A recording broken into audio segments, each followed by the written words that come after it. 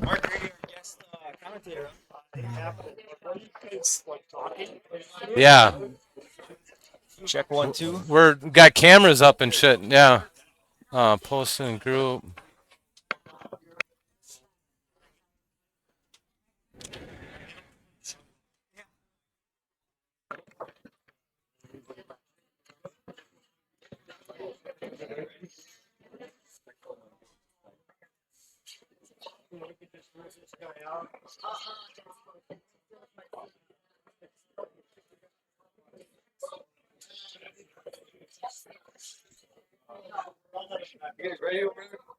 Can you give me like 2 minutes, please?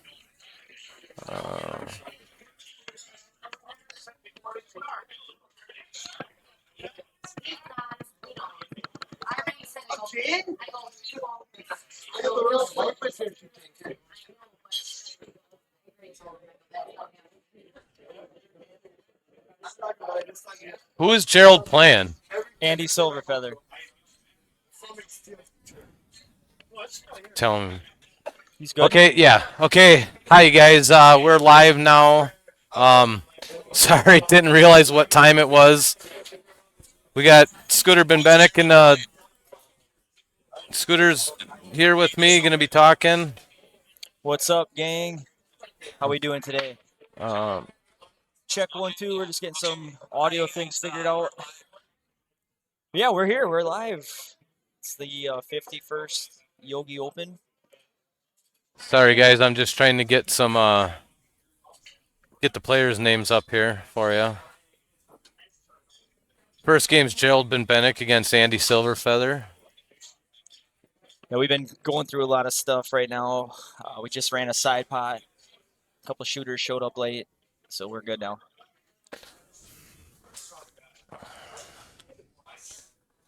I'm going to hide the ball tracker for the first game because I haven't really been paying attention. I don't even know if a ball's down yet. So we got Andy Silverfeather at the table here. And again, if you're watching this on the Yogi Open page, just go ahead and share it. Get the word out. Absolutely. Let's get up to a couple hundred viewers this year. I think last year we got up close to 140 at one time. I thought we were over 200. What were we over 200 last year? Well, hell, let's get up to 400 then. Well, there are a lot of bars streaming it on their TVs and stuff. Yep.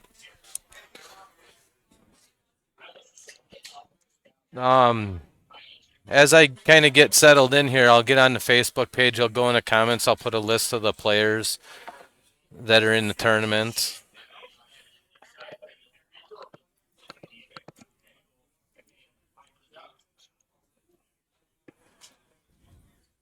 If you're out there and you're watching, get in the comments. Tell us who you want to win. Who do you think's going to win? Give us some predictions.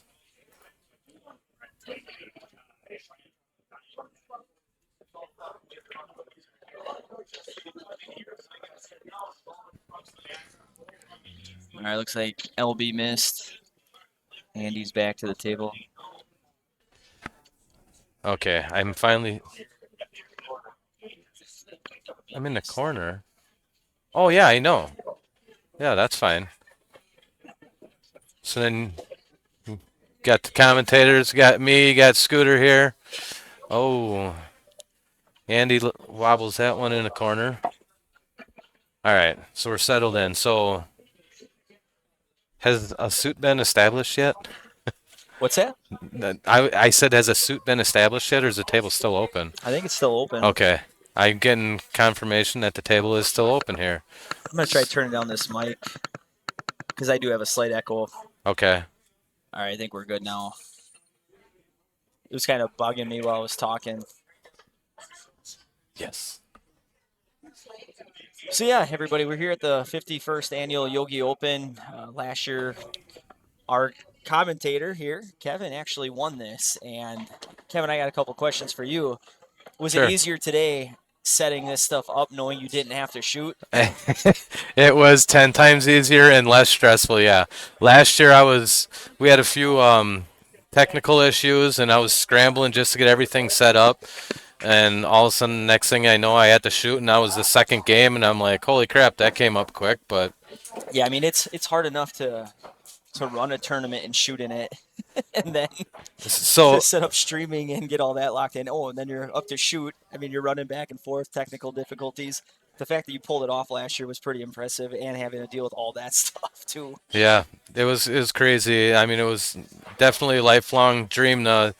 It's a local tradition in our area. Small community, and it's one of the longest running tournaments. I think it might be the longest running tournament in the state of Wisconsin. I mean, 51st consecutive year. Um, Yogi does an incredible job of running it every year, making sure everything's organized. He does a fantastic job, and hats off to him for sure.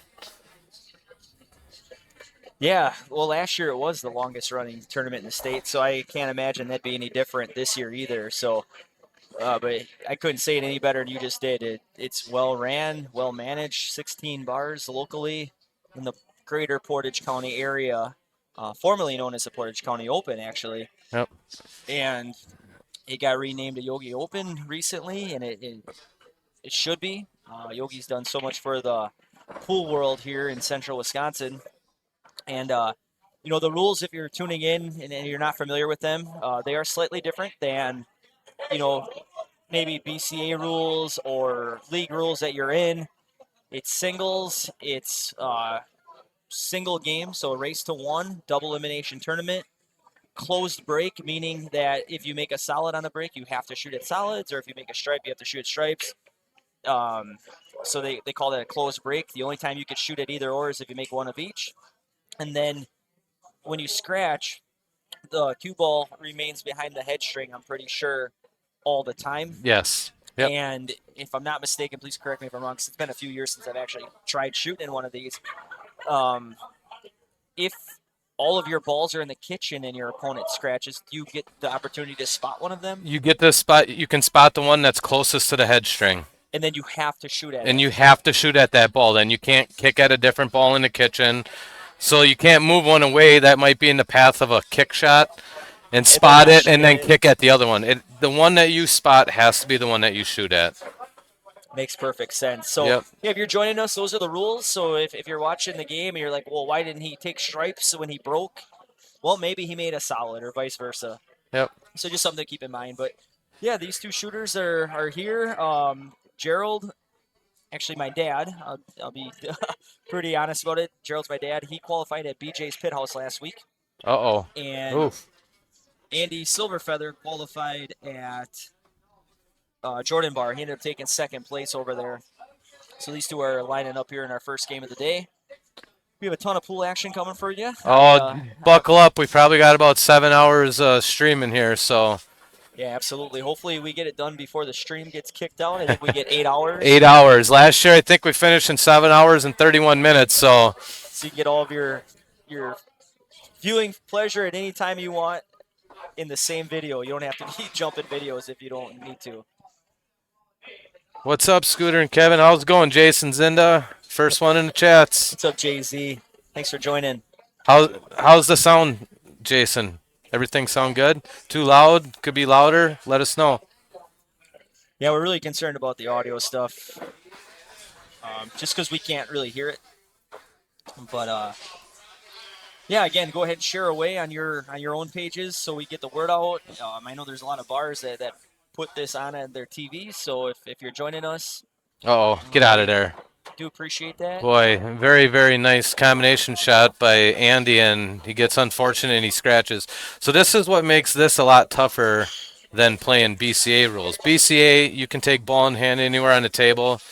You shoot your last two solids, you're out easily. But now you're shooting from the kitchen. Makes it a little bit tougher. It's definitely more challenging, that's for sure. Ball in hand, this game would probably be over in the next 30 seconds. But Yep. So, I mean, the 7 ball isn't the toughest in the world, but you still got to get positioned on that 3 ball. So now you're slow rolling it, and you know how it is on a valley table. Nobody wants to slow roll a ball in. yeah, Or he it's could tough. power draw to the long rail and back out, but that makes the shot missable.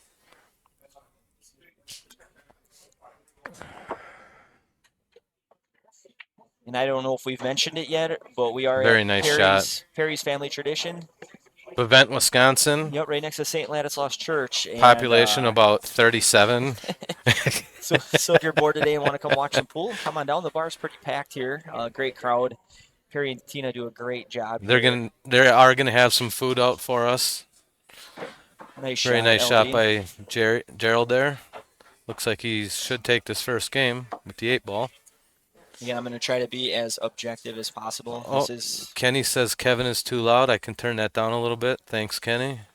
This is my my old man shooting, so I'm hoping he puts it in. We got unbiased commentators here. Don't worry. Yeah, I'll try to be as objective as possible, but I will always cheer for my dad. Absolutely, you have to do that. All right, so we don't have a bracket over here. We don't. So it looks like we got Rick Ronke coming up. See if you can get a copy. We're gonna see if we get a bracket over here to keep everybody updated on who's playing. Looks like we have Rick Ronke Against and Jim Patton. yep, Rick Ronke and Jim. There we go. I think it's gonna be hard to track the balls on there. I How think many? it's more for rotation pool. Sure. So how many past winners of the tournament are shooting today? Well, let's take a look.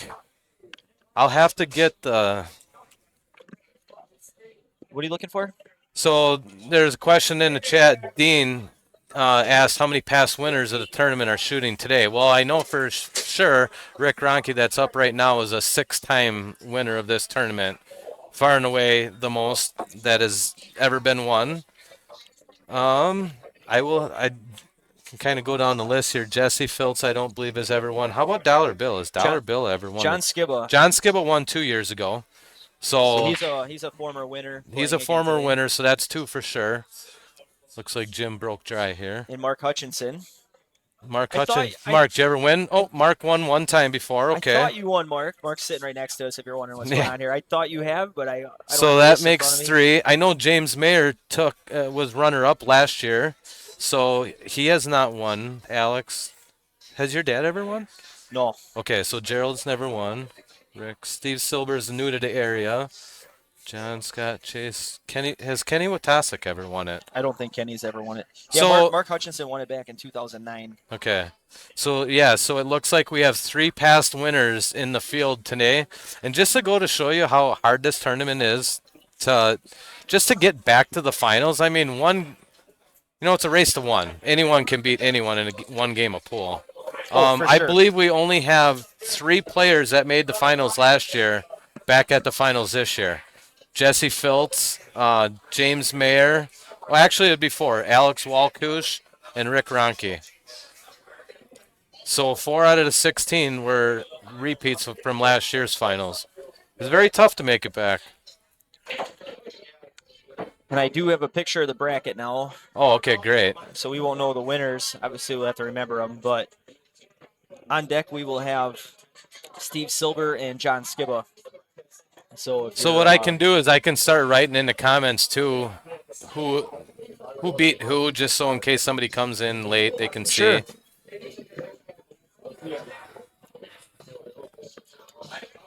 I'm going to give it up to Kevin here. I know I do this every time we stream, but this is all Kevin's equipment. This is his perimeter light. So he's got a perimeter light set up above the pool table today. And if you can change your camera view, Kevin, show everybody what that looks like.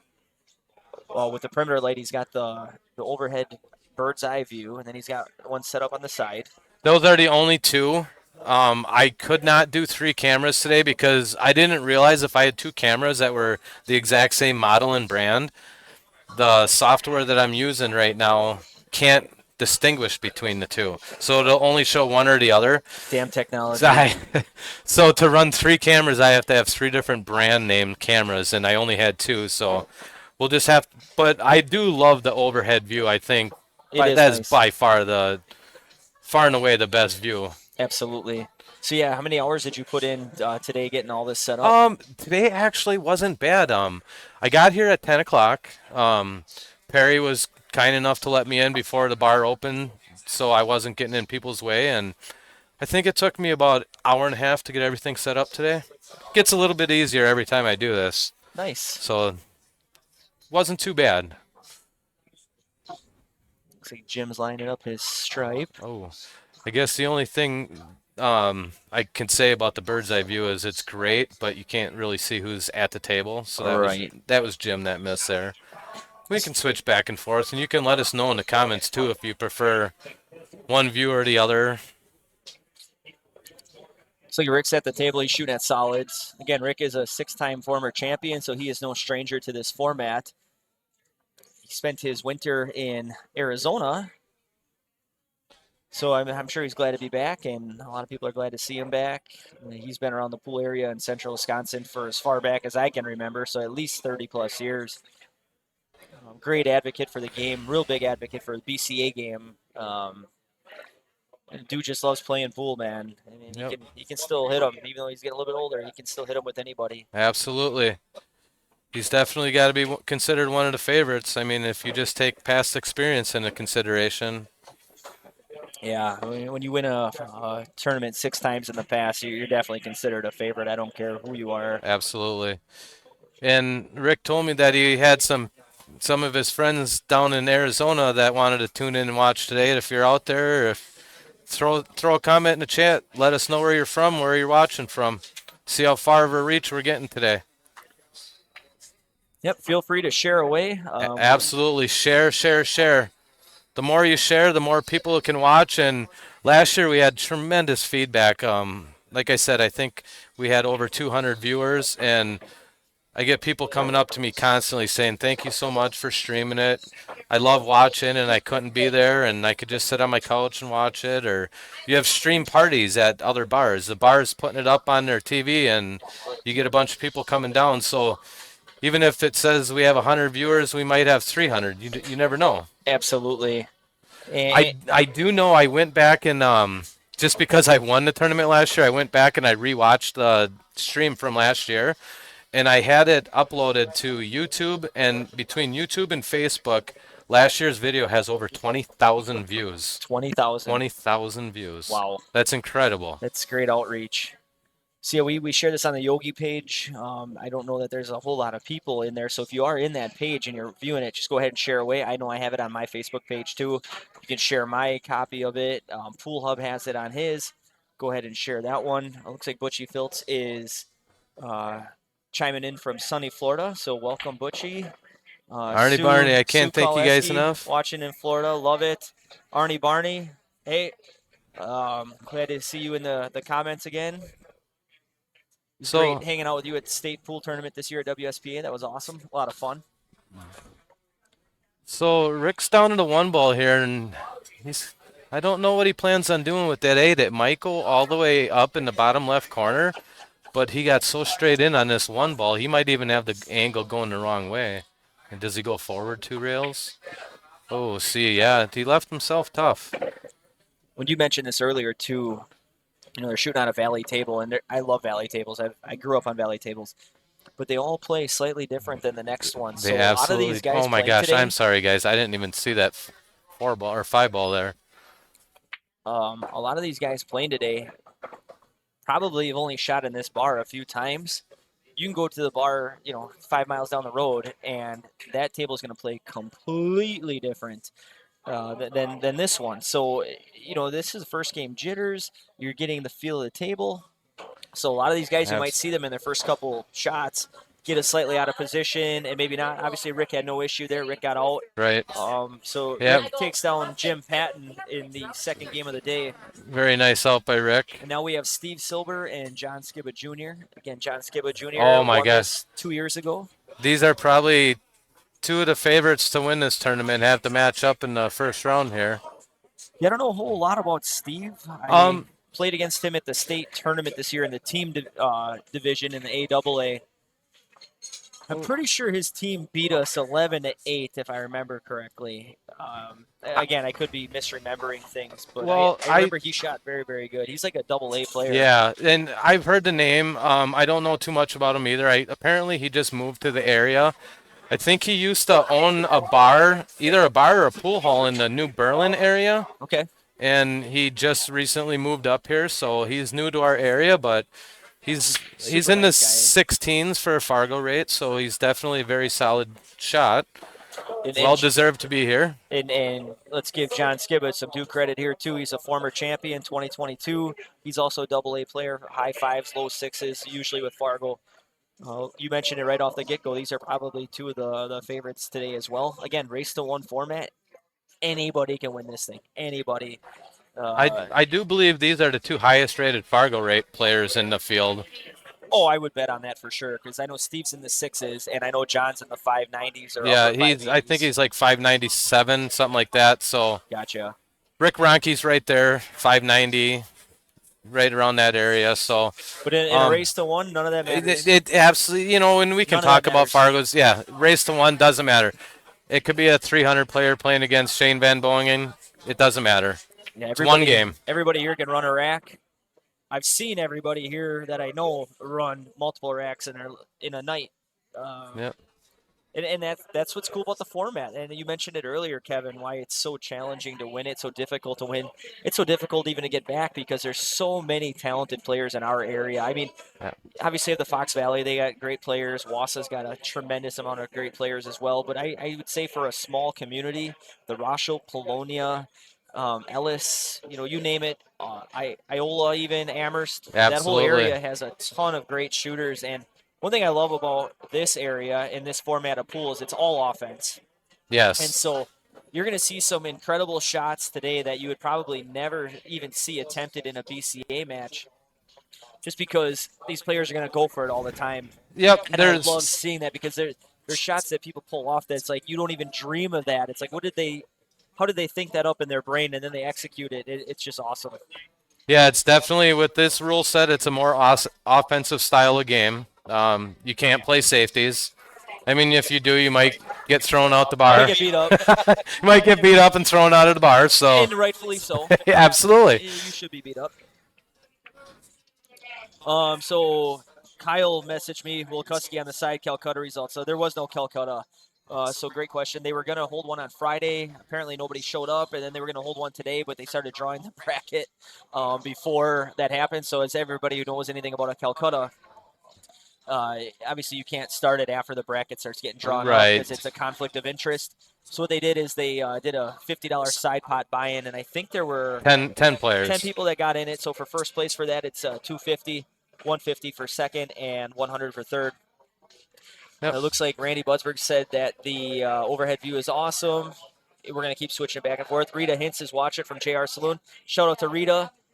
Um, How's it Rita going, Rita? How's Rita it does going, a everyone great watching job in over there at Polonia? JR. Is one of my favorite places to go. I don't get there very often because I don't go out to many bars now that I have a 1-year-old. But Why are we I lagging? do love going there when I'm there. Such friendly people, great atmosphere. And then my cousin Justin chimed in. He's actually at the Brewer game right now against the Yankees, and he's watching at American Family Field. So that's a diehard right there. Shout out to you, Justin. Thanks for tuning in. Hey, Justin, who are you watching at American Family Field? Yeah, you watching the Brewers or you watching? You should ask them if they could get this on the Yeah, jumbotron. exactly. Put us on the Jumbotron at American Family. That would be awesome. So I do apologize that the video is lagging. It's not an internet issue, because I'm plugged directly into his internet. The only thing I'm thinking of is it's probably my laptop graphics card issue. So it'll be something I'll have to upgrade for next year. Is get a better computer that's a little bit faster. Or Facebook. Yeah, it could be Facebook Facebook's always possibly, choppy. and that's another reason like why if you guys are out there listening. Put it in the chat. Put it in the chat. I'm gonna put a link to my YouTube channel in the chat, and I want to get as many people liked and subscribed to that channel as I can, because for me to go live, it's a 10 times better platform than Facebook when you're live streaming. But to go live, I need 100 subscribers. And I think I'm only at like 23 right now. So I'll put a link in the chat, and if you guys could go there, like it, comment, or share, or I'm sorry, not like and subscribe. Subscribe. You have to subscribe. Yep, I need 100 subscribers, and then we can start doing this on YouTube. You don't have a stream. I don't think you have an 8-hour stream limit on YouTube. I don't think so either. But also the video quality is much higher too. So Yeah, when Kevin did the same thing a couple weeks ago on a Monday night for the Monday Night Rochelle WSBA Finals. Shout out to Mr. Randy Budsberg for winning that, right? I believe it was Randy. Yes, congrats, Randy. Yep, great job, Randy. And I subscribed that night, and I think I was like the 25th subscriber. So, I, all you people out there enjoying this, watching this, we appreciate it. When he puts that in the chat, probably do it after this game. Yeah, I want to wait Go till the click on game's it and just hit over. the subscribe button. If we can get to 100 on there, the next time we stream, we can do it on YouTube, and then we can go to YouTube, and anybody has access to YouTube. Right now, we're kind of restricted to people who are friends of the Yogi page or in it, friends of friends who are sharing it. But if you get it on YouTube, it's open to everybody in the public. And then we can share it from that platform. And like Kevin said, the video quality is way better. There's no length and time restrictions. There's really not music Oh, restrictions nice either, so you're shot. not worried about background noise, all that stuff. It's just, like you said, 10 times better quality. So after this game, Kevin's going to put that in the chat. Just click on that and just hit subscribe once you click on there, and you can back out. And Yep. hopefully we can get up to close to 100 after Yeah. today. Hopefully. We're up Even to. one more would be a bonus. So John's up here. Looks like John's just got the 8 in the side. This would be a big win for John to beat Steve. Would be a real nice opening win. Yeah, Confidence builder too. it's a very tough opening game for both men. Yep. That was a tough draw for both guys here. Johnny John drills takes the it 8. down. I was watching Johnny warm up today too. He shot a couple games before we started, and dude, he was on fire. So I think he's in the zone today for sure.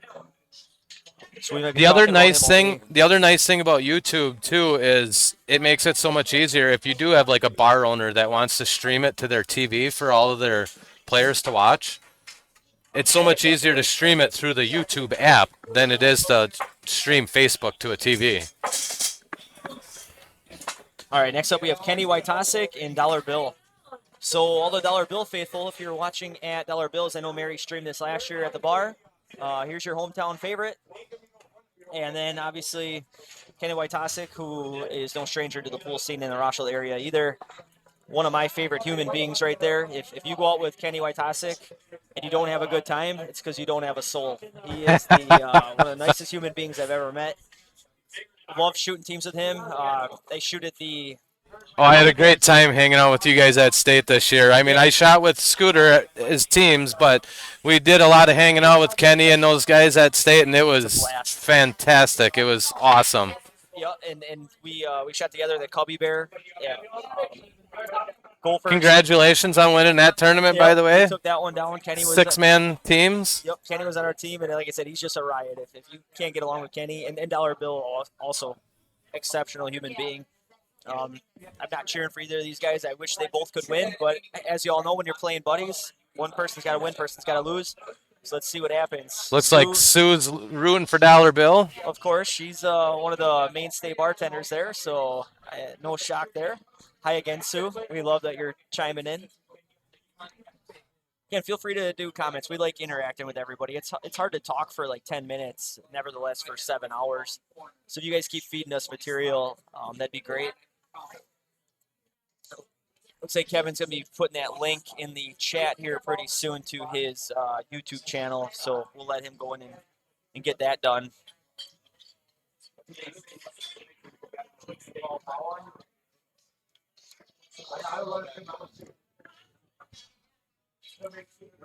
Looks like Kenny's at the table, and I couldn't tell at first, but then I saw the shorts, and Kenny always shoots pool in shorts. So then I knew it was Kenny for sure. And two great ambassadors for the game. Dollar Bill will sponsor anybody at any time. Gets into all the raffles. I know he wins a ton of sticks, but it's because he's putting a ton of money in for those sticks, and he's not afraid to donate any of that stuff. Just an absolute great bar owner, great human being, and again, we could say a lot of this stuff for all these same guys, but Bill really goes the extra mile for all of his teams. Mary as well. And it's cool to see Bill in these Portage County finals today. So we wish him the best of luck today as well. But right now he's sitting and watching Kenny at the table. Looks like Kenny's shooting at solids. He's got the 2-ball on the short rail. He's going to shoot it to the top right corner.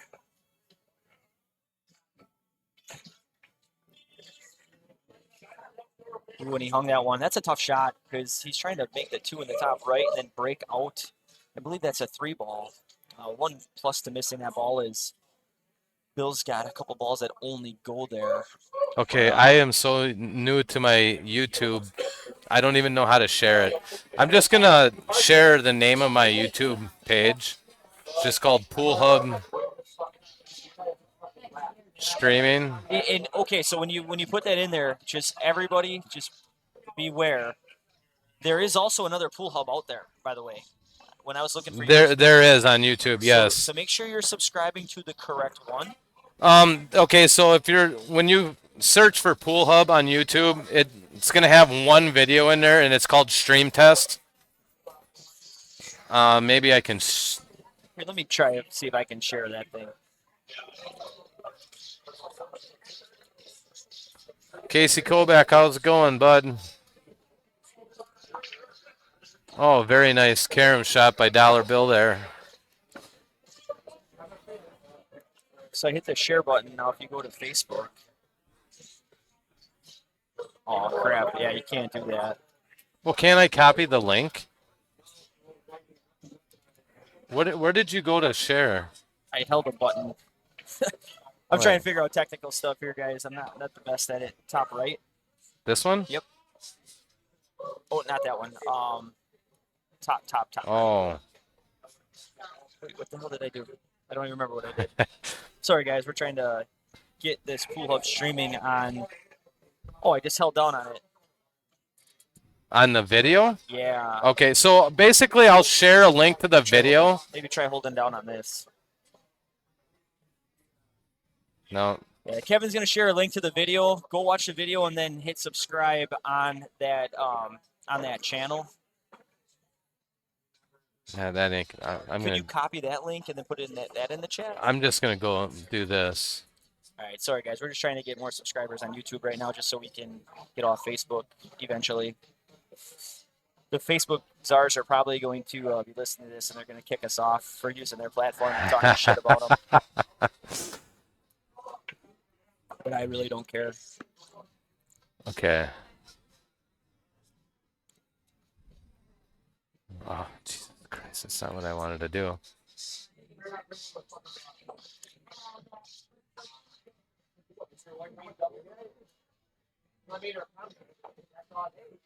Copy that link. There you go.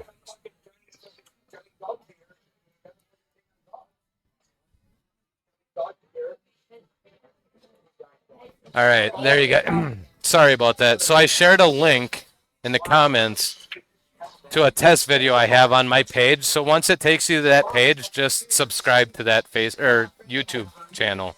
So Brian Conkle asked an interesting question. In this format, what is your take on winning the break? Is there an advantage? I wish I knew the percentages. So this is my very, very unprofessional opinion, and then I'll let Kevin talk about it, just because he's been playing this longer than I have, and I haven't done this in a few years. So I prefer other styles. But anyway, the in my opinion, it's always good to break because I always want to be at the table. However, with a closed break, it's not guaranteed that you're going to get the suit of balls that is wide open. So I would say the advantage is much less than an open break, but I still think there is an advantage because you're at the table. And whenever you're at the table, that is a good thing. You don't really win games very often by sitting on your seat unless your opponent messes up. Kevin, I will give you the floor because obviously you have much more experience with this than I do. So my take on that would be you definitely would want to have the break because let's say you don't make anything. It doesn't matter if it's open break or not. You didn't make anything. If you do make something, then yeah, it's say you made one or two solids, you got to take solids. But there are also going to be the times where you make one of each, and now you still have the option of what suit you want to take, and you take the suit with the least amount of problems. So you're controlling the table that way. Very nice out by Kenny there. And that's very well put, Kevin, because again, as said 100 times better than me, my argument is always if you have the table, it's your advantage, which means if you're breaking, you have the advantage. Even in like BCA games, some people will make the 8 ball on the break, and then they get the opportunity to either re-rack and break again or spot the 8. I would spot the 8 100 out of 100 times just because you're at the table and you can control the layout. Absolutely. You could always go up there and break dry, and then When you're not at the table, there's a chance you don't get back to the table, and that's the whole thing. So Right. if the other guy's breaking, there's always a chance you never even see the table in this format, and it's tough, but it's part of the game. It's part of the format. So you definitely always want to be breaking. Absolutely. I'm gonna have to run to the bathroom real quick. All Looks right. like we got Alex Walkush against Rick Dane coming up next. I'm gonna step out for a minute, guys. Looks like I'll be flying solo gang. Well, not a big deal at all. Done this solo many, many times. So yeah, Kenny took down dollar bill there. Now we have Alex Walkush, AWOL, and Rick Dane. Again, this is still the first round. This is the fifth match of the day. We're cruising along here pretty well. Looks like James Mayer and Chase Kadrovich are on deck. And right now we have Mr. Alex Walkush and Rick Dane.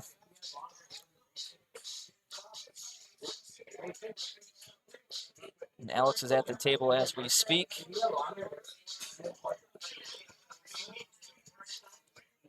Rick must have scratched on the break. I just seen Alex pull it out. And anybody watching this, we can't actually see the pool table. We're kind of tucked in a corner here, so we're just watching our video monitor. We try to stay as far away from the table as possible with as many, noise backgrounds and stuff, because I don't want our speaking to influence any shooters on what shots they take. Not that we're really talking play by play anyway. We like to just more or less have a conversation with everybody. But if I was a pool shooter and I was talking, I wouldn't listen to what I have to say anyway, quite honestly.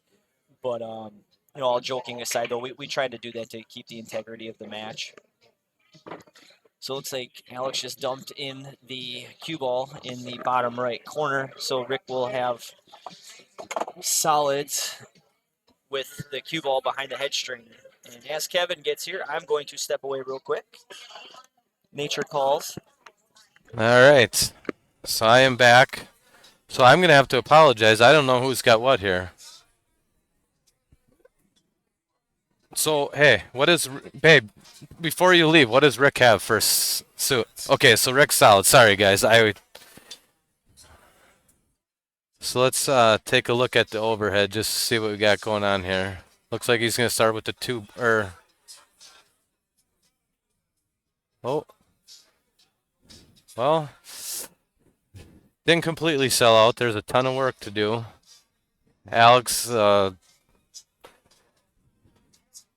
you really, really wanted to go offensive here, you could start with that combination 11-10 and a side, with a bunch of bottom left and draw in at a 13 to open it up. Looks like so he's gonna have to address that 13 sooner or later.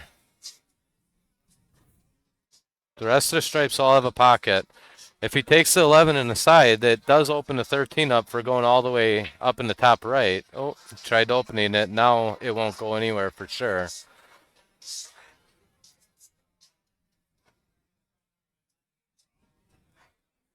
And we got Alex at the table here.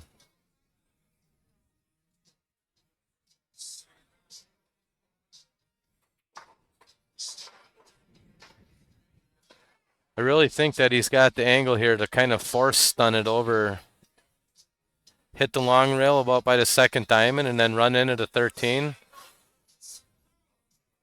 There it is. Oh, and you want to make that? And he did. Oh, very, very nice shot by Alex. Now if he can play the 13 in the bottom right, a little bit of draw towards the long rail. I believe that 10 goes past that 7. It really looks to me like it does.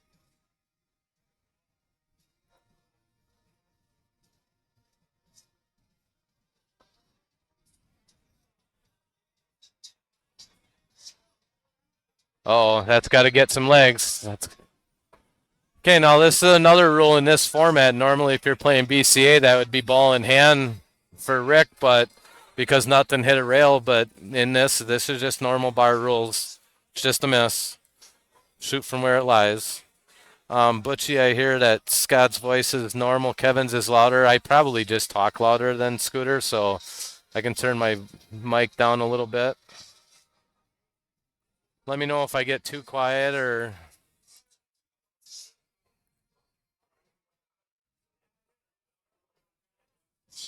we can. I'll turn Scooter's mic up a little bit too.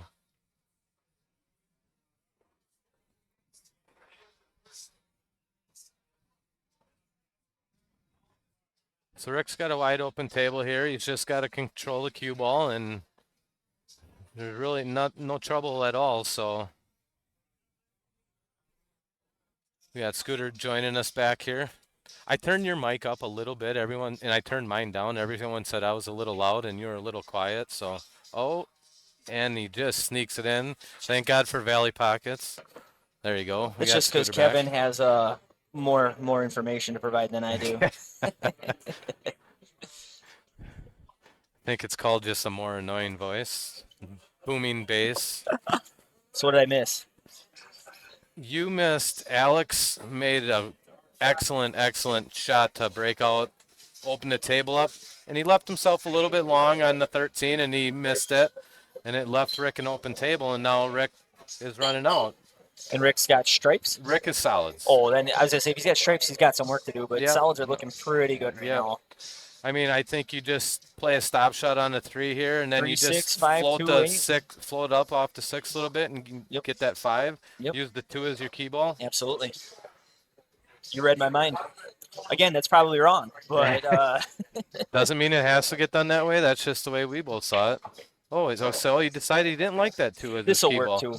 And it does. It works really good. Leaves a 6 ball as your key ball in the middle of the table. It gives you multiple options for pockets.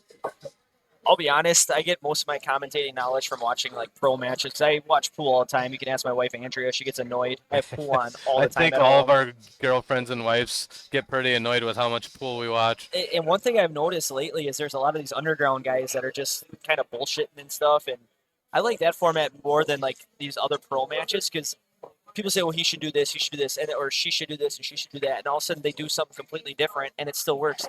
In my opinion, is, and if you've heard me talk before, I know I've said this 1,000 times, I'll say it 1,000 times more. There's a million ways to run a rack out. So just Absolutely. because I see a table one way doesn't mean it's right. It's probably wrong. Everybody shoots the game different. Everybody shoots to their strengths. So I don't like to say, well, he should do this, he should do that. It doesn't matter as long as it works. Now if you start doing stuff and it's not working very well, maybe you need to go back to the drawing board. Right. But And I've messed up plenty of runouts in my life too. And see, and I don't hear either one of us saying he should shoot it this way, should shoot it that way. What Cool. we're trying to do here is maybe you got somebody that's hasn't shot a lot of pool and they're trying to learn, and Right. we're just letting you know different ways that a shot can be taken. Yep. And I'll be honest with you, Kevin, that shot right there by Rick was a really, really good shot. The only thing that kind of isn't fortunate for him is he ended up on the rail with the cue Yep. ball, but he took that 5 first, and he was going to use a 6 as a key ball. If he was off the rail by like 3 inches, he could just power draw that over to the bottom right corner and have a straight and 8. Yep. Now that he's tight on the rail, he can't get any draw English. This is going to be See, this is a shot that you'd normally want to shoot with a little bit of pace, Yep. just because you're on the rail, but you can't shoot it with too much You're not pace, or gonna you're get gonna the get the wrong angle on the 8. So you almost have to float this in, or you have to try and go 2 rails, which just like that. just like he did. But that makes the shot missable, Yeah. and that's what happened there. If you're new to pool, or even if you're an amateur or just a regular, you know whenever you add any speed to a shot, Yep. it brings your accuracy down. Especially when you're on the tremendously. rail too. Yeah, Yep. that's one of the toughest shots in pool. Yeah. So a lot of people might think, oh, he missed that shot. It wasn't that hard. Well, It was. it was when you know how you got to get the leave on the 8.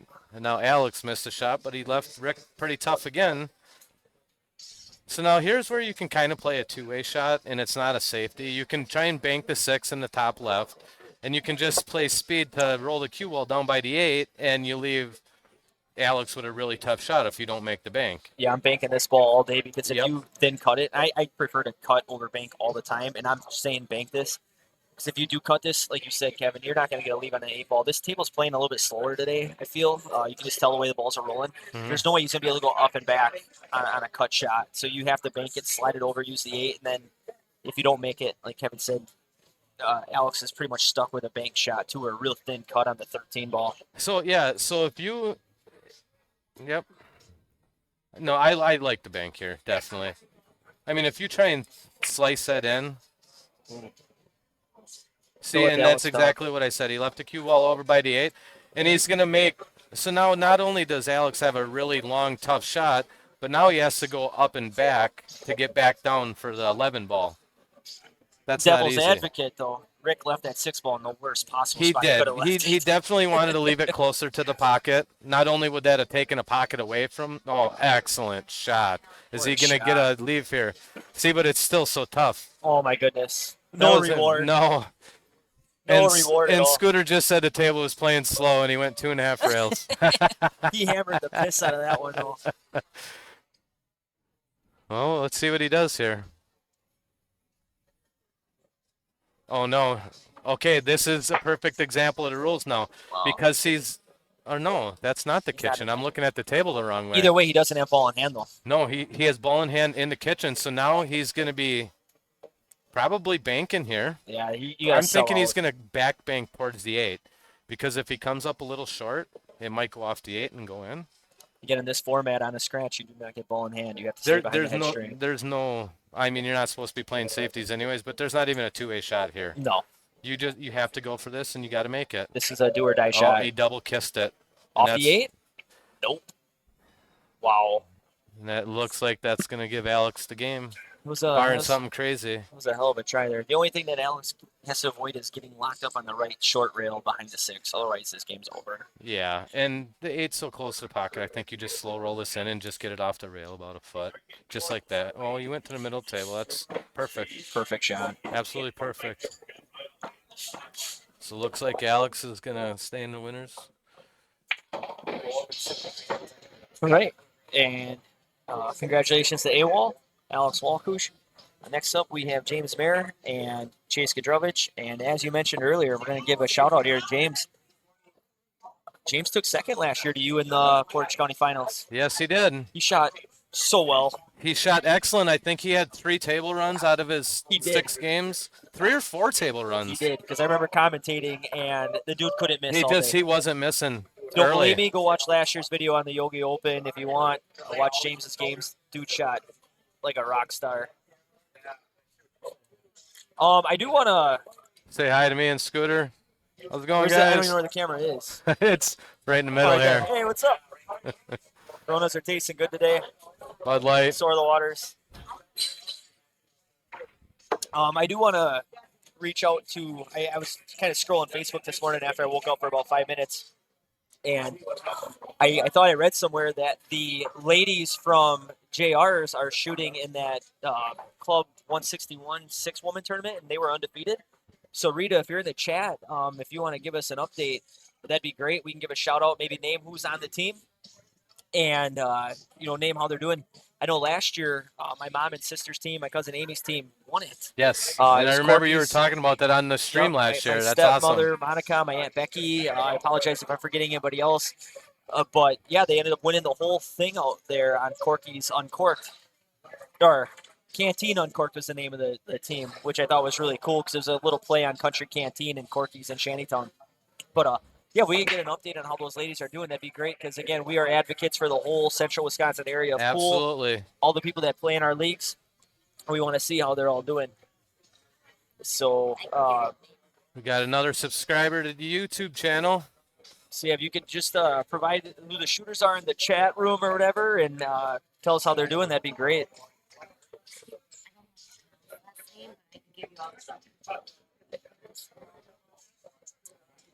But good luck to those ladies today. All right, looks like James is up right now against Chase. I saw Chase yesterday for about 8 hours. We were shooting in a high roller $300 entry tournament, and he was in it. He shot really well. In fact, he should have beat me. Yeah, but let's not be modest here. We'll have to give a big shout out to Scooter because he did take second in that tournament. Yeah, I got fortunate. Nice big payday for him. Yeah, that was cool. So if you see him out, ask him to buy you a drink.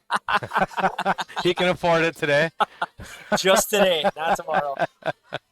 Yeah, but like I was saying, we were tied 6-6, and he had a And a tough huge cut. shout out to Dale Skibba for winning Oh it. yes, I wasn't there to watch, but I was following the bracket, and he was just steamrolling everyone. He must have really been on top of his game, shooting excellent. Yeah, So he steamrolled me. congratulations, Dale. He got me. Excellent shooting. He got me 7-3 in the hot seat game, and then he got me 7-1 in the finals. We had done it around 5 a.m.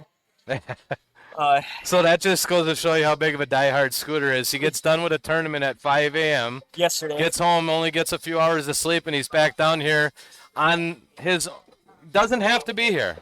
Yeah, I mean, well, his dad's shooting, so you'd probably be here anyways. But he doesn't have to be here, but he loves the game. He loves commentating this and streaming it with me, and And a kudos huge to you for being here. thank you, I appreciate it. Huge shout out to my wife Andrea. She's at a benefit right now in Rothschild. So If you're watching later, Andrea, thanks for letting Scooter come commentate with me. yeah, absolutely. I love it. He's a great guy to commentate with for sure. I try my best. Yeah, huge shout out to her. I was gone for 17 hours yesterday shooting. Got home at 5 in the morning. Now I'm here. And we have a little one at home. So She probably enjoys the break. yeah, I'm sure she does. She won't admit it though.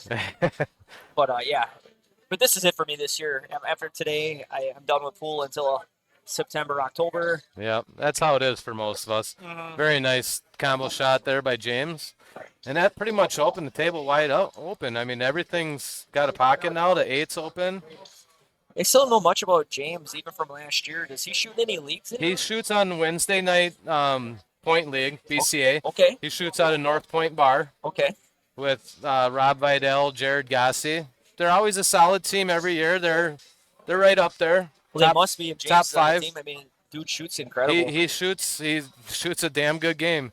I mean, you don't want to give him open table. He'll run out on you just about every time with open table. Like, he's a favorite to get out here, I guarantee it. He's an excellent, excellent shooter.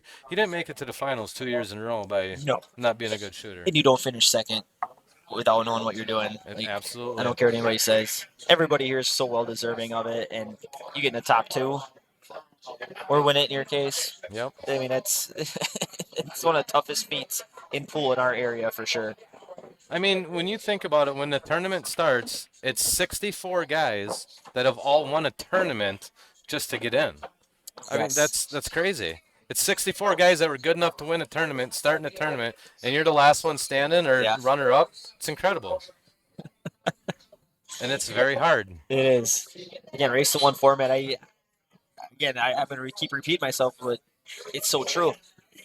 You can walk into any bar in Portage County in the surrounding area, and there's gonna be 5 people sitting on a bar stool that can run a table at any given time. I challenge you to go to any other small town in our area besides Rochelle, Polonia, where you can find that. And I'm not saying like, oh, make like 3 or 4 balls. I'm talking about running tables. You know, there are a lot of guys that shot pool 15, 20 years ago that don't shoot much anymore, but they still can run racks out when they do it. It's just incredible. Now you got the best of the best playing, like you said, 64 guys, weeded down to 16. Everybody here has won one qualifier that had 12 shooters in it. And then they took in the top 4 in another 16-person qualifier just to Absolutely. get here. So these people have all been battle tested. They're well familiar with the rules. They've all won. There's nobody in here that's in here by mistake. Everybody here earned their keep, and it's so cool watching these finals every year because at any given time, anybody can run a table out. Crazy things happen. Absolutely.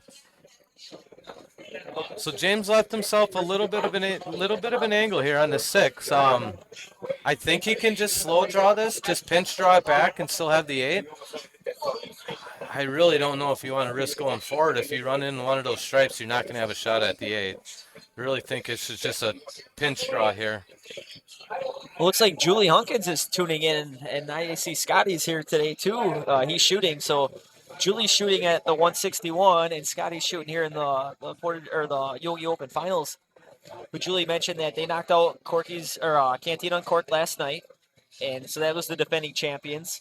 And then they knocked out Dollar Bills this morning. So, Julie, you're just a headhunter for all the local teams, apparently, which is fine because you are also a local shooter as well, and you do exceptionally well.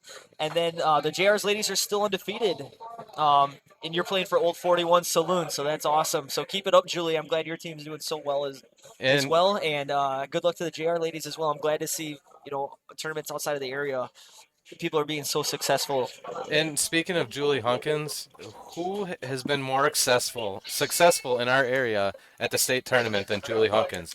She's got more hardware than we any of us can even hope for. Yeah, I think she might have 3 state titles now. something like that. It's between teams and singles. It's incredible. Yeah. I mean, she really steps up her game at state, and she's a very good shot in league. She shoots in men's leagues with us around here. Oh, absolutely. Yep. She just hosted the 32 team 3-man at Ponderosa Pines last week. Absolutely, that's a very successful tournament, and Very well ran. Yep. Very well ran. It gets done in one day. I mean, you can't ask for more than that. It gets done in one day with 32 teams. We had a lot of fun. The only there. issue, Julie, I have with your tournament is when you hold it, because that's planting season for me, and I've never been able to shoot in your tournament. But maybe one day. She's going to tell you to change your job then, change your career. It looks like James missed the bank on the 8. Leaving Chase a pretty open table here. I only see one problem ball, and it's the 11 tied up with the 8. But once he gets rid of the 10, that'll open up that 11. He does control the bottom right pocket as well. Yeah, so the 11 does go past the 8. It looks like it does. So the other little bit of an issue is 9-14. And he's gonna elect to take the 14 now. I really like this. Get that out of the way. And now he's on that 10. And you clear the 10, the table's open. A little bit straight on the 10. So he might elect to shoot maybe the 12 first here, but like Scooter said, there's a million different ways to shoot this. I ain't even going to try and guess. I'll just let him shoot, and we'll see how it works out for him. Well, Chase is an interesting shooter, too, because when he heats up, dude doesn't miss. I watched it yesterday. You leave him an open table, and if he's feeling it, he's going to run out in about a minute. He just likes to, once he gets into his rhythm, the kid can play with anybody. And, this is his setup right here. Yeah. He's just got to make sure he takes the right balls. And then, just in case somebody didn't know, Chase's dad is Chip Kadrovich, one of the best shots in the area. One of my idols. He's got an excellent teacher. Chippus is one of the nicest guys you'll ever meet, too. I mean, just incredible person. I shot in a 3-man with him earlier this year. We won it, and it was just a blast. Mm-hmm. Couldn't ask for a nicer guy to play with, and just a wealth of knowledge.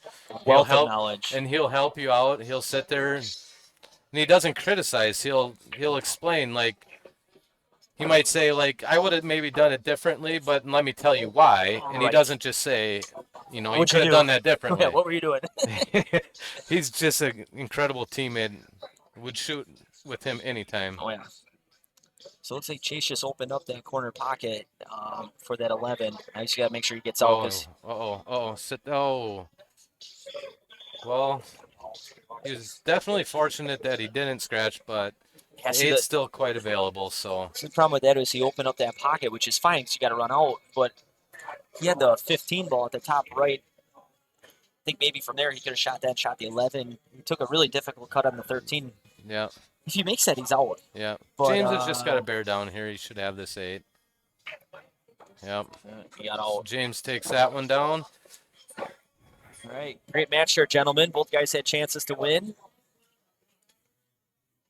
So James is headhunting. I think last year's second place might be in his mind, and I'll tell you what, I took second place to Rick Ronke about 4 years ago. I think it was 2020 or 21. Let me just update these names here real quick. Mike Stroik and Mark Hutchinson. So I believe it was 2021. I took second place in this tournament to Rick Ronke, and I was at the table with a chance to win. I had to double dip him. I beat him the first game. I was at the table with my last 2 balls in the 8, and I made my second to last ball, and I came up short on my position. My last ball was still makeable, but it was a thin cut, and I missed it. And that shot haunted me for 3 years until I won. Like, it was such a huge relief to win last year, just to get that monkey off my back and not constantly think about that shot I missed. And I know that there was a shot where James was at the table against me last year with a chance to win with ball in hand, and he scratched with ball in hand, trying to break up his last 2 problem balls. And it's a shot that he pretty much had to take, and he was very unfortunate. He ended up scratching, and it's something that you think about, and you're like, I was that close, and to get the win is incredible. So I know So that's on his mind. as a former Portage County or Yogi Open champion and runner up, how many times did you go home and practice that shot after it happened, or did you just say, you know what, I'm just gonna let it eat me alive. I'm not even gonna shoot it because I know I can make it all the time. Like, So this is actually one thing that I started doing, I would say, in the last 2 years. And if you ask a lot of people, my game has dramatically improved in the last 2 me and years. Brad Kucharzik were talking about that a few weeks ago. And 100%, I could one of not the agree more. things that I do, and it's not just in big tournaments like this, it could be a league play where I will miss an easy shot. Like, okay, last week in the semifinals for this, I ran the table down. I had an almost straight in shot on the 8. It was probably a 15-degree cut, a shot I make 98 times out of 100, and I missed it. I went home that night. I was super tired. I was shooting pool all day, and I set that same exact shot up, and I shoot it until I make it 50 times in a row. Wow. That's only on easy shots, though. I mean, if it's a really tough shot, I'll try and figure out what I could do differently, maybe play different English. But if it's an easier shot that I shouldn't be missing, I do not leave my pool table until I make it 50 times in a row. And, And that's something I've been doing for the last year, and, and and, it's that, helped me out tremendously. and that's the kind of thing you need to do if you want to elevate your game. You know, Yep. some people might say, well, you know, that sounds a little bit crazy. Who's going to go shoot? But you know what? Why not? Like, we both have pool tables in our basement. That's what it's That's there what for. they're for. That's what it's Exactly. there for. A lot of guys like to just go and rack them up and just play racks, and No, that's that's it. It'll make you better. Don't get me wrong, not but much it's better.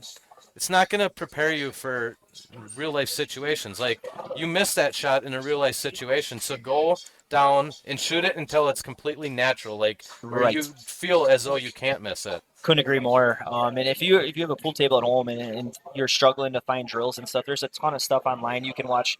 Not gonna lie, some of it's not the greatest stuff in the world. Like people that do trick shots and stuff, they can stick that wherever they want to. Yeah, If you really want to get good at pool, Tommy Trebatuski is one of my really good buddies. I know he's really good buddies with you yep. too, Kevin.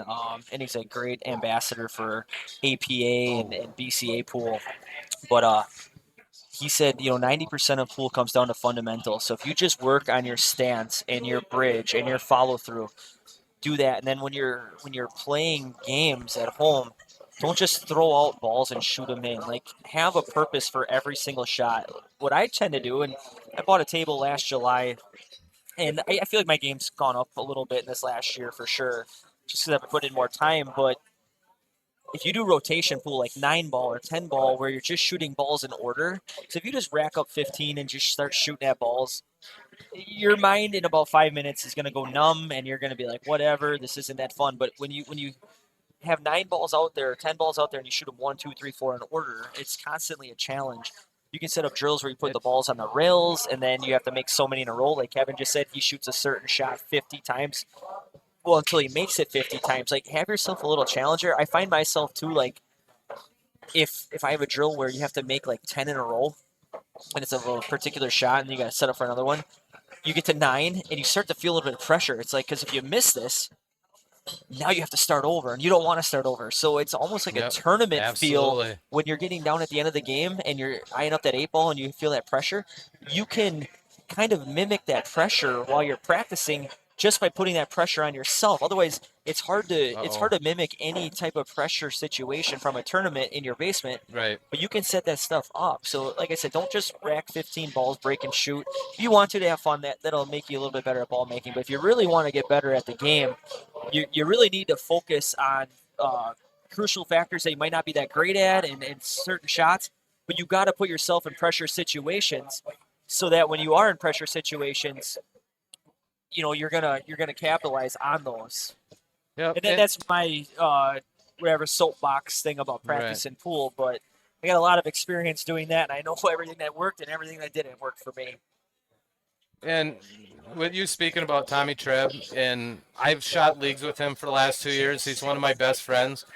There's nobody in the area that has better fundamentals than Tommy Treb.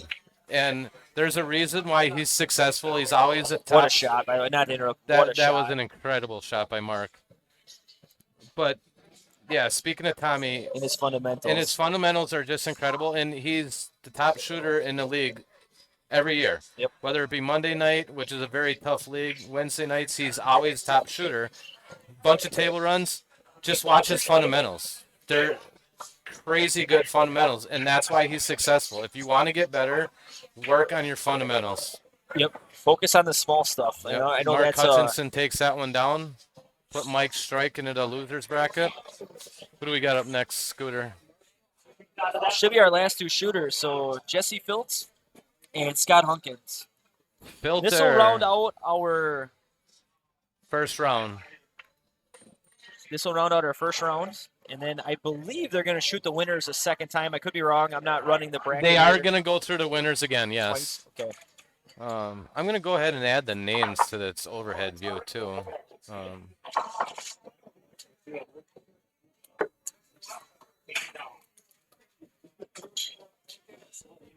I wish we weren't lagging so bad.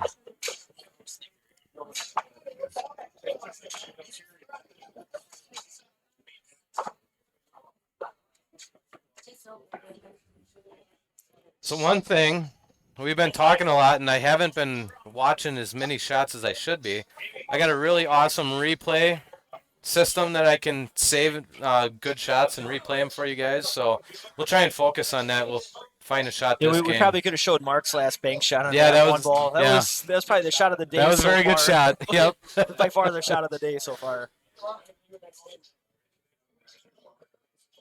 Who's shooting? People are gambling on the games. Gagas, I don't know where you are, but I can't talk to you on the phone right now. Gagas, what do you mean? Who is shooting? The names are right on the screen. Yeah. This is Jesse Filtz and Scott Hunkins. Yeah, if you guys are wondering who's shooting, the names are at the bottom of the screen. All right, so yeah, Jesse and Scotty are up. Jesse ended up winning last week at BJ's Pit House. I was there. It's pretty cool. That's where my dad qualified, Dollar Bill and Alex Walkush.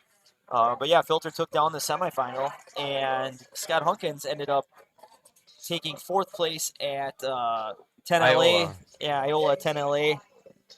So congrats to him on finishing in the top four there. I know Julie, who's been in our chat and pretty active in there, she's probably watching this right now and rooting on her husband. So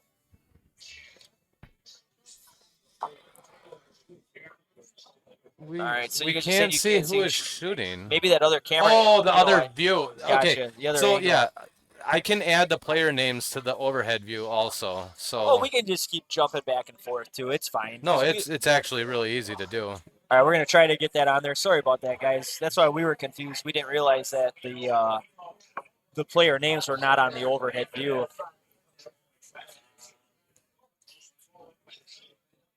Okay, so I'm gonna go to the overhead view. We got Filter shooting here.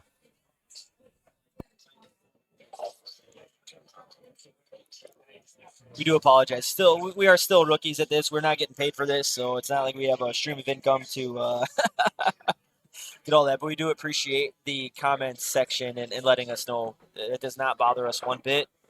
Again, we're doing the stream for everybody at home watching, There. everybody in the bars watching. So we want to make this as good of an experience for you as possible.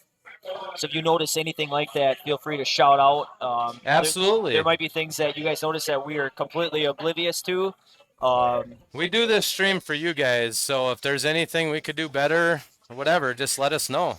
Absolutely. So I did get the names there on the overhead view. So we still got. So Casey Koback asked who all made the finals this year. After this game, I'll type them all into the chat, just so you guys, or I can start typing them in now.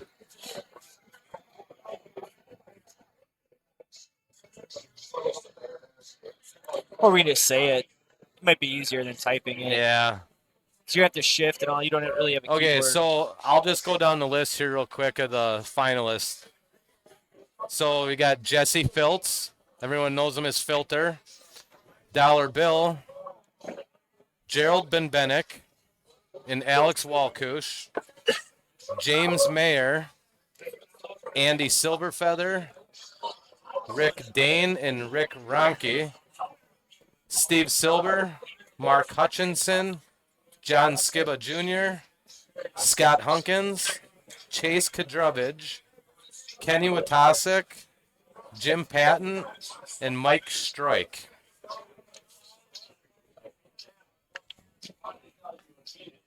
So there you go. Hopefully you were listening there, Casey. Oh, Because we very. ain't gonna say it again. No, I'm just kidding. Maybe we will later. But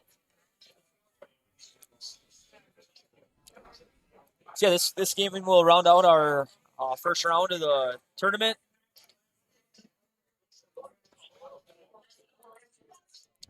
Got James over here looking all serious. Right now, Jesse's at the table. So some people have been saying that they like you to keep switching the view because they want to actually see the shooter. See, Oh, sure. I prefer the bird's eye view just because Right. you see the table better. Yep. But they want to So, actually physically see the shooter, which I and I get completely that. And understand. I think what I'll do Completely is understand. I'll keep it for the most part on the shooter view like this. But if there's shots in question, like does this ball pass that ball or whatever, we can go to the bird's eye view for a little bit, take a look at the table, go back. What I wanted to do, and I don't know if I talked about this already on the stream, is I wanted to have 3 cameras and have a split view where you can have the overhead view and a front view on the same screen. And it's if you ever watch Matt Apple's They do a streaming, great that's job. that's what they have, and I love that. But I couldn't use 3 cameras today because I didn't realize if I have 2 cameras that are the same like model and brand, that the streaming software doesn't recognize the difference between the two, so you can only use one or the other. So I have to get a third camera that's the different brand than the other two. Kind of weird, but Damn I technology. know it is what it is. It doesn't make any sense. Yeah, I don't know if anybody here was listening to the stream from the Monday Night Finals. Again, that's one that Randy Budsberg won. But Kevin, you, if I understand or remember correctly, I mean, you had hundreds and hundreds and hundreds of hours of just building this program and buying the wrong equipment and mailing it back and all that. So I mean, there's a lot of time and effort in this. And again, if you're watching this, this isn't like something that Kevin bought and he's using this streaming service. He built this entire program from scratch. I wouldn't even know where to start on that, but like all these camera views, all the logos you see on the screen, the balls that you see, the intro video, all that stuff is created by him. All the audio, all those different settings came out of his brain. And again, that's just to make a viewing pleasure for everybody at home. The names with the drop down, I mean, just and there's probably so many other things you could keep adding to it. Like Oh yeah, I got you I could got a like put lot a of great ideas coming for the upcoming years. That's for right. I sure. mean, it's just incredible what you've managed to build here. And I say this all the time. Usually, I'm flying solo in the booth, which I don't mind because Kevin's usually shooting. But you know, you thank us for doing this. That's awesome. That we do it for you guys. I really really appreciate the thanks. Kevin said earlier, I would have been here anyway watching my dad shoot and a bunch of my buddies that are playing. Kevin probably would have been here anyway. But a lot of the thanks really goes to Kevin, and I know you're sitting next to me, but really, without you, none of this would happen. I remember, Oh my goodness, that was an excellent I try. remember the first year I did this at Whitetail Lanes. I was I sitting, love this story. I was standing on a chair. No shit. I was standing on a fold-out chair for 8 hours straight. I had my phone on a tripod, pointing out towards the pool table, and I was talking behind it as quiet as I could so that people could hear commentating. And we only had that one camera view. My legs were so freaking sore the next day. I stood for 8 hours straight talking and talking, and that was over at Whitetail Lanes with Steve and Brad over there, and And Stella, and it was you were actually the inspiration for me to create this because after I watched that, I'm like, no, I we could do said something I got better. to do something better. I got to help Scooter out. Nobody wants to stand on a chair for 8 hours. Like I can't even imagine that. Well, I And appreciate it. I really do enjoy helping other people out. And yeah, it was great inspiration because I'm glad I did this. I love this more than anything. Yeah, Oh wow. Okay, I do so now too. here's where we got to go to the Yeah, overhead we're gonna view. go Does overhead. he have a shot at that 8? So, Boy. of mine, something just came to my mind, and maybe an improvement for the future. If you on the screen when you have this overhead view, if you could put a little cursor next to the person who's shooting, Yeah. Oh yeah. So what I'm thinking, everybody, is like, not like Jesse's at the table right now, but nobody can see Jesse's Right. face. Yep. But we'd have like a little yellow dot or something next to his name Mm-hmm. while he's shooting, and then when the other guy shoots, you just switch it over to the next person. Absolutely. Maybe, Great it's ideas too. Yep. again, you all got to realize that we are talking and Kevin's running the board right now. If you're doing this by yourself, it's impossible to do everything at the same time. So we appreciate you guys cutting us a little bit of slack. We're not professionals by any stretch, and we're never going to pretend to be. We're just trying to make this Oh. as good as possible. But that was just an idea that just literally just morphed into my brain in the last 5 seconds. Just had like a little cursor. Yep. So Jesse just missed, and now Scott's at the table. I think we should keep this view, though, honestly, because it's a good layout of the table. Scotty Hunkins is shooting. Yep. I prefer this view just as a commentator. You can see the layout a little bit better. You can see the color of the balls a little bit better too in this Absolutely. view. Well, all you got to know in this match is Scott Hunkins is the left-hander, or wait, is They're both Filter? No, lefties. Filter is a lefty. That ain't gonna help you. Never mind. Yep, they're both southpaws. Damn southpaws.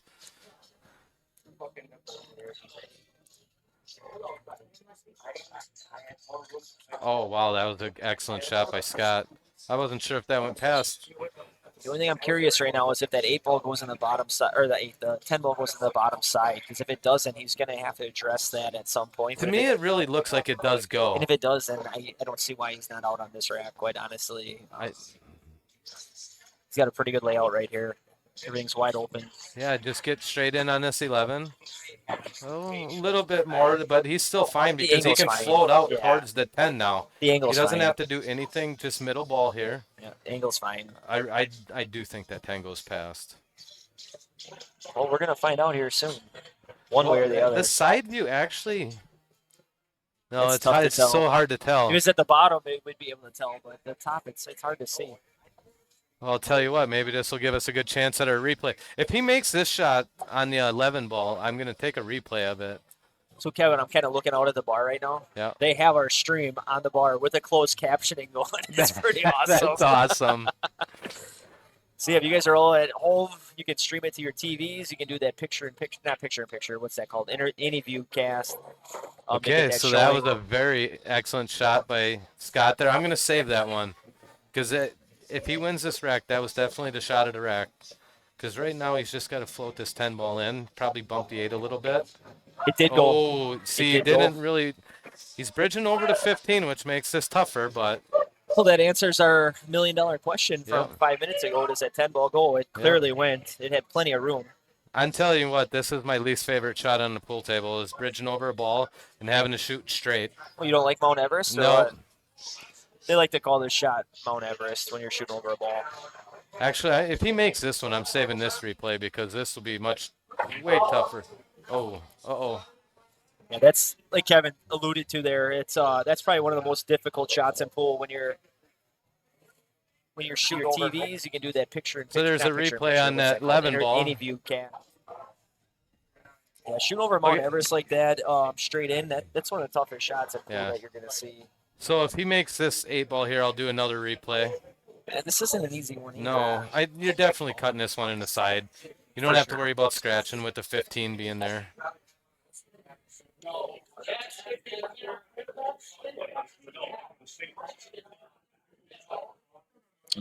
He's resetting.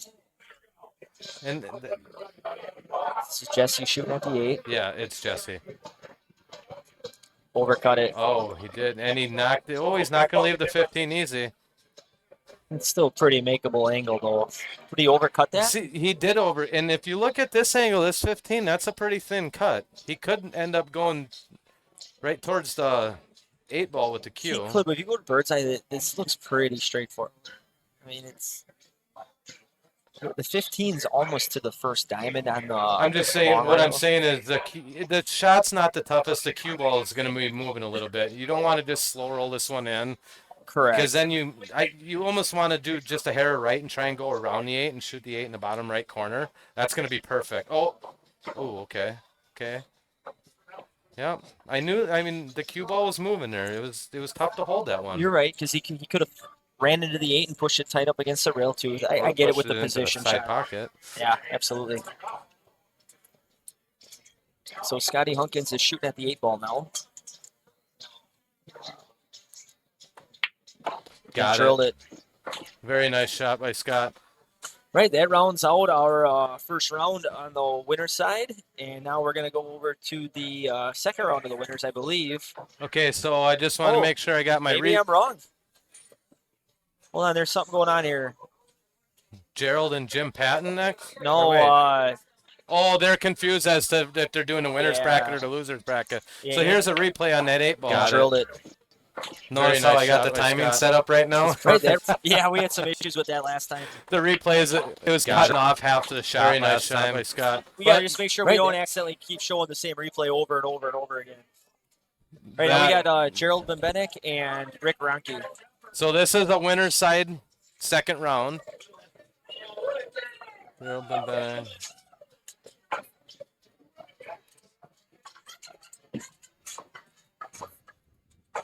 Okay, I haven't heard one person in the comments giving us a prediction of who's going to win this tournament. Come on, guys. Let me know who you got.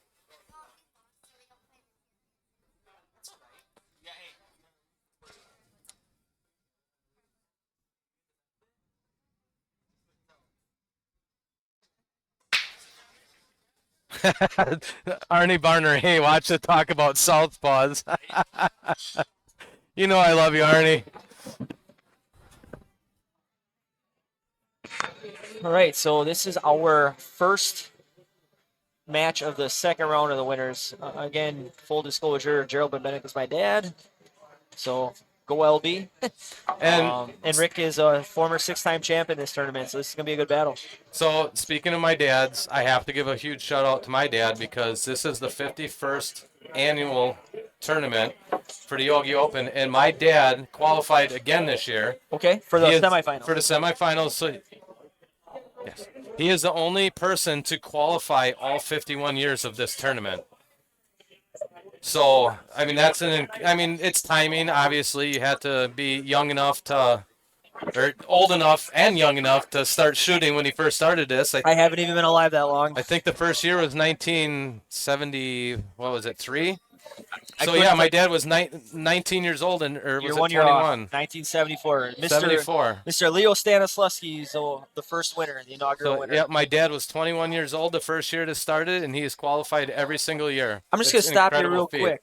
Just emphasize that. 1974. This tournament's been going on since 1974. That's incredible. And the rules have never changed. The rules have never changed. That's what's great about it. Except, I think, spotting the ball behind the head string. I don't know that that's always been a rule. Sure. Possibly not. It's probably the only rule that's changed, which it should. I mean, I'm a BCA guy through and through. That should definitely change. But part of the history of this tournament, and Yogi said it, the first thing he said, the rules are never going to change until the sun starts rising in the west. That was his exact words. And he goes, so never. And I don't blame him. You know, in this format is what makes this tournament so interesting. But I do enjoy that one rule change because you should never be penalized that badly when your opponent messes up. No, because it actually did kind of condone guys scratching on purpose. 100%. 100%. You don't like to see that type of thing. 100%. But it did happen. So that took away that rule where if you scratch and the guy's got one ball left in the kitchen, he gets to spot it. Or even if he has multiple balls in the kitchen, he can spot the one closest to the head string. Yep. Absolutely. I know Rick's got some buddies watching back in Arizona. They were in the chat, so I'm sure they're cheering for Rick here. Rick did spend a couple months in Arizona this summer. I hope he enjoyed himself. He doesn't look too sunburnt, so he probably spent a lot of time indoors. A lot of time in the pool halls, from what I hear. What's that? A lot of time in the pool halls, from what I hear. I'm sure a lot of pool halls. I'm sure he golfed every day, too. I know that he's a huge, huge golfer. In fact, him and Kenny Waitasek go all the time with a couple other guys during the summer. But, yeah, good for Rick. He's retired. He's still shooting pool. He's still playing at a really high level. Yep. I enjoy talking with Rick. I've known Rick my whole life, and he's nothing but a huge advocate for pool. Again, this isn't a BCA format, but he's the reason why BCA came to Central Wisconsin as much as it did because he was pushing it for so long. Yep, absolutely. And there's still a ton of naysayers, but I think anybody who's ever tried it, once they play it once, they're hooked. All right, so it looks like Rick missed. That'll bring Gerald Bembenek to the table. LB is his nickname, Little Beano. That is my old man, so let's see what he can do.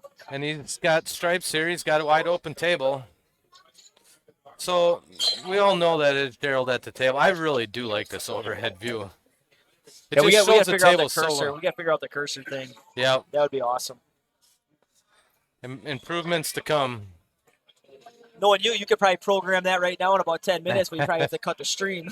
I would actually I have to cut figured. the stream. So See, I don't know enough about technology, but I knew enough to guess that actually, you that know would what? happen. I wouldn't have to cut the stream, but I'm not going to do it right now. I want to just concentrate on the matches at hand. That'll be an improvement for next year. It'll be an Absolutely. awe-waking experience for all of our viewers. I can't wait to watch this like 10 years from now, like the adaptations that you've made to the Oh my gosh. programming from when it first happened to then. If you would watch a stream just from 2 years ago when John Skibba won, I mean, I just had one camera on a tripod. The video cut out, I think, 4 or 5 times. We Oh, had to restart it. jeez. It was lagging so bad you would miss like 2 or 3 shots at a time sometimes. It was terrible. But we But still have viewers, and they love it. but it is definitely getting a little bit better and better each time. So hopefully in the next couple of years we'll get her down right. I want to give another big shout out again to Perry and Tina here. We're down at Perry's Family Tradition in Bevent, Wisconsin, right next to St. Ladislaus Parish. Super gracious host. The best. Perry opened up the bar early for me before he was even open to the public, so I can get all my streaming stuff set up. Got a nice perimeter light here. He's running us beers and waters right now, too. Absolutely. And, yeah, they got great pizzas here. They got 3 or 4 bartenders behind the bar right now that I can see. So if you're bored, there's still plenty of pool left. We're in it for the long haul. There's probably 5 hours left, I'm guessing. If you're bored today, it's a perfect day to shoot pool. Whenever it's cold outside or raining, I said it's a perfect day to shoot pool. Because what else would you want to do? You can't golf. You can't do yard work. You can't go outside and fix a truck or whatever, tractor, whatever you're doing that day. Anytime it's a rainy day, it's a perfect day to play pool. And then some people would argue that every day is a perfect day to play pool. I'm not going to argue with that. But yeah, come on down and watch it. There's still the bar's pretty packed, but there's still room on the side over here next to the table. They got a huge setup. Perry's normally has 2 pool tables set up in here. Today he only has 1. He put 1 away. So there's plenty of standing space yet, too. So if you're bored and want to come out, watch some great pool in person and not listen to me and Kevin talk for the next 5 hours, come on down here. So Rick's back to the table. He's pretty open here as long as he can get somewhat straight on that 11. I don't know if he's got the angle to use the 12 right now or if he can just kind of stun over a little bit, shoot the 10 in the same pocket, and then go up towards the 1 for the 11. I don't think he's straight enough to roll forward and shoot the 10 in the side, but these angles can be deceiving when you're watching on camera. Oh Absolutely. my God! See, he had the other angle, Yeah, the other angle. and I didn't. I thought the cue ball was going the other way, so he should be good here. I don't know if he can hit it slow enough to hold for the 11, can he? I think he's just going to play off the long rail and come out about a foot. Then down to the short rail.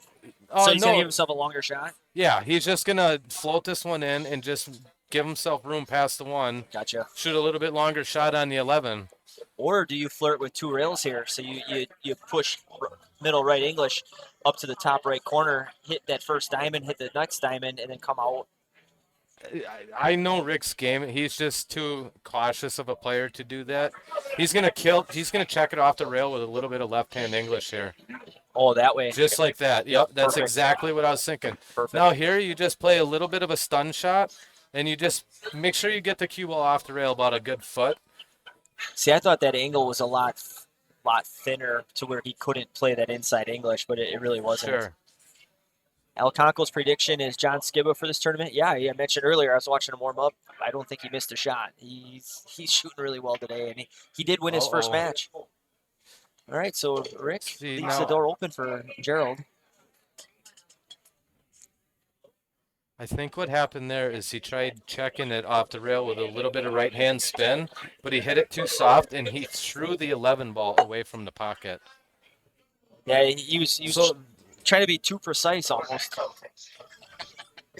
What's that? We're talking to Perry here, the bar owner. Perry, you want to say any words? You want to talk to the people? The people, the hundreds of people watching, the hundreds of millions of people watching. Do you want to say hi? All right. Perry needs a few more bush lights in him, and then he's probably won't be able to get him off the mic then once he Okay, gets over so here. LB's back at the table with a Love you, man. great opportunity to steal this game away from Rick. Rick's gonna be the first one to tell you that he should come up with that last shot, and we all miss. That's what makes this format so tough. You can't lose a game and be like, okay, well, I'll come back and erase the 3 or whatever. And nope, Well, it's not like that. You lose, you're done.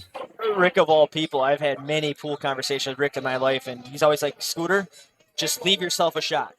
You don't need to get too cute. You don't need to be too perfect. And I think he tried to be too cute and too perfect there in that situation. Yep. Because he was going to have a shot regardless, but he just wanted to be right on it. Yep. And he ended up using English, and it threw his ball off. And I shot 2 leagues this year with Sean Wilkes. Definitely one of the top 2 shooters in our area. And his best advice to me this year was, he's like, I watch you shoot. You're a good shot. You make your shots. When you get in trouble is when you're trying to get too perfect and you're hiding yourself, kind of, almost something like this. Just like what my dad just did. And Sean's biggest advice was just make the shot so you're still at the table. Even if you got a longer shot, you're good enough to make them. So, yeah, see Gerald there, he could have just slow rolled that ball up and then played the 5 all the way up in the corner, but he tried to come around and he ran into the 10 and it killed the cue ball. So now he's got to make a tough cut or a tough bank. It's cuttable, but I think that bank is the right shot here. He called the bank. Yep. Oh, drilled it. And he got the leap. Replay that one, baby. We got a replay on that one. Excellent, excellent shot. Well, did you see the leave on that? And because Rick is a 6-time former winner, you're going to hear a lot of cheers when he loses. Wow. We show that replay real quick. Okay. Here's the replay on that. Watch the cue ball. Watch the cue ball. Yep. Oh, drilled it. Oh, wow. I didn't know notice the cue ball. I was so focused on the shot, I did not know that the cue ball hit off the outer point like that. And he got the leap. Replay that one, baby. He called the bank. Just because it's my dad, I can say this. In this tournament, in this format, you need to shoot phenomenal, but you also need to get lucky breaks. And anybody who's ever won this thing will tell you the same thing. The bank was an incredible shot. There's no denying that. Hitting the cue ball in the side pocket twice and then hitting the 8-ball square and leaving yourself straight in was 100% luck. He will be the first to admit it. I'll be the first to speak for him and admit it. But those are the kind of things that you need to have happen in order to go far in this tournament. Absolutely. Now we have Kenny White-Tosick and John Skibba up for a second game. So Rick is still in the tournament. He's in the loser's bracket. He's not out. Gerald is now 2-0, and he will face the winner of this next match between John and Kenny. And again, these are 2 absolute horses. And you could say this in almost every single game today. Right. But these guys are absolute horses in this tournament. If there was a Calcutta, these 2 guys would be right up there in the top. Anywhere from opening bid to top 5, guaranteed with these 2 I would say shooters. top 3 or top 4. I'm thinking probably top 3, but yeah. So we have ourselves a hell of a match here, all you viewers. Johnny and Kenny and everybody from the area knows these 2 guys very well. This is a hell of a game. And again, with this format, one guy could break and run, or the other guy doesn't get to shoot. That's just how pool is. That's what makes it so interesting. And the next time they square up, it might be the other guy doing it to them.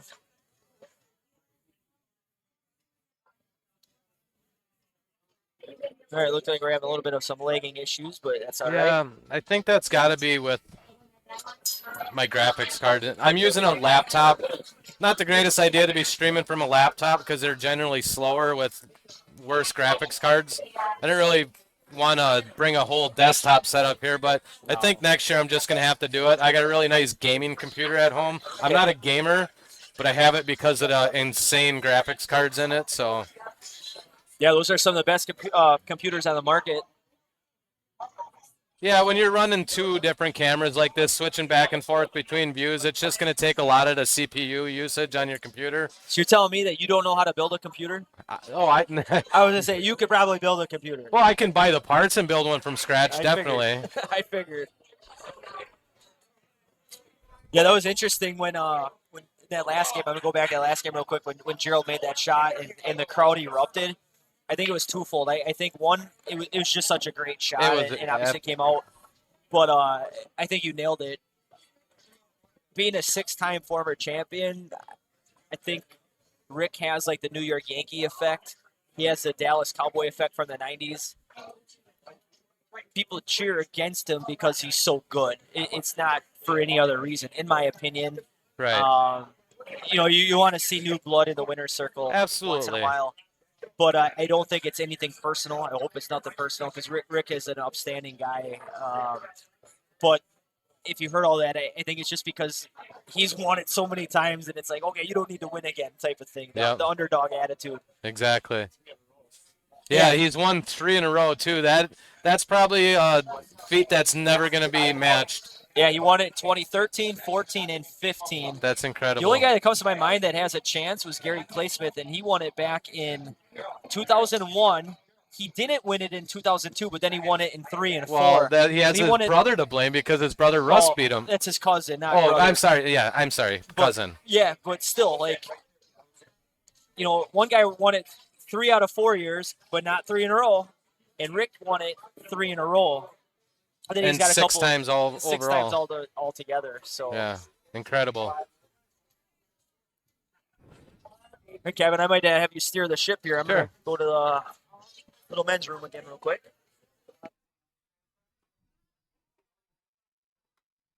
We'll go to the overhead view here. Take a look at the table.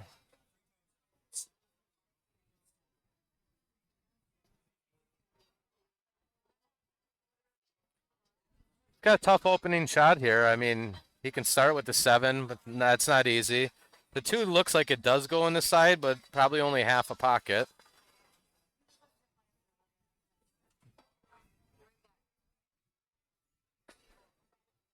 Nice shot.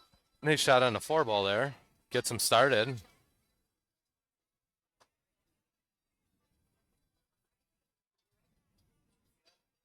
He's probably going to have to clear the 5 ball out so he can shoot the 6 in the top left corner. So that's something that you're going to want to look to get on sooner rather than later.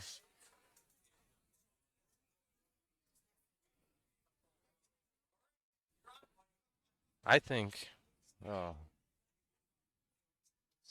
Okay, he's going to go to the 7 next. He actually gave himself a great angle right now to just use a little top right and just float right in between the 1 and 5. Then he can play to 5.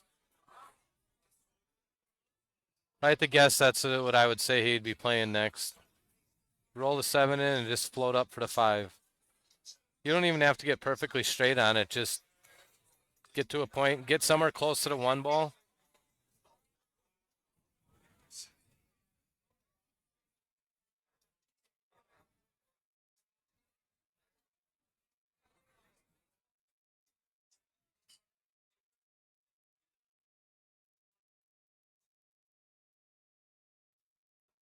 Yep, just like that. Excellent shot. Now he can clear that 5 out, and he's got a pocket for the 6.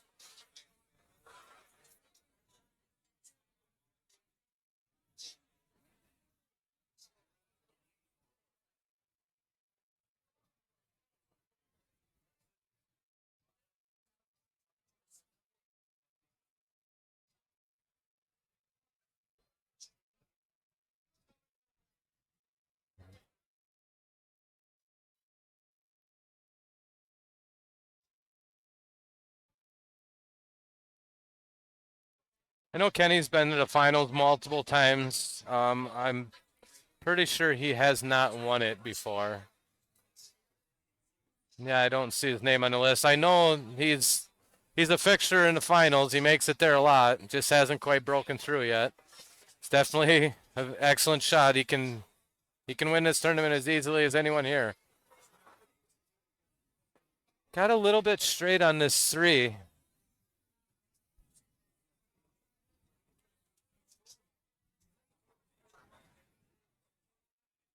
If I had to guess, I could say he could shoot the 3 and power draw back, and then with a little bottom right and draw right between the 1 and the 6. I don't see much else that he can really do. I don't think he can shoot the 1 or the 6 first right now. He's pretty much got to go at the 3. All right, Kevin, I'm back. Alrighty. Do you think he can go with high follow on this 3 and miss that 8? Wow, you're putting me on the spot right as I get back. I don't even know what's going on. He's on solid. Oh, yeah, he stunned it. One thing about Kenny Wojtasic that I'll tell you is he puts English on every single shot. He'll be the first one to tell you. He is an English whiz. Yep. So whenever there's a shot like that, like he knows what to throw on it. I've Right. never, I mean, he throws English on literally every shot. Straight in shot, he'll throw left or right English on it. He said it's a blessing and it's a curse. It's a curse when you get on slow tables that have really tacky felt, like an old valley. Yes. Then you miss shots like Rick did that last game, Yep. where you're throwing balls out of the pocket. Yep. Just because your speed comes into play so much more when you're using a lot of English, your speed has to be precise. Yeah, I've shot with Kenny many times. And I'm not saying it's wrong. There's always a time and a place for a lot of English. It's funny because you'll tell him, I'll ask him, like, Kenny, do you ever play ball speed? He's like, what's ball speed? Obviously, he knows what ball speed is, but Right. he doesn't play with it. He's English wide open every shot. Yep.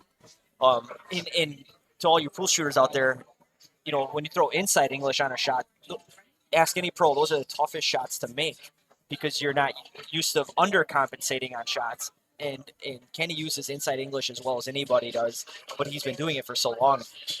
But I think that's what he did on that last shot to get position out there. Yeah, looks like we're up to 55 viewers. If you guys want to add stuff in the comments, go ahead. I'm running out of talking material here. Yeah.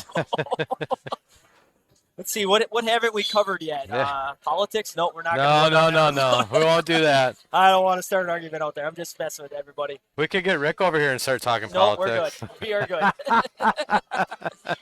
We are good. Nice shot by Johnny coming back to the center of the table there. He's got a pretty good layout. I would imagine he wants to use a 9 for the key ball for the 8, but he might be forced to take the 9 right now.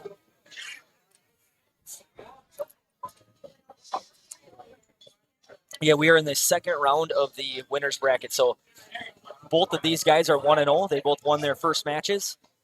And I'll pull it up here real quick. Hopefully.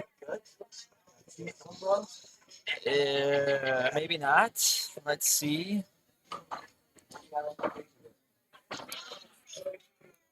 Looks like Johnny took down Steve Silber in the first game, which was a hell of a game, and then Kenny took down Dollar Bill in his first game. So, again, those are the paths of how these guys got here so far. And the winner of this game will be 2-0, and they'll be facing Gerald Bevent in the third round of the winners, and the loser will not be out. They will be moving to the losers bracket. Again, we don't have a bracket in front of us. I wish we did. I could keep it up to date, but I'm just kind of going from memory here. So everything I say is unofficial. John left himself a little bit long here. Nice recovery shot there. Just get off the rail a little bit. Now this ball, he should be able to just stun towards the side pocket and have the 8 pretty much straight in.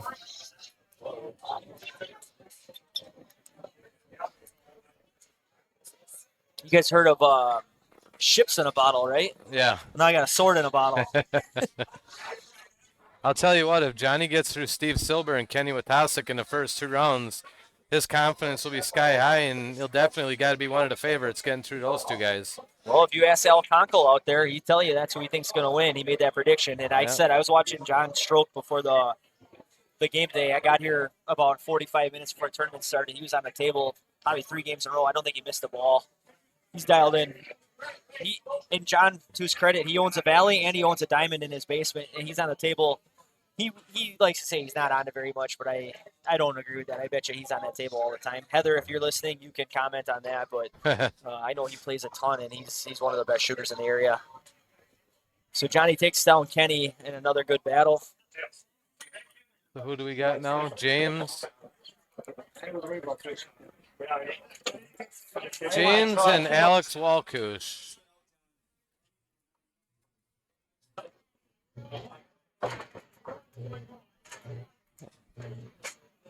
All right, next up we have Thanks James for the drink, Mayer Chip and Alex Grubbage. Walkush. These guys are both 1-0.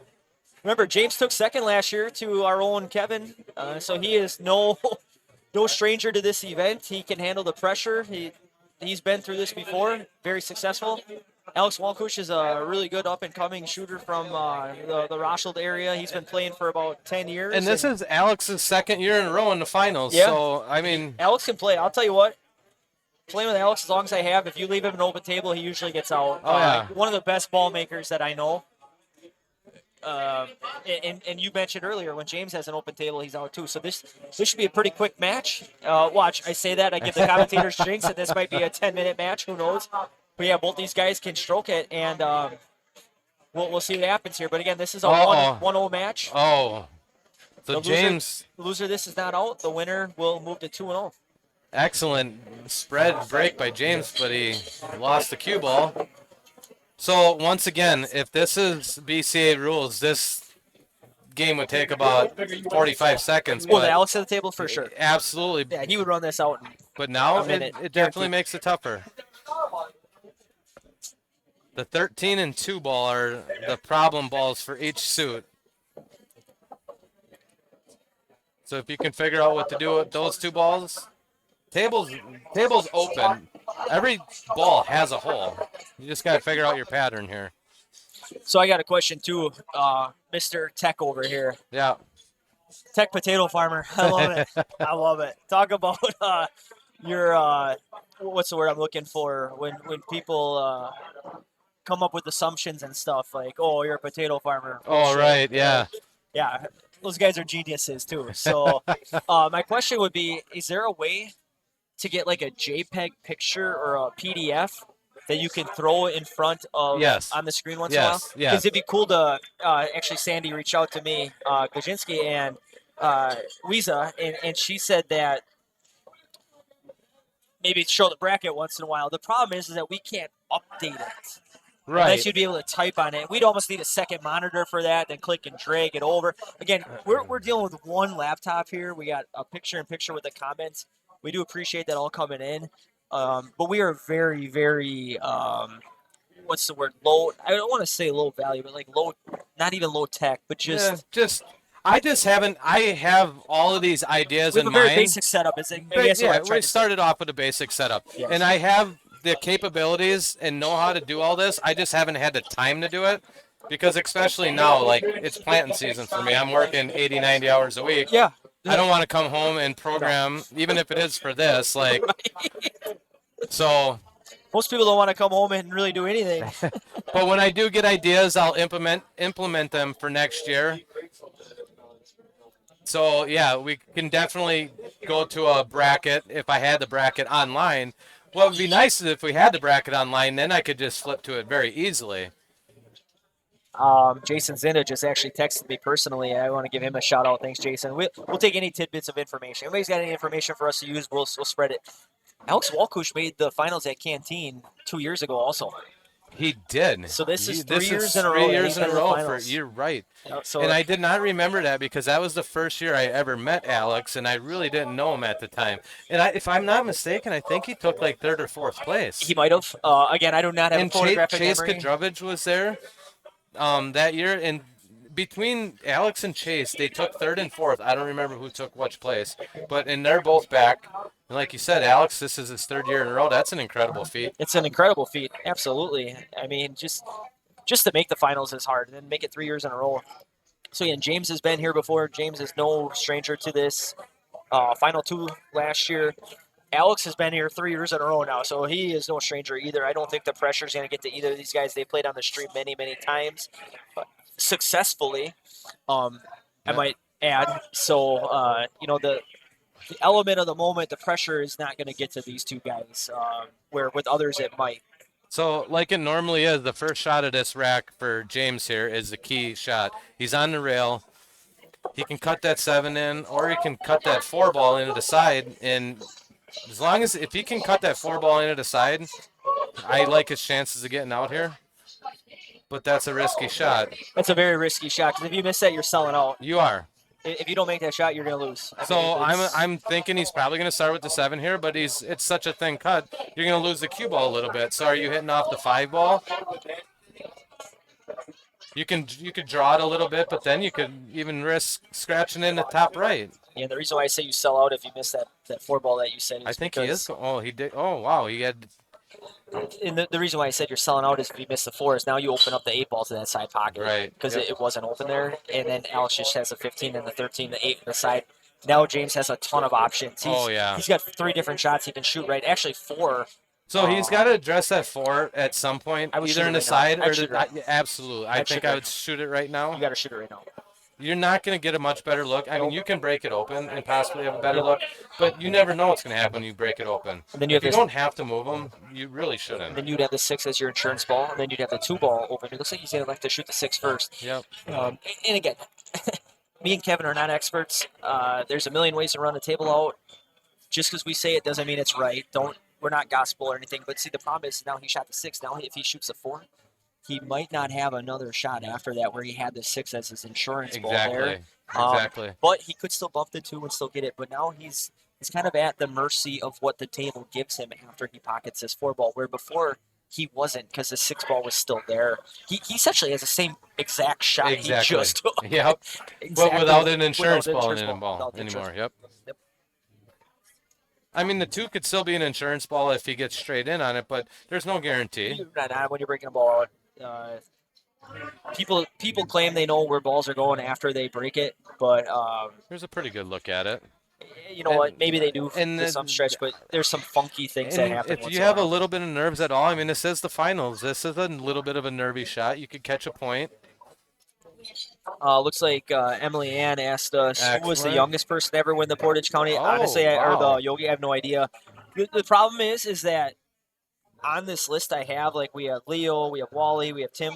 They don't have a name next or an age next to them, and I do not know how old like Joe Blarick was in 1989 or how old Justin Grande was in 2010. I have no clue.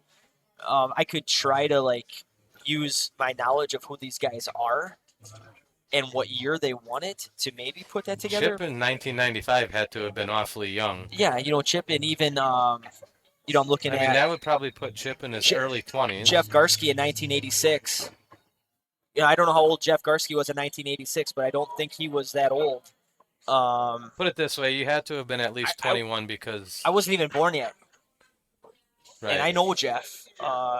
So he could have been one of the young. I don't even know who some of these people are. So great question. Unfortunately, we do not know the answer, nor do I think we'll ever know the answer. Because I would be willing to bet it's 21 or 22 years old because Sure. you got to be at least 21 to shoot in this. Right, and who knows how old like these guys were back then. So Did it?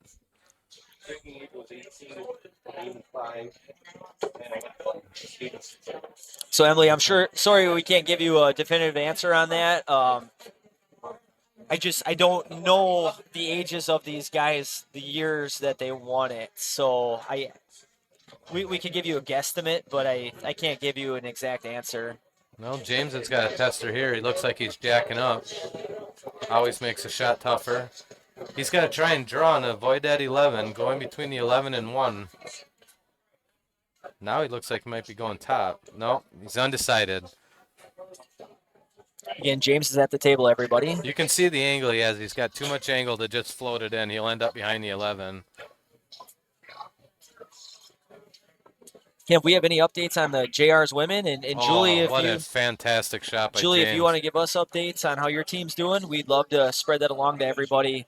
I'm going to go ahead and save that. Oh, sorry. We have some local women playing in the 161 tournament. So, yeah, go ahead. That was an incredible shot. He's got a great lead on the 1-2. I think he's going to take a second to think about this. Let's look at that shot again. That was an excellent on shot. the JR's women. And Julie, if you the 11 a little bit, but he's got Julie, if you want to give us updates on how your team's doing, we'd love to spread in the same pocket.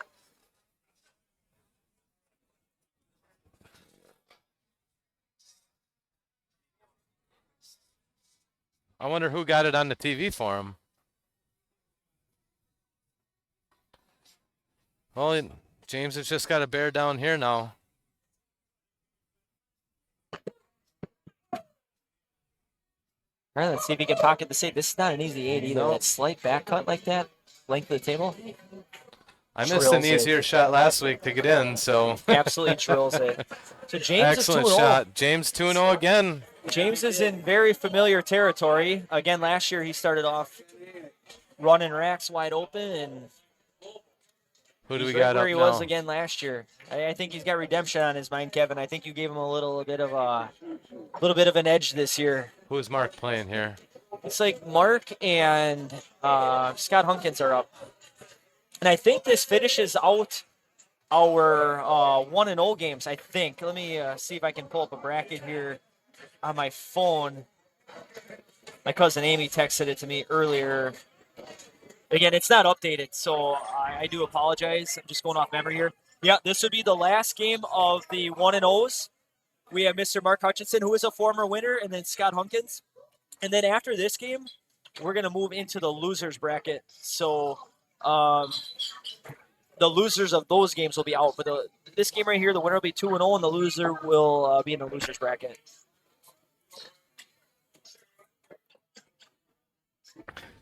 Yeah, go ahead, like, share, and subscribe to this thing. Kevin did put a link in the chat earlier in the comments. Again, we're streaming on Facebook. We'd rather be on YouTube, but we can't until we get 100 subscribers. So just go to that one video he has and hit the subscribe button. It's on your screen. And Pool Hub streaming on YouTube. Yep, Pool Hub streaming on YouTube. If we get to 100, the next year we can broadcast this on YouTube instead, and we'll be much happier, and you'll be much happier. Trust me. Oh, 11 ball got kicked in at the last second. I think after this game, I'm going to get a picture of the bracket just so I have an updated version of it on my phone. Sure. Again, we do not have a paper bracket in front of us, so we're just going off of memory on this. Wait till after this game. This way it's all filled out. I do want to give a shout out to my cousin, Amy Filtz. Miss Filter over here. She's cheering on her husband, but she's being our runner right now. She's getting us papers and stuff when we need them. Perry Sabula, Tina Sabula, owners of Family Tradition, getting us beers, whatever we want. I think I'm going to ask her for a steak a little bit later on. I know I'm starting to get hungry. Yeah, me too. They are going to have a spread of food out here in a little bit. Yeah. I'm going off of 4 hours of sleep, everybody. So if I start talking delusional, just give me a break. I was shooting pool till 5 a.m. yesterday. Mr. Dale Skibba took me down in the $300 entry fee high roller at On the Hill Billiards. And a huge shout out to Todd Holder too. He has a excellent pool hall there. Fantastic. I mean, nobody really knew what to expect when you're like, okay, a pool hall opening up in Mosinee. He's doing a fantastic job there. He's running great tournaments. I haven't heard hardly any complaints at all at that place. The lighting's perfect. The sound there's perfect. They do a great job, and the atmosphere is perfect. I loved it. So, Todd, if you somehow end up listening to this, you're doing an excellent job there. Yeah, absolutely. So is Josh. Josh, his son. Josh does a great job, too. But yeah, it was fun. So, yeah, I'm kind of running on empty here, folks, but we're going to get through it. It was a long 17-hour day. I told my wife this is going to be my last weekend of pool for the 23-24 season, and she's like, okay. I don't think she realized it was shooting a three-man next weekend? No. I'm good. I don't think she realized it was going to be almost 48 hours straight of pool, but I go out with a bang. I had a blast. BCA rules way different than this. I shot very well, made a lot of money. I'm happy about that, and I'm glad to be here with Kevin today. I got my 4 hours of sleep, and we're good to go. When I get home tonight, I'm hitting the pillow low and going right to bed. So we had a miss there by Scott. Bring Mark up to the table. Mark's got solids. Definitely got a lot of work to do. And Mark is a former winner of this. I don't think he was ever on the stream, though. So not that that's going to add any pressure to Mark. I know Mark. Known Mark for a while. Great shooter. Great guy. Super guy. One of the best guys. Real quiet. Reserved. But the dude can flat out shoot pool. Flat out shoot pool. Again, if you're watching this, go ahead and share it to your Facebook page. If you have one, share it to your wall so your friends can see. We'll get that outreach earlier. Kevin mentioned that he watched last year's video a couple weeks ago, and he saw there was over 20,000 views from last year's tournament. You make that happen. We're just broadcasting it, but if you share this content, what's that rule? The rule of 5, like if you know everybody in the world or share something with everybody that you know in the world, by the time it gets to the power of 5, everybody in the world would have seen it. So go ahead and share this. Go on to Kevin's YouTube if you have a chance. Pool Hub streaming. Make sure you're on the right one and give it a subscription. don't just like it, but actually subscribe so we can offer this on YouTube next year. But yeah, go ahead and share away. Right now, it looks like we're up to 48 viewers, but I know there's a lot of bars that have it showing. So multiply that number by 4 or 5, and there's probably 300 people watching right now, if not more. You know, all these guys are shooting fantastic. They did so much work to get to this tournament. And Sounds this is like we probably got. the toughest format tournament I've ever shot in my life, which is probably why I don't play in it anymore, quite honestly. But I'm more of a let's race to 5 or 6. This is one game, pretty much bar rules, gloves off. Let's see what happens. So kudos, shout out to everybody still in this tournament. Sounds like we got a group of people watching at Backyard Girls. Shout out to them. How you doing? Awesome. Another bar in the Ellis area. In fact, that's who you shoot for. Yep, I shoot for 2 nights a week out of that bar. Excellent tables, great food. Great food. I've heard nothing but great things about the food.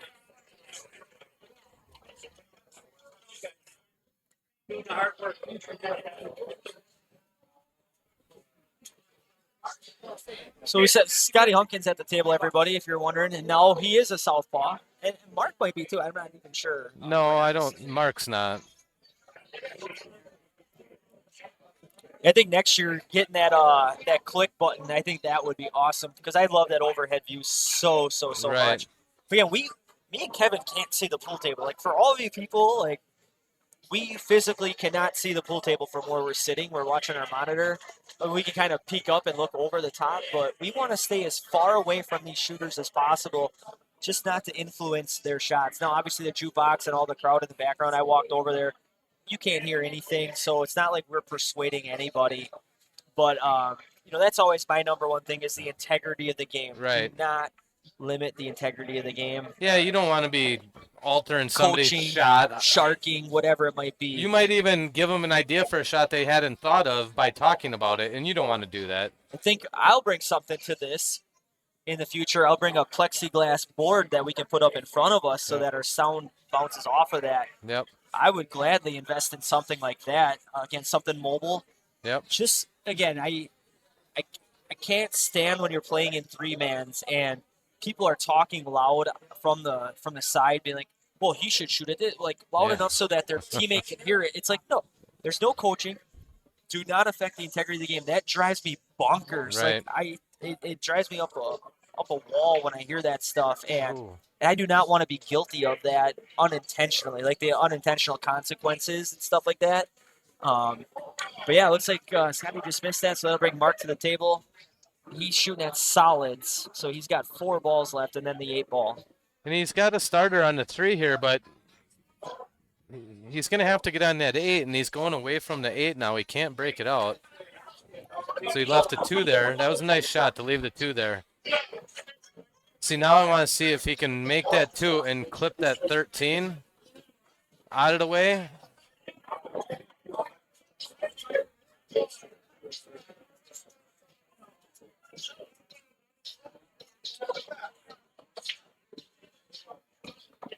So it looks like he's going to leave that.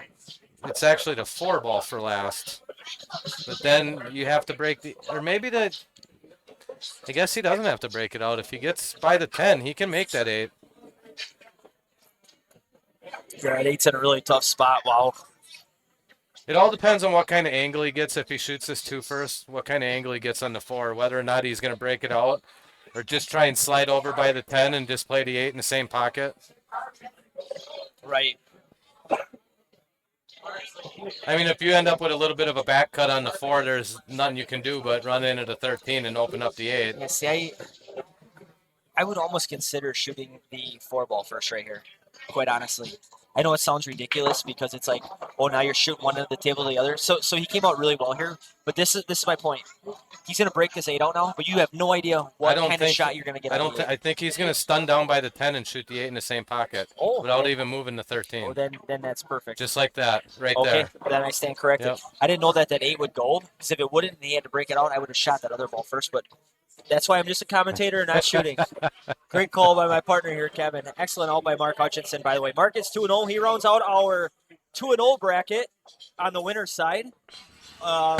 Again, Scotty Hunkins is not out of it. He is still in. He's in the loser's bracket.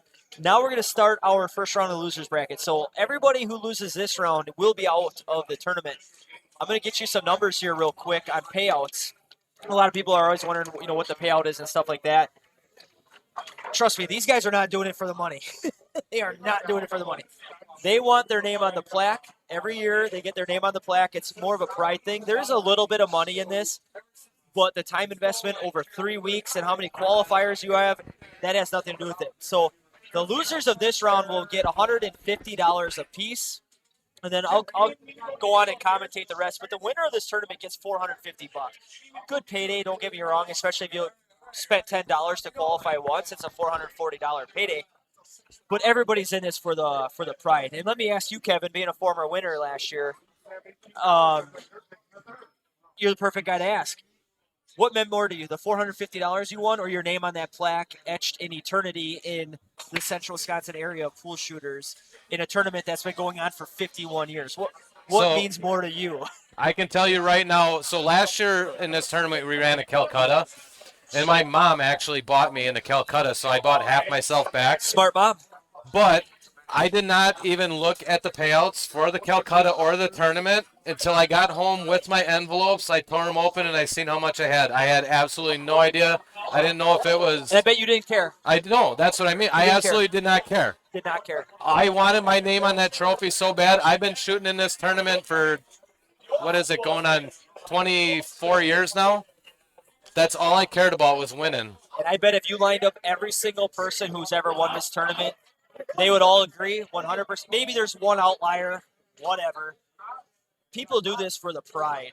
And you have to be from, and most of the viewers are from our area, but you have to be from this area to really understand how big this tournament is. Like, It's a tradition. I'm 36 years old. I was born at Country Canteen. My mom and stepdad owned Corky's for 18 years. I've been in this scene forever. All you ever hear during March and April is who won the Portage County, who qualified. That's all anybody talks about at their local watering hole. And it's almost like the Super Bowl of pool in this area. And I don't want to overstate it, but I don't think I am overstating it. I don't think so. This is a big deal. And it's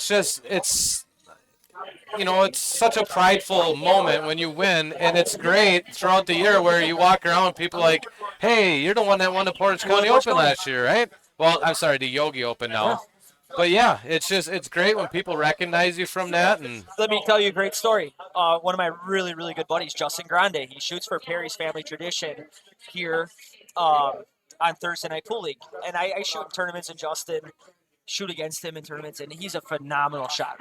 He's incredible. He's a low 600 to high 500 player. He took second place this year at state in the A division to Scott Schoenke from Club 161. But anyways, my point being is Justin won this tournament back in 2010. And most people, and Justin, if you're out there listening, this is no disrespect, most people didn't know who he was, and he probably agree with me on that. I did not know who he was until he won this tournament. Yeah, he's not from Rothschild or Polonia. He's out from the Bevent area towards Eldron, Galloway.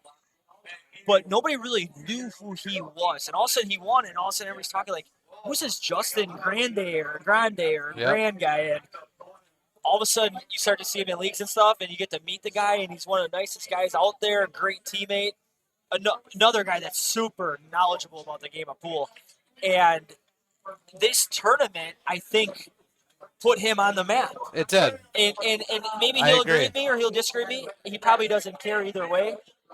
But after he won in 2010, well, people knew who he was then. People know who you are, and they come and talk to you. Like you said, last year you won it, and people come up to you and congratulate on it. People know that because it's like the Super Bowl of this area. Yep. So that's why we stream it.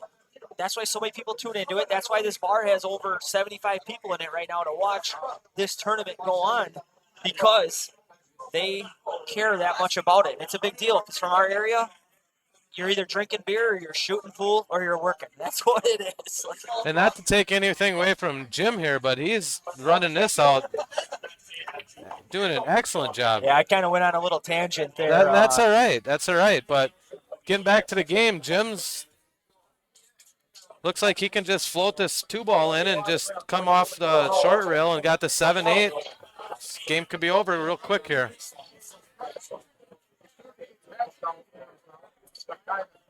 This is one where you don't want to use any English at all. You just want maybe a half a tip, a high. It just middle ball and just stroke it in. Don't do anything fancy.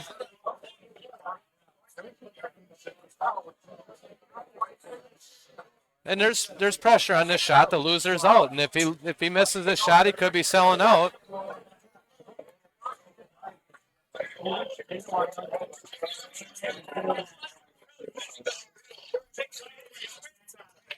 Oh, he powered it. See, I didn't like that just for the fact that he got behind the 8, but he can still go off the rail here. But then it's such a thin cut on the 7, holding it for the 8, and the top left is almost impossible. So you got to almost play off the rail and then float towards the 11 ball in the middle of the table.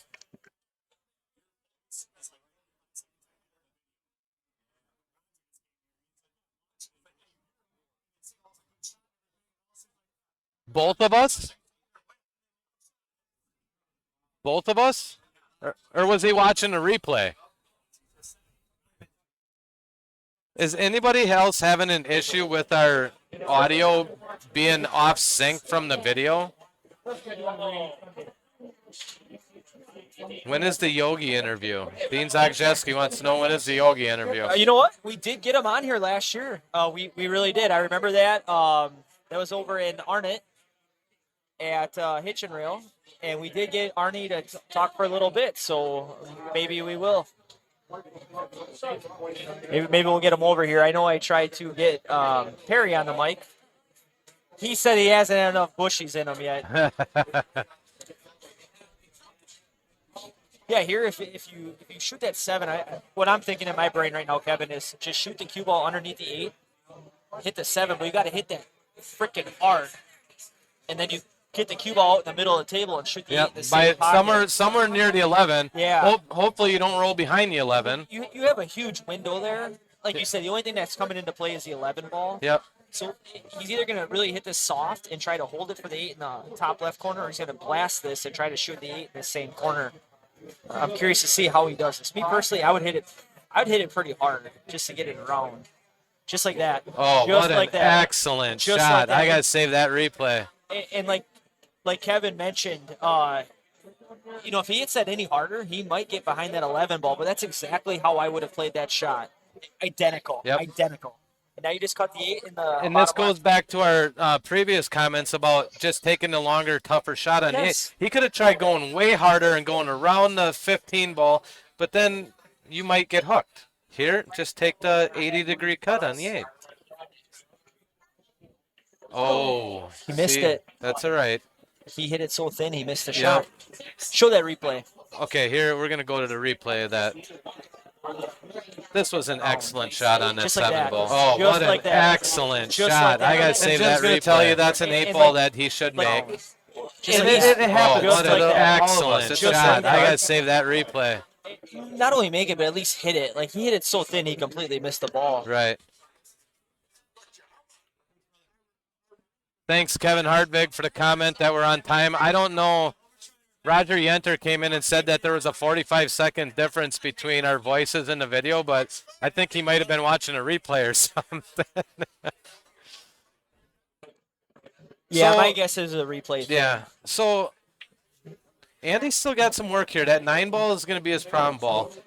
I think you can take the 14 here to clear it out of the side, and then you have room for the 9 to go all the way down, but you still got to get on it, and it's still going to be a tough shot. I want to take a moment, too, because we've been talking about a lot of these pool players here today. I want to talk about Andy Silverfeather for a while. Not for a while, but just for a little bit anyway.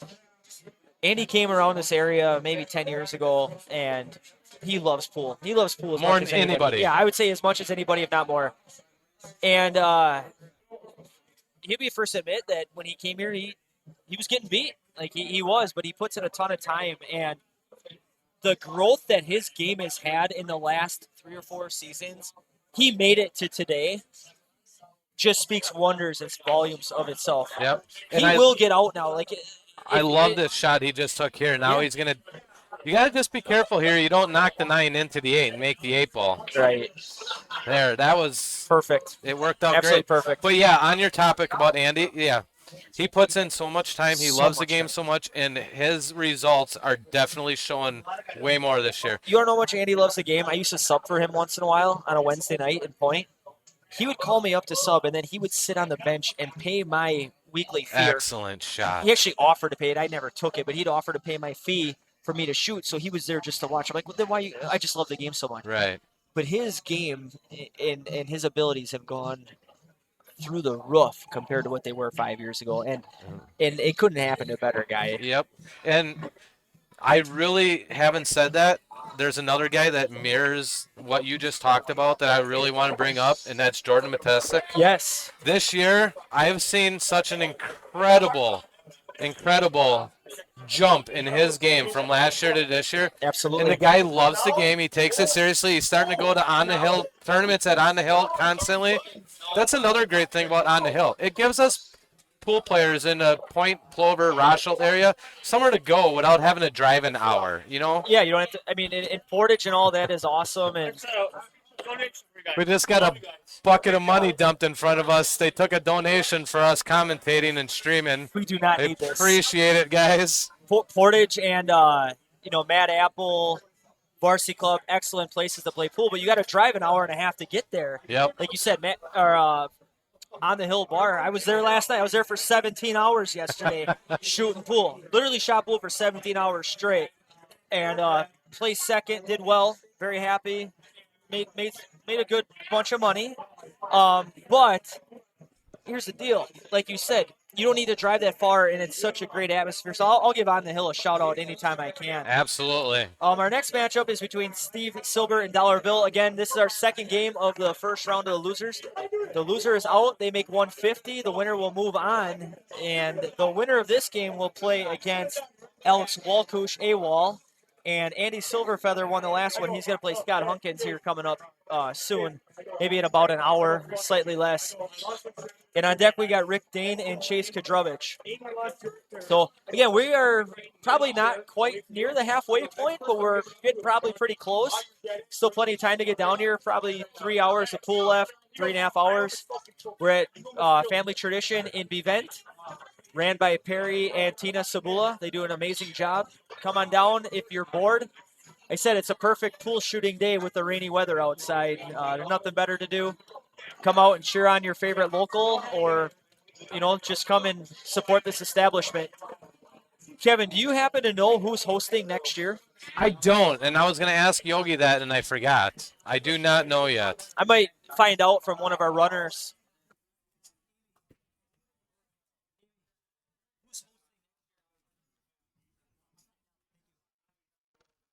So yeah, we're gonna Again, get a big shout out to my confirmation. cousin Amy Filtz. She's being a runner for us, getting us stats and stuff. All while cheering on the hubby, biting her nails. Yeah, if it wasn't for her, we would be lost. There's a couple bets out there on where it will be, but I don't want to mention anything until I know for sure. So.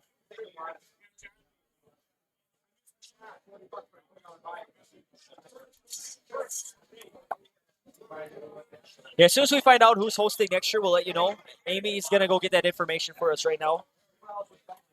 So we got a dollar bill at the table here.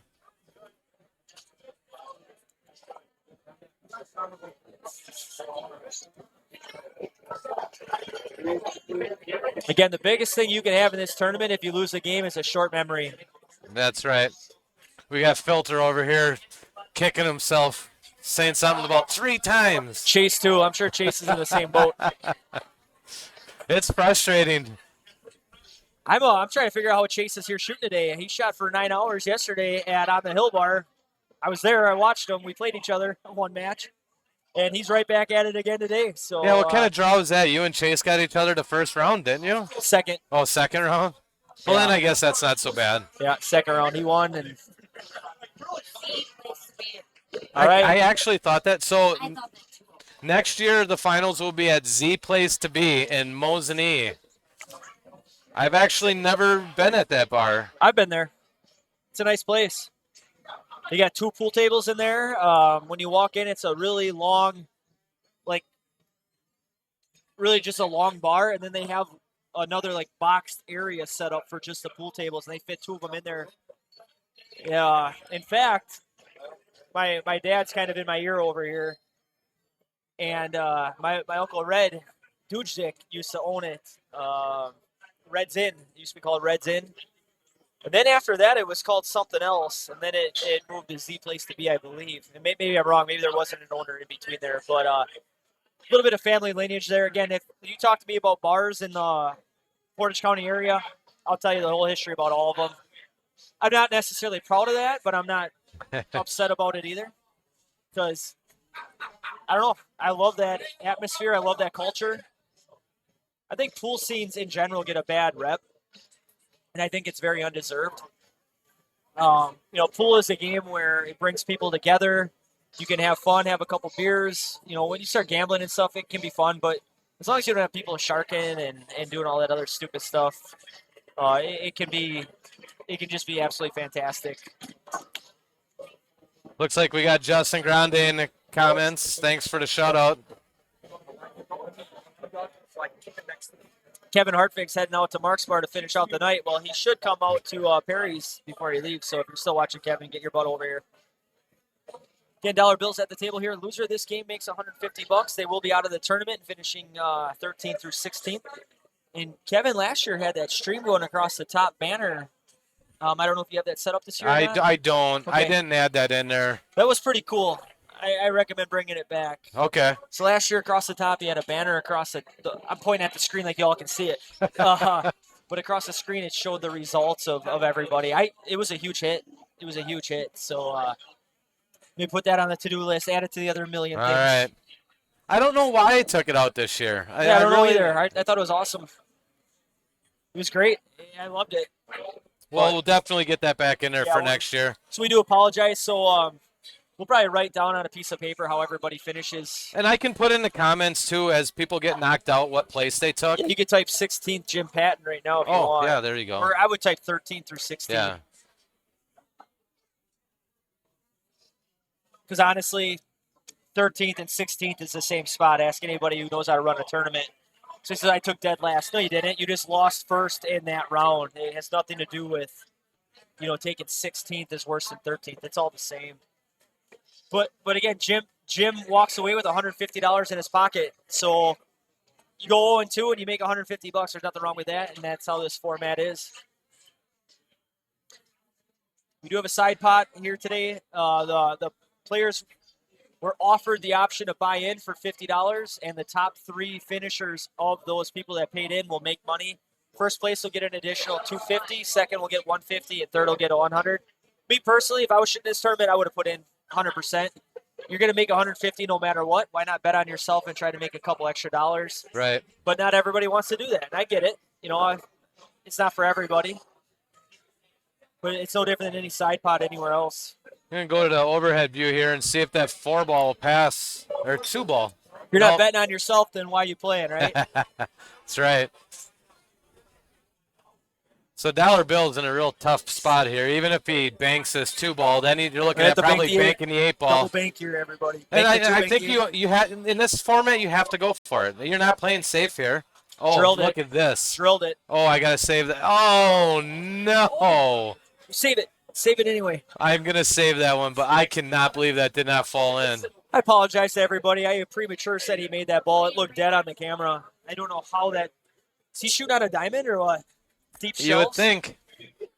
I can see that happening on a diamond He even table. played that pocket speed, too, and it still didn't go in. I can't believe that. He had a decent look at the 8 for a cross bank in the Yep. cross side pocket.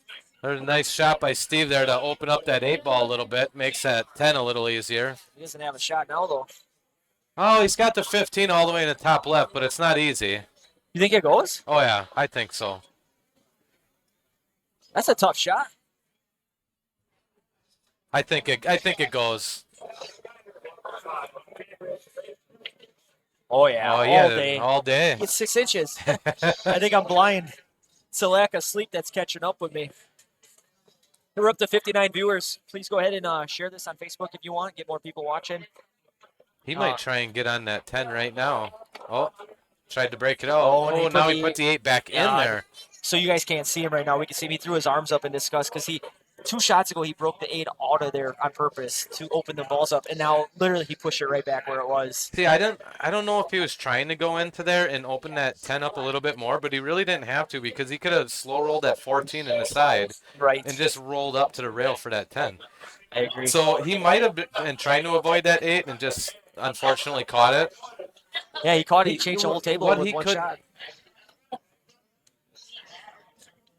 You know what? Maybe that 14 doesn't go. I mean, is it on that point? It's I'll so tell you hard to what. tell. Based on where it's located, if it's frozen, it doesn't go.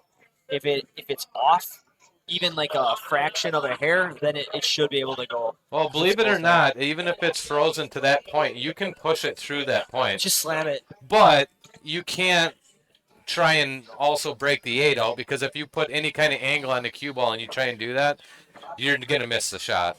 Right. So right now we'll find out. See, I don't think because if that 14 went pretty easily, I would be confident that he would shoot it now and break the 8 out. Right.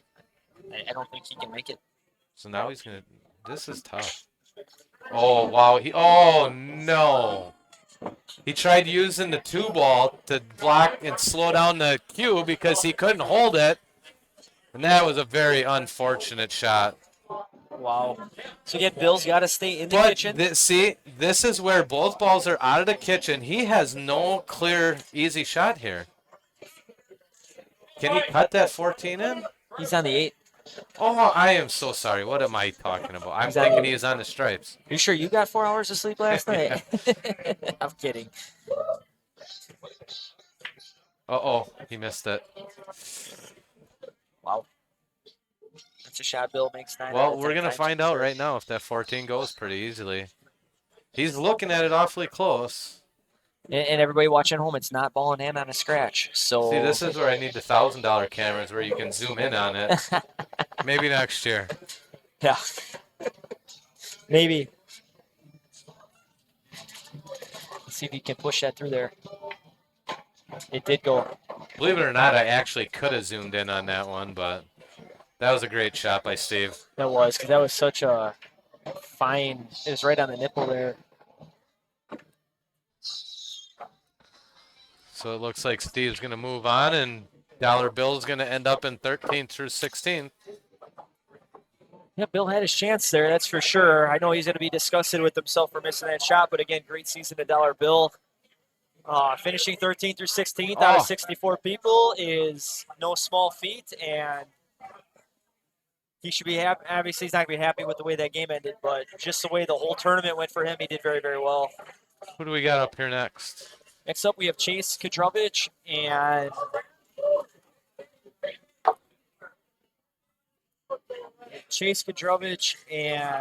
Rick Dane. And I apologize to Rick Dane. I do not know anything about Rick Dane at all. I just know he shoots, or he used to shoot a lot of pool with Tracy Rosenthal. Okay. From bullpen Sure. out in the Ogdensburg, Manawa area. Okay. Other than that, though, not much. I know he's a solid player. I seen him shoot a lot at that Gophers and JR's 6-man tournament that they host the Cubby Bear every year. He can play pool. I mean, obviously all these guys can play pool, but he's a good shot. He'll run racks with anybody.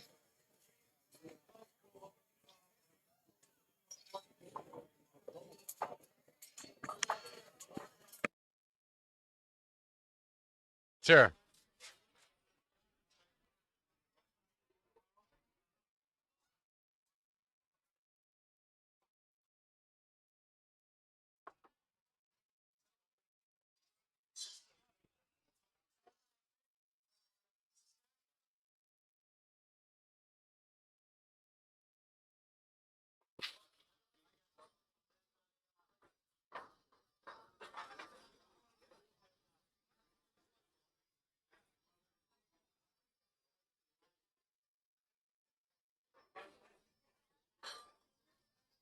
All right.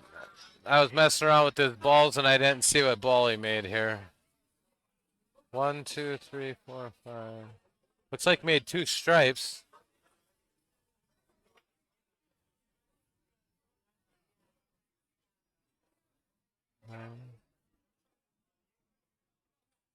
So the 11's gone.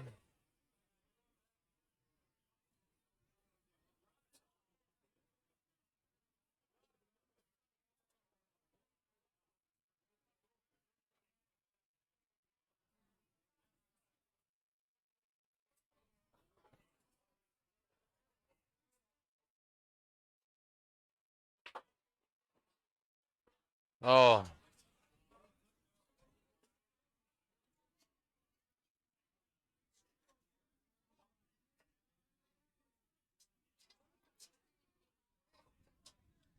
so he's still got some work to do here. I don't believe that 12 passes the 2, so he might have to try and break that out or bank it. No, I don't think he can even bank it anywhere.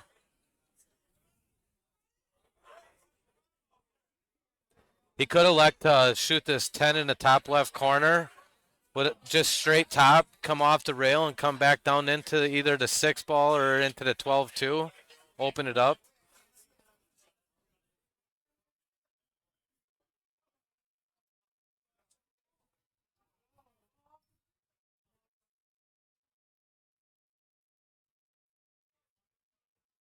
They decided to play it softer. I'm not sure that does that mean the 12 goes somewhere? I don't know.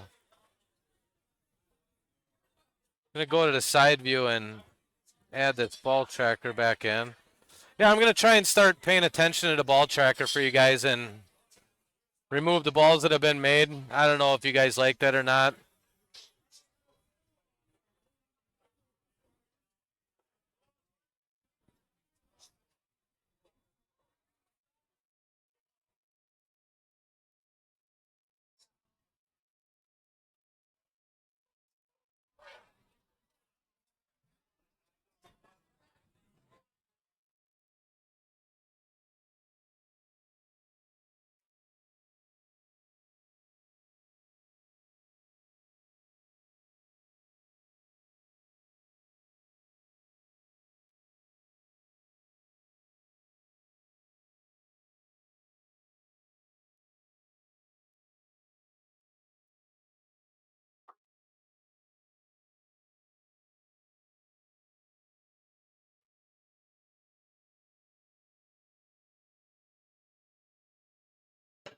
All right, I'm back. Did a little beer run for Kevin and had to use a little men's room once more. Not that any of you give a shit, but yeah, a lot of compliments from people. They like when we're just BSing up here, and I couldn't agree more. I just, like I said, everybody knows what's going on the pool table for the most part. But, I do like doing the play-by-play once in a while, but I just like to inform people of useless knowledge all the time. And obviously you guys are all sticking around. And, I stream a ton of matches in my basement all the time, but we don't do play-by-play. So people watch it, but there's no sound, and I just think the sound and commentary adds a I whole new cannot watch element a to pool it. match without sound or commentary. I Like feel the even same if it's way. just the background noise of the balls cracking and Yep. hearing people chattering it, like I need something, some kind of audio. And yeah, we may not be the best commentators, but Who we're all you cares? got. Who cares, right? I I just want to give a little shout out here too. I bought a diamond table back in July, and I'm super super happy with it. I get to play on it a lot during the winter. Take my daughter downstairs and she'll watch. But point being is, I have a brand new diamond table in my basement. Level plays great. Ask anybody who's been over. And I hooked up with Tommy Trebatuski one weekend, and we were shooting pool. And he hooked me up with a Stellato app, and he hooked me up with there's a online streaming thing that I can use that I pay a monthly subscription for, and I pay it for Stellato as well. But if you're a player out there interested in BCA, you have a Fargo rating, you have to be established somewhere. But if you have a Fargo rating out there and you want to get more games in the system, get your robustness up, shoot me a message, shoot me a text, shoot me a Facebook message, whatever. If you can find an opponent, I will host you a game. Just bring your own beer. I charge $5 per race. Usually, I let you race to 10, and the only reason why I charge $5 is because I have to pay Just to submit the to scores. get your games into the system. And so, Oh, nice if try there by Rick. if if you don't pay me $5 and it's coming out of my pocket on top of my subscription fee. So I charge $5, and everybody who's been there loved it. They usually stick around for 4 or 5 hours, but the thing is like we got people out there that got like 40 games, 50 games in the robustness, and a lot of these tournaments require you to have 200 games. How can you get it quick? Come over to my house, shoot for 3 or 4 hours against a very evenly matched opponent. Within 4 hours, you might get 30 or 40 games in this system, and if you do that 2 or 3 times, you're going to be able to shoot at Portage, you'll be able to shoot in Appleton, you'll be able to shoot in Oshkosh, you'll be able to shoot at On the Hill. And these tournaments that require you to have at least 200 games in the system. So again, feel free to reach out to me. If I'm not available, I'm just going to tell you no, it's not personal. I have a wife, I have a daughter, I have another life outside of pool, obviously. But, if you're ever interested in that, let me know. We'll see if we can hook up a weekend, like a Friday or Saturday or Sunday. And feel free to reach out if you want to get some games in. Again, you need to be in the Fargo system. I will not give you a rating. I will not be that guy. But once you have a rating, even if you have one game in somewhere else, let me know. And I'll get you some games in. Very nice opening shot there by Chase.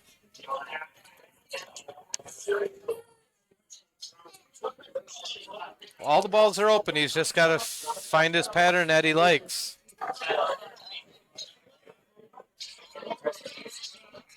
I think I like slow rolling this 2-ball in and just trying to get on that one next. Yeah, that one goes for sure. I think it goes past there. If not, you can cheat the pocket a little bit. Play rail first. He really shot that one quick. I'll tell you what, Kevin, I went up to the bar to get us a beer, and I was looking at the TV here. Yeah.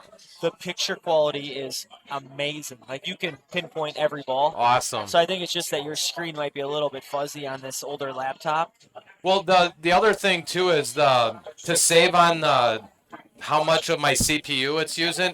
This is only 720. Gotcha. On here, but it's streaming in 1080p. Perfect. So yes, if you got to walk away for a little bit, I recommend going up to the bar and just looking at the TV. It looks immaculate up there. Awesome. I hope you are experiencing the same thing wherever you are too. Again, if you're watching on your phone, you can do the simulcast stream to your TV, so you're not staring at a little screen. I do not know how to. I mean, I know how to do that on my phone, but don't ask me questions on how to do that. I can't troubleshoot while we're here doing this. But see if you can figure that out and get it on your TV. So basically that was nice. An excellent shot. If he has the 11, he has the 11. Shot. That was a great shot. And he's even got the perfect angle to come down for the 8-ball. I saved that replay. We'll play it after this. Yeah, he did. He gets out here so well playing off. Did he play off the 2 or did he play off the 5? He ran into the 5 to hold the cue ball right there. Yeah, I mean, if he misses the 5, the cue ball's all the way to the other end of the table. He's got no shot. You have to play off the 5. And he hit it so square. Even if he comes off the side, it goes sideways, and he's probably doesn't have a shot. So it was well controlled. So yeah, Rick is at the table. You just got to miss the 1 ball here.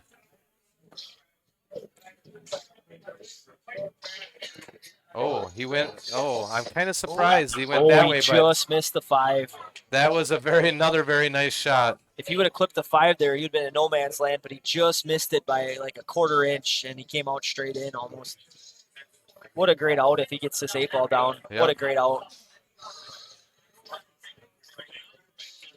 Yeah, I said before the game, Rick can shoot. He's really good buddies with Tracy Rosenthal. Tracy can shoot. So we're going to go back and look at the replay on the shot that set him up for that. I think I saved it. If you want to take a look at this one. If you can figure that out, get it on your TV. So basically Scott's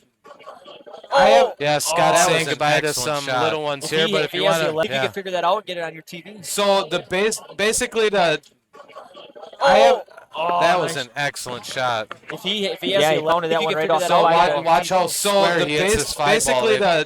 If he doesn't hit it square, he's not getting a shot. That was an excellent shot. Excellent job. So what do we got up here now? That was definitely the shot of that game for sure. So we got Mike Stroik against Mike Stroik and Jesse Filter. All right, I'm a little torn here now. A little backstory. Filter's one of my best friends. He's married to my cousin Amy. He stood up for my wedding. Mike Stroik is my father-in-law's brother. So I got a little battle of family going on here. And I do know a lot about Mike. He took off a pool for many years. He was one of the top shooters in the Whitburg area for many, many years, and then he stopped playing. He got back into it about 3 or 4 years ago, and obviously he's playing great. I played him in a 3-man last year. We ended up beating their team 5-4, but he went 3-0 against us. It was me. I think it was me, Tracy Rosen. No, it was me, Jerry Wilkuski, and John Skiba. That's who it was. We beat them 5-4, and he won all three, so he was on fire there. And Yeah. obviously, he's still shooting well. And then obviously, Filter broke dry there. a lot of people know who Jesse is. Jesse's a great shooter out of Rosholt as well. He plays for Bullpen on Thursday nights. So this will be a good battle here. You gonna try getting the balls down, or Yeah, I did it the last game until the last two balls I forgot, but yeah? So Kevin's got those balls on the screen. To me, that's more of a rotation pool thing, just because it's easier to see. It's so hard to tell what balls were made and all that stuff, but it's a hell of a feature. If guys play 9-ball or 10-ball, it's awesome. I just want to have it there and test it out, make sure it's all working good. Absolutely. Hey, as long as you're running it, I don't care. It'd be hard to do everything, though. Oh, I don't know if he called the 1 or if he called the 3. I think he was calling the 3. Okay, well, that was a good shot to squeeze it by the 1 ball there. Awful lot of work to do in this rack. See, now normally if you're playing BCA, you know you're not going to get out of this rack for the most part, so you're probably ducking here and playing safety. Maybe leaving the cue ball right behind the 4, but you can't do that in this format.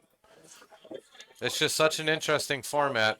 I'm glad I only do it one time a year because I like BCA so much, but Right. But for the one month out of the year, it's not so bad.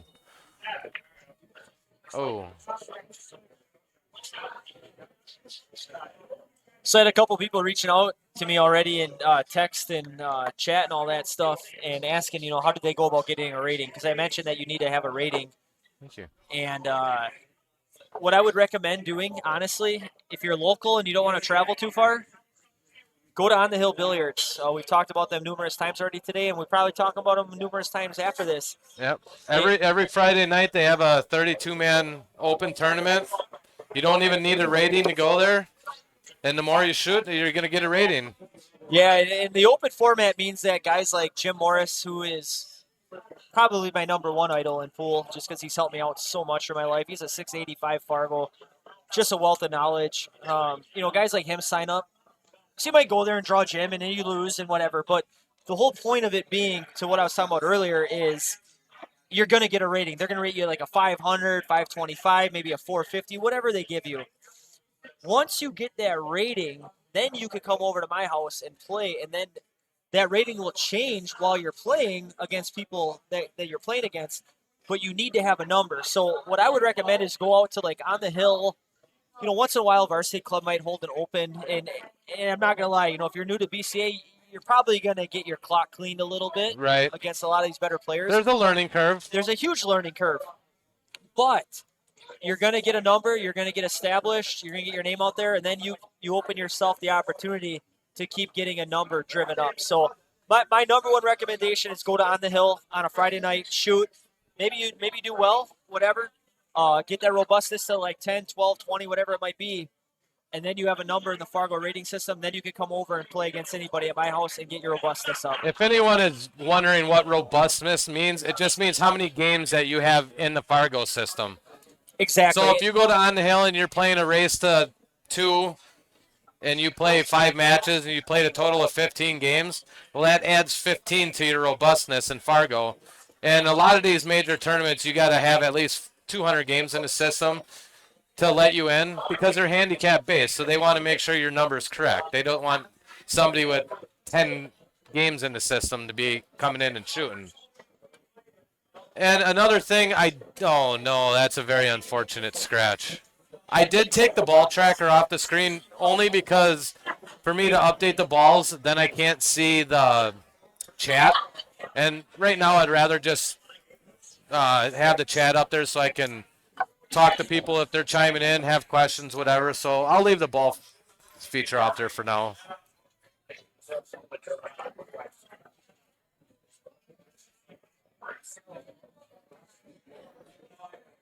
So yeah, unfortunate scratch there brings Jesse back up to the table.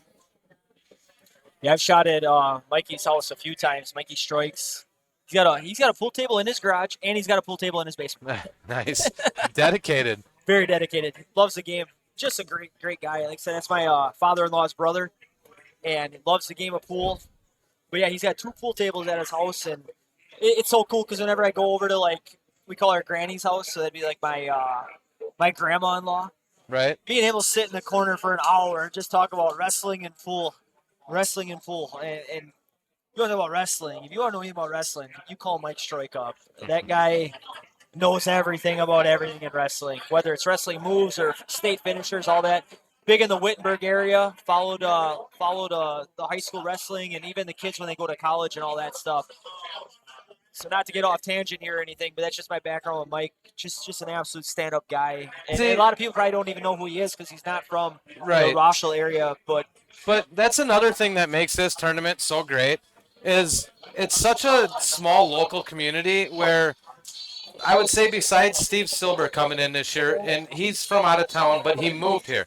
So he's probably going to be a fixture in this for years to come. But everybody else is known by everybody. Like, if you're here watching this, I guarantee you know 15 out of the 16 guys.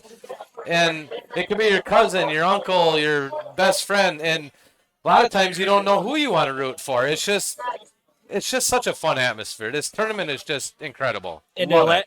elaborate on that too. You know, when I go out of town and shoot in these like bigger tournaments, I feel like I always draw the one local guy that goes to the tournament with me. Like last night, for instance, I shot Chase right away. Yep. I went to Portage last year, shot Dutch Emmel, very first game. Well, you even at last night, you had to shoot Dale Skibba twice. But that was later on. That was the final 3 in championship. So I'm saying in the first rounds. Just goes to show you the level of players here too, representing that on the hill. 2 Rochelle boys taking down first and second. Me personally, I don't like shooting against my buddies. Right. Nobody does. Nobody does. It. So when you go out of town and you do that, it really sucks. Yes. But back to your point, everybody here knows everybody. That's another mental barrier that you got to get by while you're shooting in this, because the guy that you're playing against in pool right now, you were probably drinking beers with last night. Right. Or you shoot in pool league with them. Or you go hunting together. You go fishing together. Or you might even work together. And now all of a sudden we got to like kick each other's butts on the pool table. And you're not enemies, but, you know, like the old football line, keep it inside the lines. Right. Your enemy is on the table, and outside of it, you're not. But it's a hard mental barrier to get over when you're playing against your friends, especially in something as prestigious as this tournament that means so much to everybody. So, you know, encompass the fact that it's a race to 1, encompass the fact that everybody here can run a rack, encompass the fact that you're playing against your friends, encompass the fact that the pride in this is everything. There's a lot of mental games being played here with all of these matches, and you know the best players get over all those mental hurdles and they advance. And you know that's a lot going on in your brain, and pool's 100% a mental game. I don't care what anybody says. There's a lot of obstacles you got to overcome just playing in a tournament like this. So, Randy, you're right. You said for a few years around 1967, bar age was 18. Gerald Benbenek actually just came up and said that until 1985, for the Portage County Open, you only had to be 18 to shoot in it. In 1985 is when it switched to you had to be 21. So, yeah, there was guys until 85 that were shooting in this as low as 18. So, it's possible we had an 18-year-old champion in this. No way to really know. Unless he started talking to everybody. My cousin Tommy Vishba reached out to me and his wife Michelle, complimenting us. Again, we appreciate the compliments. We're doing this for fun. We're doing this we got a little bit of a tip, which is awesome. Right. You know, they pass around the jug and all that, but essentially for free. And we would be doing this anyway. Like, we're not doing it for money at all. Don't get the wrong impression at all, because we're not getting really anything. And Kevin's put in countless hours, but Tom actually offered to build a booth or something if we ever needed something. So, nice. Maybe like who is this? My cousin Tommy Vishba. He's subs for Family Tradition. He used to shoot for Cork. Yeah, I know Tom. Yeah, and I was just talking to him at the semis last week. So I do appreciate that. Yeah, maybe we get a portable booth or something built and bring Absolutely. it in. See, and I was actually, We might take you up on that offer, yeah, Tom we might Michelle. take you up, Tom, I do appreciate it. because my goal for next year was to build a little portable booth, but I'm a metal worker and not a woodworker, so it probably would have been a train wreck if I did it, but yeah. Is it hard to weld wood together? Yeah, it's pretty hard. Come on, that's You what they make wood give me glue a for. set of torches and a welder, I'll build you anything, but woodworking is not my skill set. Nice.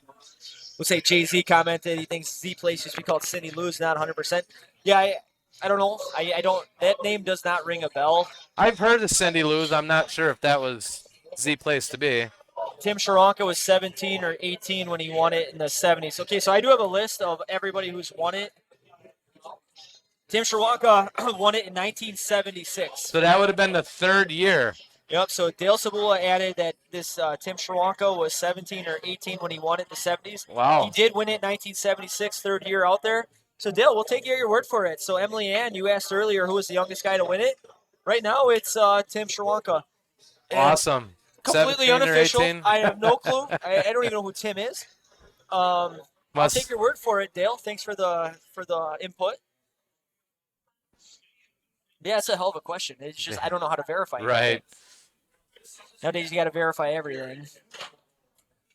So, Dale, are you at On the Hill right now playing, or not On the Hill, but I mean at Dale's Weston Lanes playing in the chip tournament?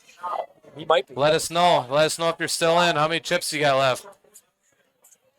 Yeah, that's an interesting, too. Rick Ronke was talking to me for about 20 minutes before the tournament started today and explaining this chip tournament, and he brought it up here from Arizona. Yep. Apparently in Arizona, they shoot what's called a chip tournament. So at the beginning of the tournament, you get 5 poker chips or 4, whatever that might be. It's all handicapped based off of your Fargo. So if you're, say, a 700, you might only get 3 chips. If you're a 500, you might get 6. And then you just play one game matches. Just like this format. Yep, exactly like this format. You get matched up with somebody. If you win, you keep your chip. You shoot the next challenger. Yep. And if they come and beat you, then you give them, or you lose a chip. You lose a chip, but you don't give your chip to the guy that beat you. Nope. You just give it lose to the tournament director. Yes. And once you run out of poker chips, you're done. You're done for the tournament. And then once it's the final 12, then they reset it, and then everybody plays each other, final 8, whatever it might be. And then, long story short, the last person with poker chips in their hand wins the whole tournament. Rick was saying they had 56 shooters in a tournament, and it got done in 5 hours. That's Yesterday awesome. we had 25, and we got done in 17 hours. Granted, that was a race to 7. And there was probably way more money involved with the $300 entry fee. But it's cool. It's a cool format where you can get a lot of people playing in a short amount of time. Yep. If you have enough tables to hold that type of capacity. So Jesse's up at the table here, and there's nothing easy about this. I'm not really sure if he has any open shots. Let's go to the overhead. Yeah, he's on stripes. Yeah, I don't know what you do here. You could probably, I got to get this away from the pocket. You could probably cut that 14 in the side, but that ain't offering you much. What is he doing here? Going for the 9. Oh, very nice shot. I can smell that food, Kevin. Oh, I know the food must be coming out. We can smell it. I can hear Scooter's stomach grumbling over here. I've eaten nothing but pizza in the last 24 hours. It was 5 slices. So I don't like to eat much while I'm shooting pool. I learned that from my dad. Who? Oh, Pork is here. Porky's in the house. Hey, he's a former winner. Yeah, Pork's just a couple years ago. 2021. Give a big shout out to Brian Pork Hurt. He just walked in with Tiffany. They used to run the Tigerton 3-man. I feel like that was the best 3-man ran around the area for many years. Oh, what a shot. I got to get a replay of that one. That was an excellent shot. I thought he was maybe going to take it in a side, and he went all the way down. And he broke the 10-0. Yes, let's take another look at that one real quick. That was That's a game winner If you right can figure that there. out, get it on your TV. So- the Tigerton 3-man. right I here. feel like that was the best 3-man ran. He goes all the way around down the with it and area, breaks the 10 out. for many years. And Oh, controls what the a cue so shot. nice. I got to get a replay of that one. The Tigerton. All right, Kevin, I'm going to ask you. You're our expert analysis here. When you make a shot like that, and obviously we missed Jesse making the next shot, Yep. but how hard is it to make your next shot when you make a shot like that? I wouldn't say it's hard. It's just that I think people, the adrenaline starts rushing. You're like, I just made an incredible shot. I'm out now. You just need to take a second and not rush and just Fundamentals. get back to your fundamentals. Fundamentals. Get back into your pre-shot routine. Make sure you're not skipping any steps. People have a tendency to rush and then miss a very easy shot on their next one. You see it all the time. A lot. So he makes an incredible two-rail kick shot or a bank shot. Or the shot that Jesse just made, cutting it all the way down instead of in the side, breaking the ball, and all of a sudden you just pooch your next shot. And you're right. I think it's a lot with adrenaline. And I know you guys can't see Jesse at the table right now, but if I'm looking right at him, you're looking at his face. He's taking deep breaths. Well, you can He's probably taking change his your view. Yeah, he's taking his time. He was taking deep breaths, taking his time, composing himself because this is not a hard shot at all. But you want to make sure you don't mess it up after just making a great shot. How much room does he have here? Oh, he's got a full pocket. Yeah, he's got the full pocket here. Yep. Let's see Jesse stroke this one in. There it is. Got it. So Mike's strike is out. Jesse moves on. All right, everybody. So that rounds out our first round of losers. Again, I hate to phrase it like that. They did all go 0-2, but they all made $150. So excellent season for all those guys.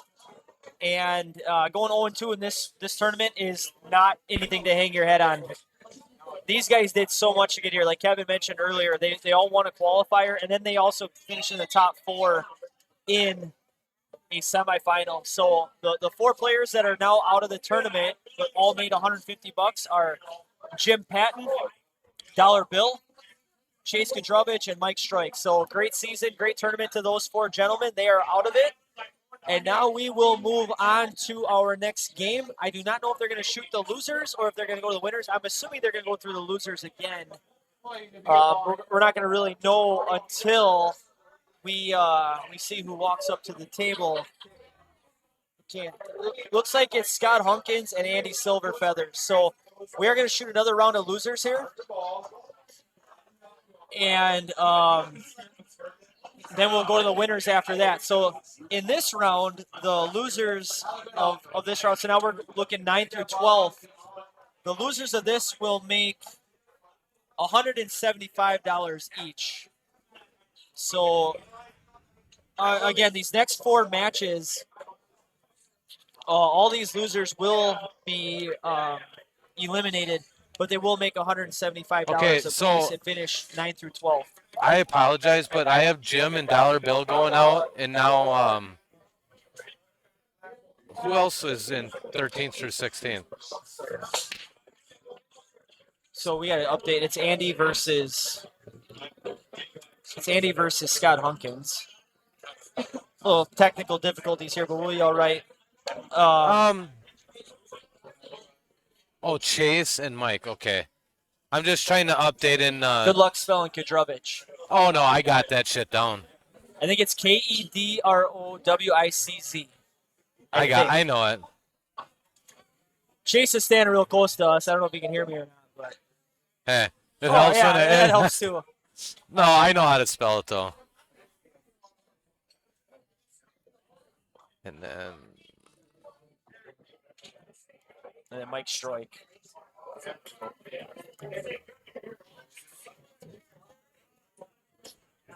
All right.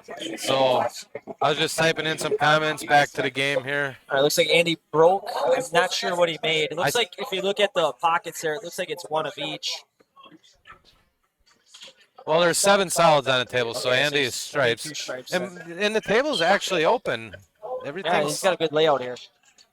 You can make this 15 and just pinch draw back a little bit for the 9. Oh. Come on.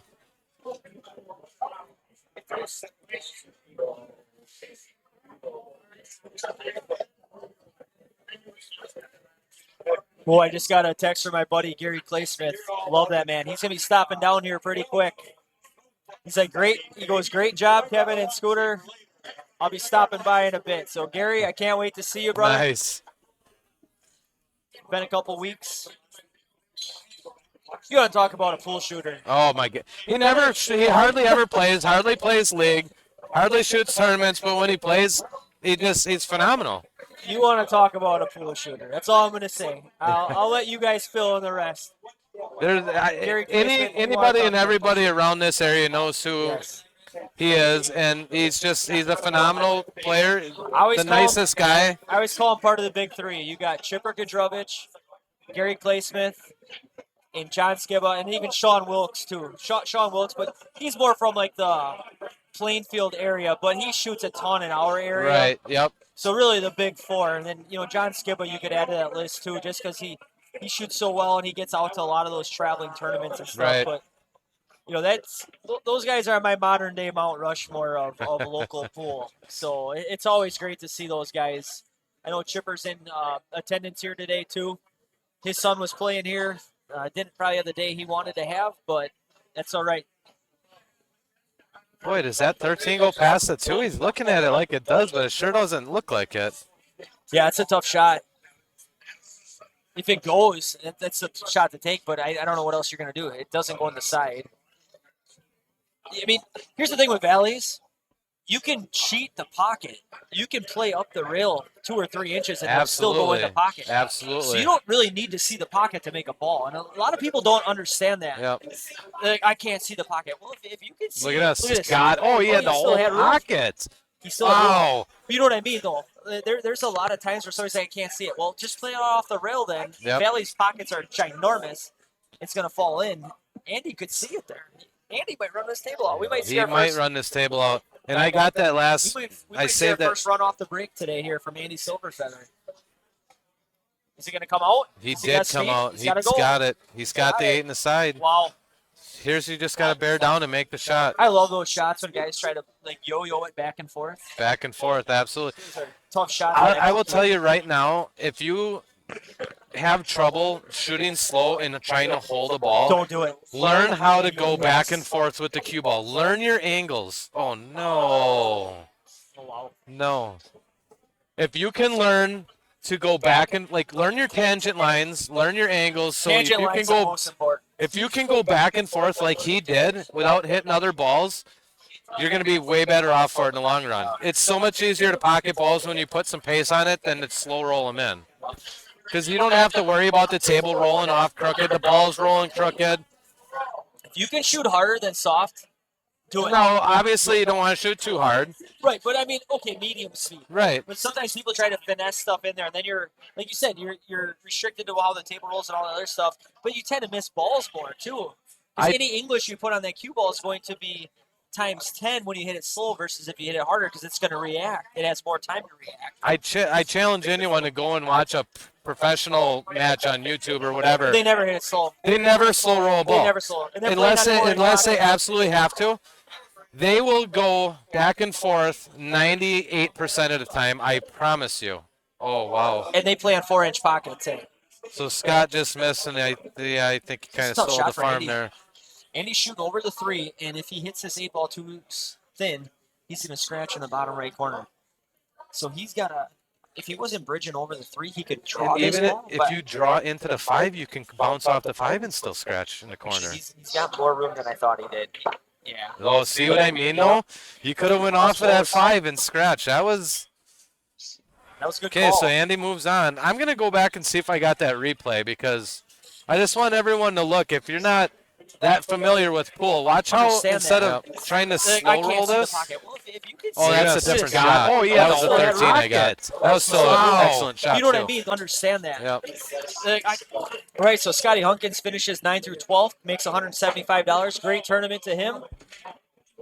He is now out, and that will bring up our next match between Alex Walkush and, let me pull it up here. Yeah, I'm checking my phone. I got like 8 different things open at the same time, so it's trying to find this stuff. We have Oh, Alex he's shooting Steve Walters Silber. versus Steve Silber. Yep. Steve just beat Dollar Bill in his last match. Yeah. What's up?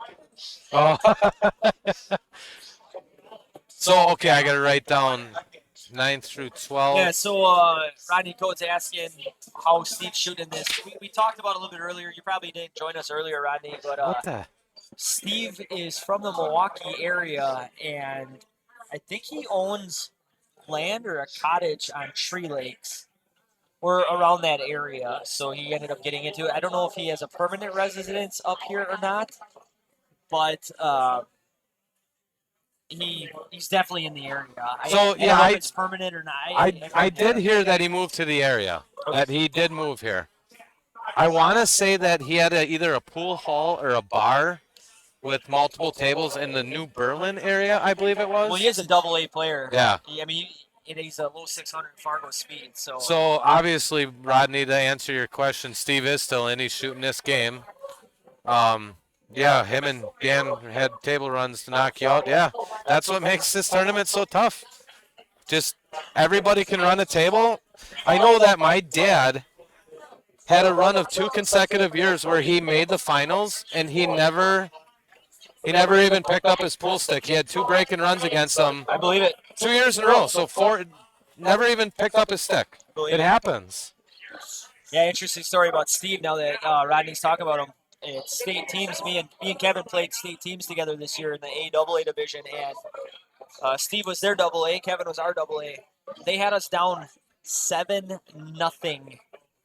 And we came back, we lost 11-8, but we won 8 of the next 11 matches, but it was too little too late. Yep. But Steve was on that team that beat us, and I think they finished pretty high. I think they were ahead of us. We finished 17th out of 70. No. Our goal was to make sure that we came back and finished ahead of them, and we did by 1 round. Okay, so they got knocked out before we did. They did. So they beat us our first match. We won our next 5, and they got knocked out in that time slot. I believe so. Gotcha. I'm pretty sure I remember somebody on our team saying that. Yeah, he plays phenomenal, though. Like I said, they beat us 11-8. They played great. We got a little too hot, a little bit too late. Yeah. You can never get a little too hot. Well, the thing is, we were down 7-0, but 6 of those games we all had opportunities with one ball or the 8 ball, and we kept hiding ourselves. Those tables are so fast, so crazy fast, and it took us a few games to get adjusted to the speed. I mean, those tables that say, don't get me wrong, I love playing on them, but they were fast. Yeah, for sure. But yeah, just a little inkling about Steve, because a lot of people from the area probably never even heard of him, and I don't blame you. I didn't know about him until 2 months ago. But yeah, he plays great pool. He's a AA speed. So locally, who do you want to compare him to if you're looking at Fargo ratings and stuff? He's a Chip and Drubbage. He's a John Skibba, Kevin Kisting. He's Rodney Cohn. He plays at that type of speed, low 600s, upper 500s. Type of player. Justin Grande is definitely in that boat as well. Justin's almost a 600. So if you're looking at this guy like you never heard of him, that's who his comps are. He's very comparable to those kind of players. Again, in this format, does that matter? Absolutely not. No. It doesn't matter. Means nothing. It doesn't mean anything. You're not playing BCA. You're playing a race to 1. You're going all offense. Whole different style of pool. What I like, though, too, and I want to bring this up because there's a lot of people out there that maybe need to hear this, maybe they don't, but when you're playing BCA, you're playing safeties, all that stuff, all good to go. When you're playing this type of pool, play a two-way shot. Make sure if you miss a ball, absolutely, that you had another shot after that. But if you flat out play defense, there's no room for that in this type of game. None at all. None at all. You need to, the best pool players know how to separate the two games. Right. They know how to, okay, if I'm playing BC, I'm going to play this way. But if I'm playing this, I'm going all offense all day long. If I win, I win. If I lose, I lose. Go for it. And we haven't seen anything weird at all yet today. Thank God. Nothing at and all. Actually, last year, I didn't see anything either. Usually people are pretty good about it. But sometimes you get that guy that's missing balls on purpose, or they take a very questionable shot, and if they made it, they had nothing to shoot at. It's like, why did you play at that? There's no room for that in this type of Right. format. Uh, and again, I just bring that up because some people do play that way, and I'm not an advocate for that. Again, I'm a integrity of the game kind of Oh, guy, which is why I don't want people hearing us commentate at the table. I'm all right. about the integrity of the game, Absolutely. always loyal, all that stuff. And that's the kind of stuff that just drives me crazy. But we haven't seen that. Hopefully, we won't. We've seen I none of mean, it if on you're the playing shooting so far. BCA, play your safety. Yeah, When you're whatever. not playing, when you're playing bar rules, Yep. just play by the There's rules. no room for that in this stuff. There's no shame in losing in this, especially in Right. this format. It's Right. one game. Right. If somebody beats you, there's no shame in it. You can't make the finals every year. You can't place in the top 5 every There's year. been It's a not lot going to of great happen. players that have gone through this tournament I mean, you and look, have never won it. take Rodney Code, for example. He's definitely one of the top shooters in our area. He didn't make it to the finals this year. Right. And he said he had 2 table runs against him. It What are you gonna happens. do? Last week, like I won this tournament last year. Last week, Randy Budsberg ran a table on me my first game.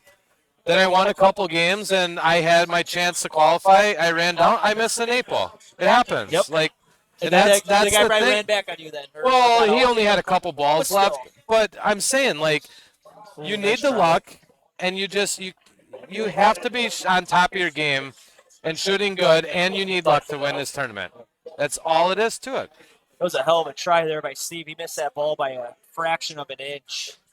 All right, I'm gonna leave you be for a minute here. Yeah, go check out that TV I'm over gonna there do too. that. See, let me know if the food's ready too. Then you can grab a plate, then I'll go grab a plate.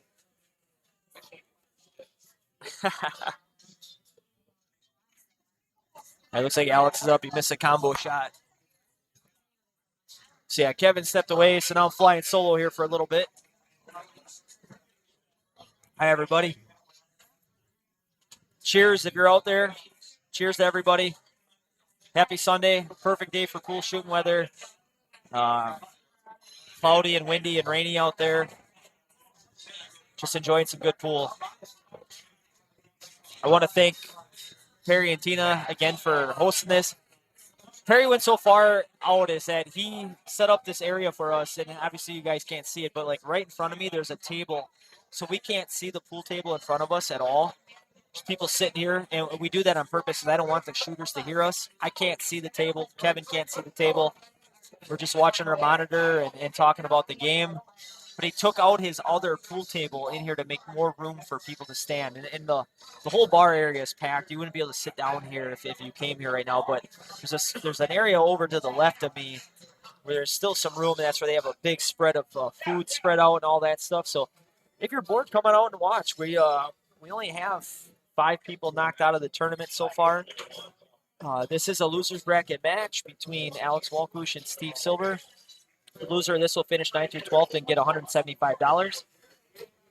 But there's still a lot of pool to be played. So if you're in the area within 10, 15 minutes, stop on down. Come support Perry and Tina, great bar owners. Perry's a great friend of mine. Nice shot by Steve. Wow. We're going to save that replay here. I definitely want to see that shot again because that was a game-winning shot. Let's get back on that 8 ball. Drills it. I'm going to go back to that replay here real quick. Great bar owners. Perry's a great friend of mine. Nice shot by Steve. Wow. Great bar owners. Perry's a great friend of mine. Nice shot by Steve. Wow. What a great shot by Steve. And that's a game-winning shot right there that you need to do. So that knocked Alex Walkush out. So he finishes 9 through 12. And next up, looks like we have Kenny Wojtasic. And I don't know who's going up there to play against him. Tim Lemke's up there right now, but I know Timmy ain't shooting. I don't know if Timmy shot pool in a few years. Kenny's still waiting on an opponent here. All right, I'm going to go grab some grub here, everybody. Kenny Wojtasic is up now against Rick Dane. Kevin's going to update that information, and then we might be silent for a couple minutes to eat. That's all right. Don't worry. The audio didn't cut out. We're just going to be eating for a little bit. Thank you.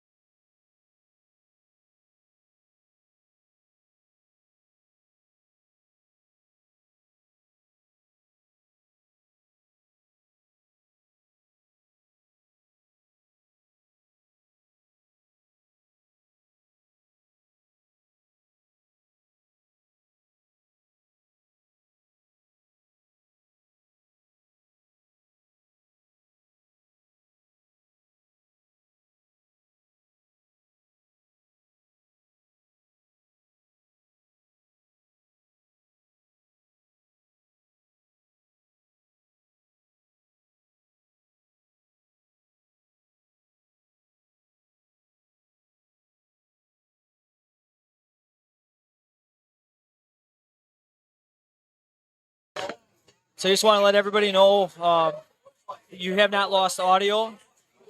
Me and Kevin are about to stuff our faces with this awesome spread here from Perry. Got potato salad, turkey sandwiches. There's a sauerkraut dipping sauce there, cookies, ham and not really ham, but a sausage and cheese tray, crackers, pickles. So we're still here. We see you. Hi, everybody. You guys are watching Kevin eat right on screen. You may want to change the camera view. But we're going to mute here for a little bit just to eat a little bit, and then we'll be right back with you. Until then, enjoy the show.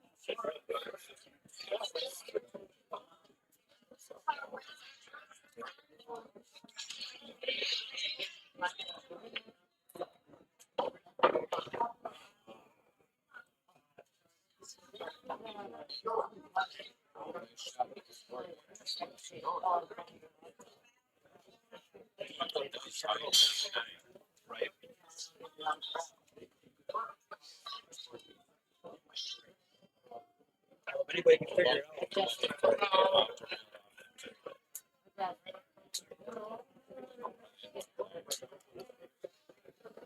Or on a diamond.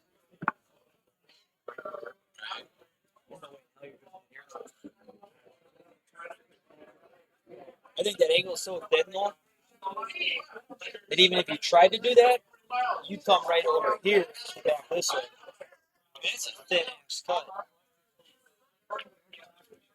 Look how thin that was. That's a tough Well, like I said, even well, right.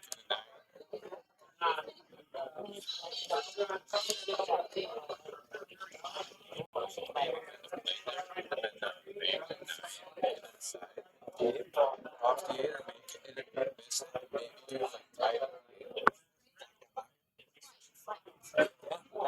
big motivation for sure.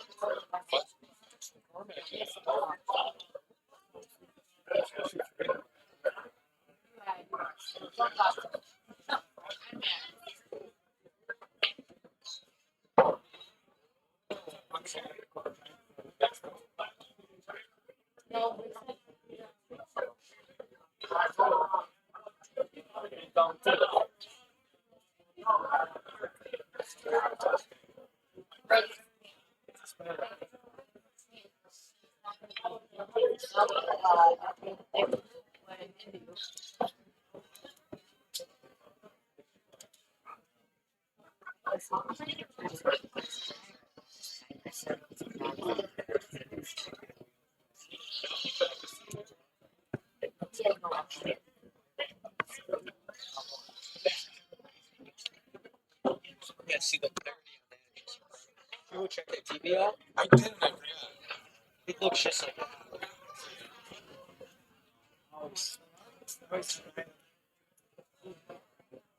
he is on an island there for sure.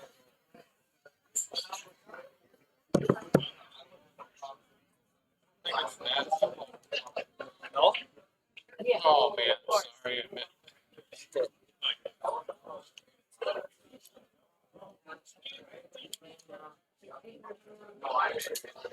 think he was on an island there for sure. He definitely couldn't shoot in the corner.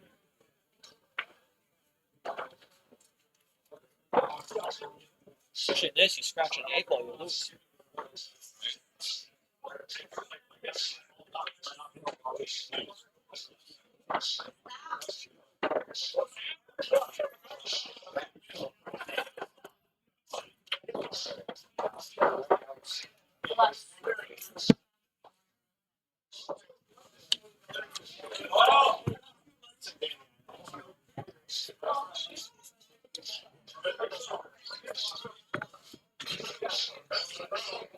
Jesse Phillips.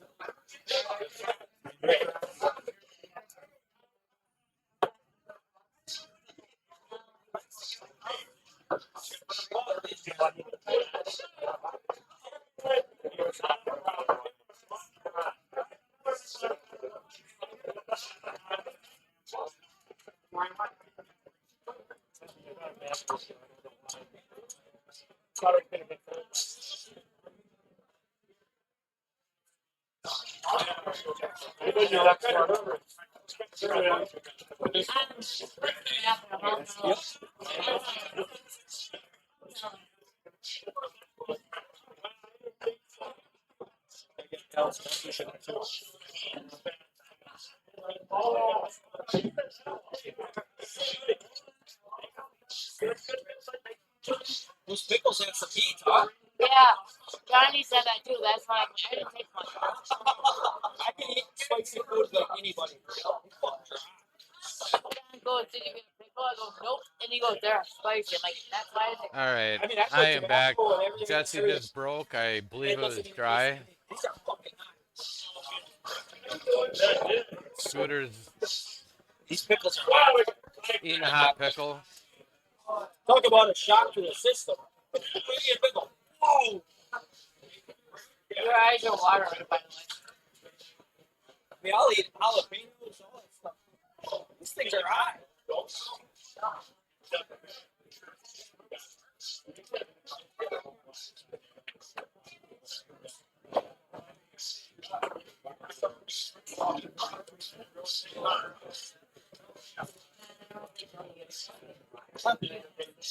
Nice little bump there to open up the 13, but he's still got that 10 to work on. If he can't get into it, he might have to try and bank it.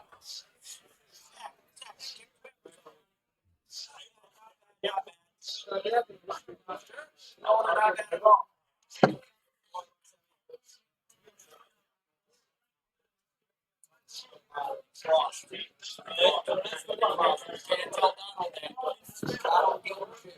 He's the kid that could be can't trip. Those pickles are hot. They're still burning me. I put hot sauce on everything.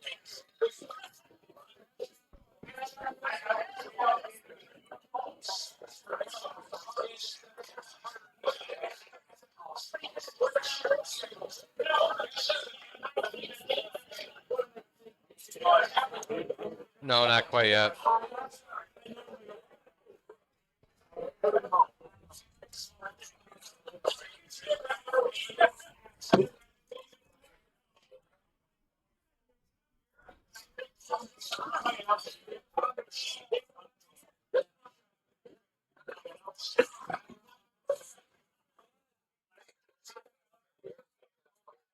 So Rick's still up at the table here. I'm not sure. Does that Levin go past that deuce? Must. He's lining up for it. Nice shot there by Rick. Still gonna have to deal with that 10. I don't really see a shot where he can get into it to open it up, so he's probably gonna be playing position to bank it.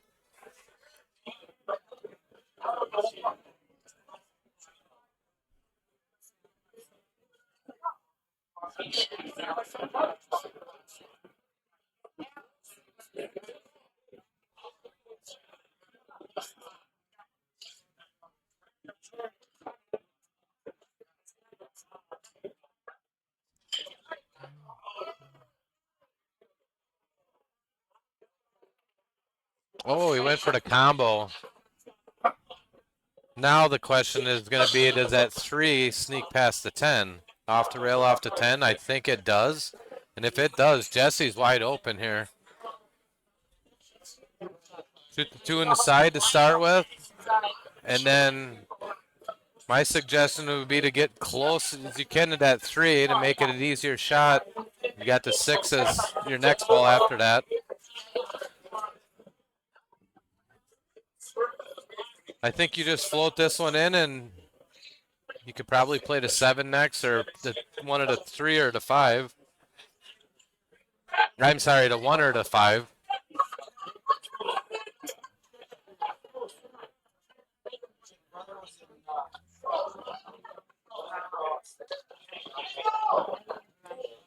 Okay, a little firm, so 7's out of play, but he still has the 1 or the 5, whatever he wants. I like shooting the 1.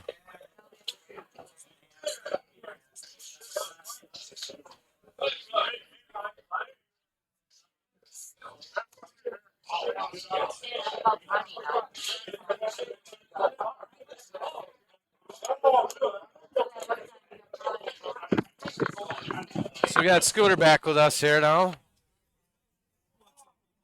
So Rick was at the table. He was running out. He tried a combination on 10-13, just missed it. The thing is, I do not think he completely blocked that pocket. I think that 3 will go past. So if Filter got options. If Filter can make a nice shot here, he could get out. Oh, Hit that way too hard. yeah. Yeah, you hit that way too hard. Just heard him say he overthought it. So if you're catching up with us, everybody, and again, we're kind of catching up too. Sorry, we took a little bit of a break there. Hopefully you didn't think we lost audio. Scott Hunkins, Alex Walkush, and Rick Dane have all lost in this round. They all finished 9-12, made $175. Loser of this match will join them. The winner will move on. Ooh. Oh, so Rick, I believe he's got just enough angle where he can draw out of this and get to that 9 in the side. I think he can draw right to the middle of the table. It looks pretty straight in, but I think he's got just the right angle. Boy, you're so close. If you draw it, you could double hit. You got to go forward on this shot.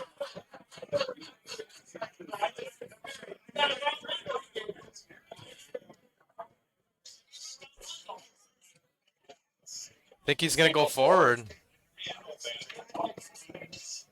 Very nice shot by Rick. Slow down a little bit. Yep. That was an excellent shot. I'm going to save that replay. So that was not as easy as it looked. So we had a shout out from Emily Gorski.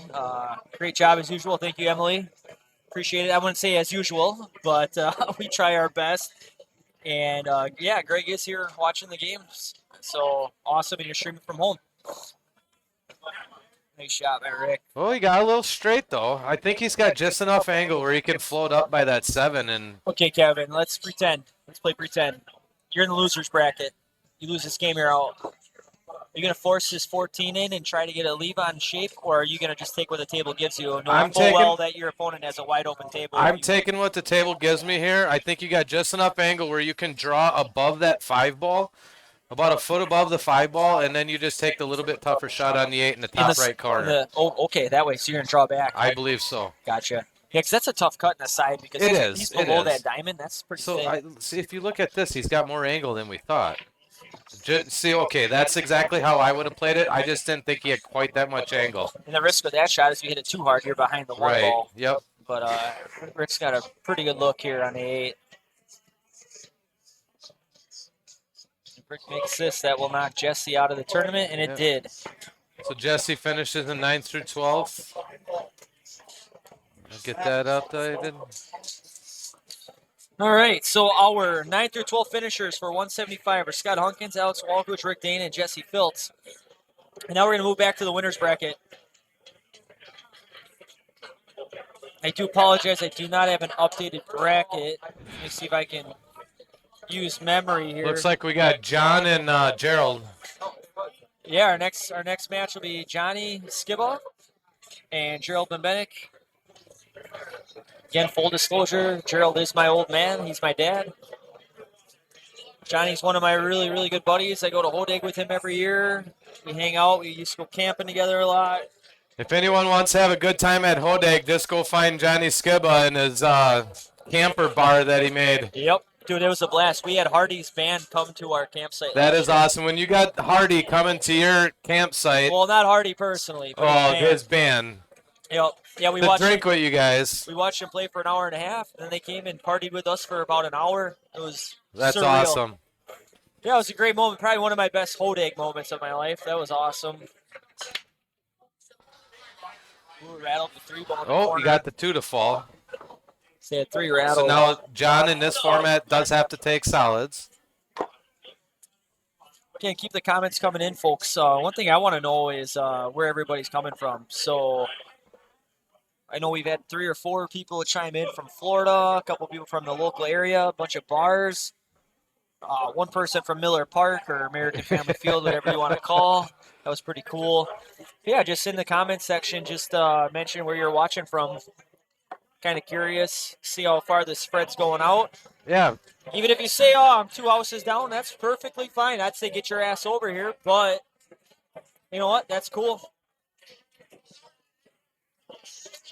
You know, that's another reason why we stream this stuff, too, is we got a ton of friends that work on the road all the time, and, you know, a lot of them are out of state, and they're big pool advocates, big pool players.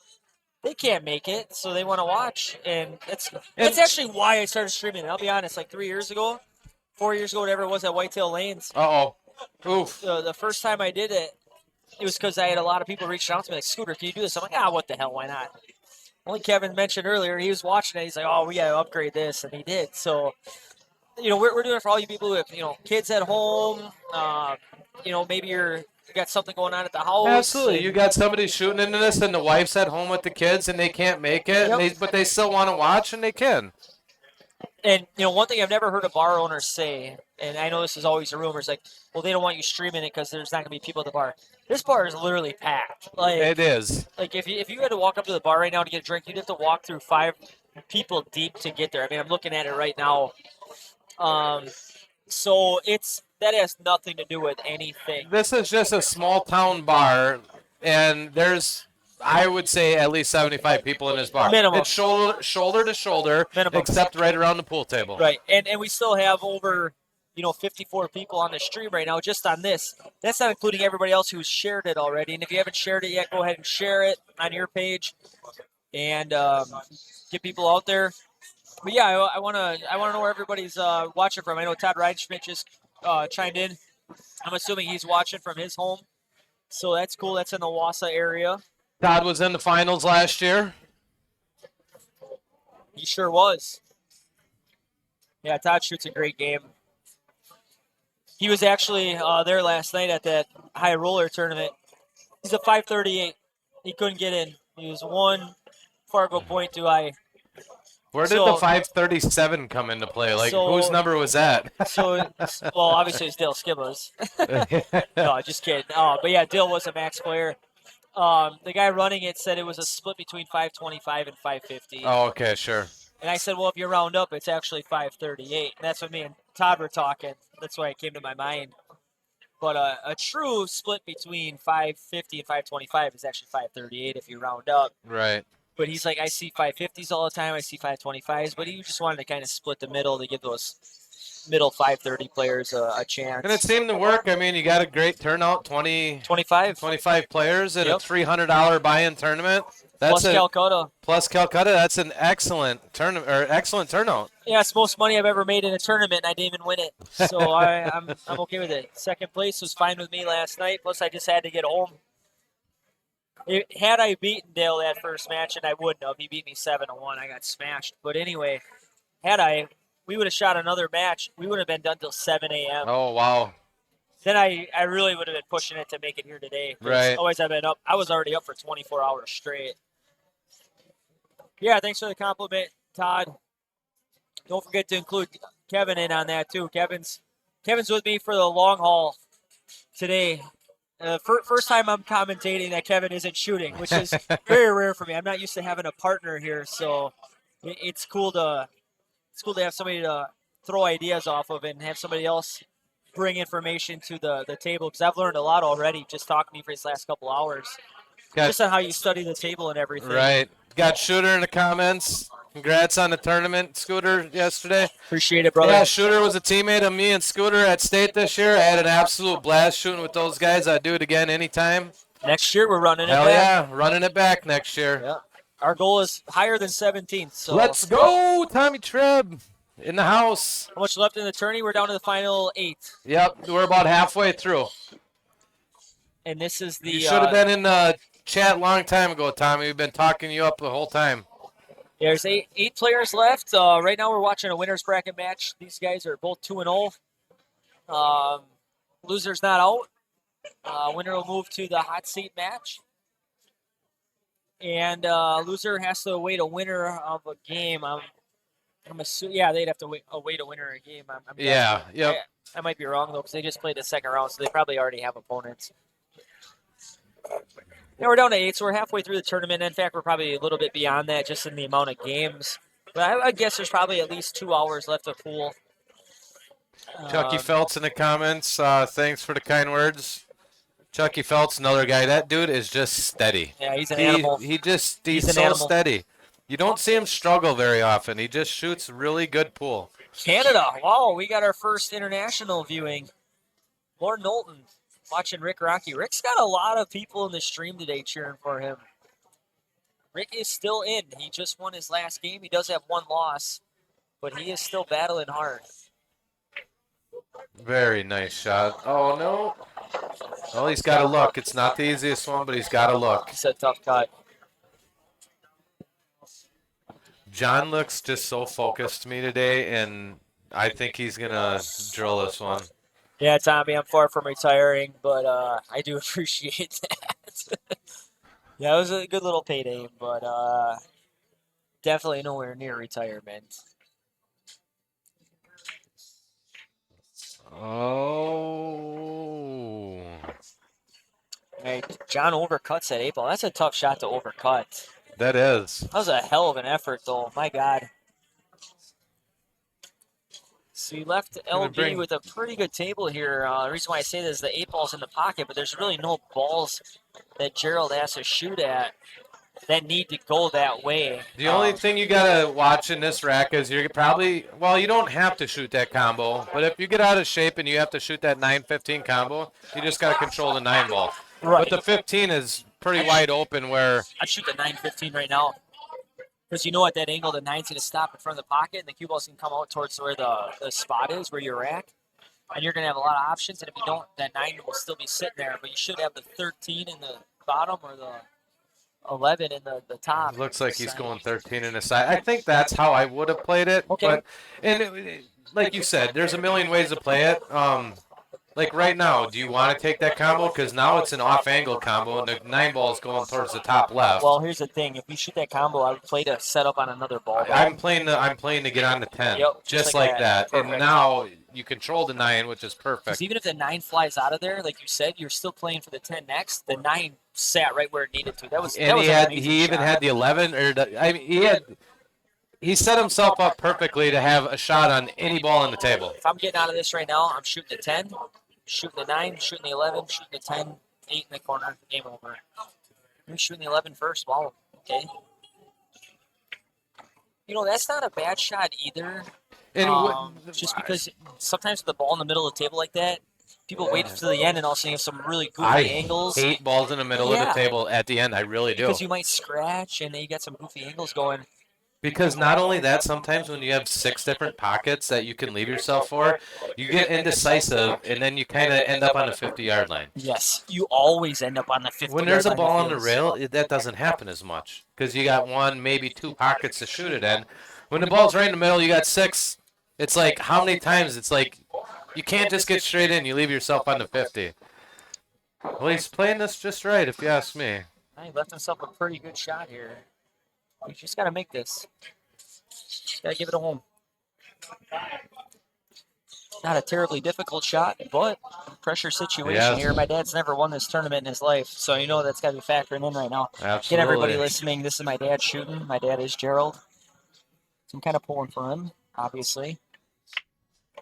Drilled it. What a shot. What a big-time shot there. Clutch. Again, I'm trying to be as objective as possible because Johnny's one of my really, really good buddies. And then Johnny had a chance. You know, he missed that 8 ball.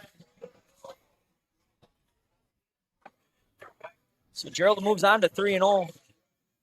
Johnny's still in the tournament. I know he's full of confidence. You could ask him, he thinks he should have made that 8 ball. That was a hell of a freaking try. That was a hell of a try. Had he made that, that might have been the shot of the day for sure. I mean, at that situation. But Johnny's not out of it. So all you John Skibba fans at home, he is still in it. And I know he ain't going anywhere. Who's Mark shooting? Our next match will be between Mark Hutchinson and James Mayer. Oh, James. Oh, so this is the other winner's side. So the winner of this game will move on to play Gerald Bembenek, and the loser will go to the loser's bracket. Again, they're not out of it, though.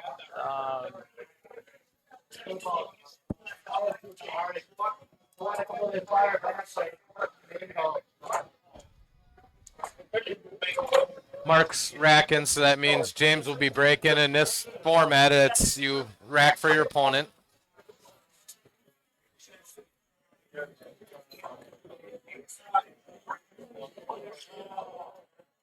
I think this tournament's moving along pretty well. It is. It's only 5:15, and we're down to, 8 shooters, but, I mean, we're going to be weeding them down in the next couple of games. Right.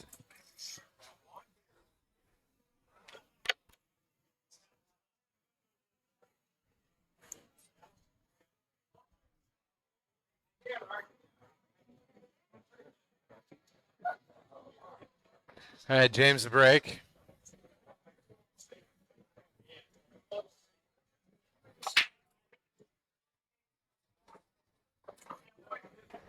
Got a solid to go down. A lot of cluster near the spot there.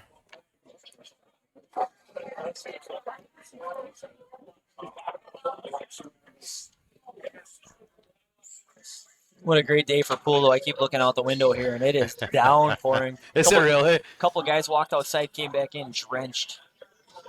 I'm probably going to have to take my perimeter light home, come back and get it another day. I don't have a bed in my, or a cover in my truck. Oh, sure. Yeah, those things aren't small. You can't really fold them up. No. Yes, if you're watching from home, Kevin's got a perimeter light here. So it's got like a hollow middle. There's nothing in the middle. It's just like a big, basically, not really a square, but a big rectangle. And it's the size of the pool table. It's like 7 feet long. And there's no way to really break it down. It breaks down into 6 pieces, I believe. It's the same one that I have. And yeah, there's really no easy way to pack that thing up. No.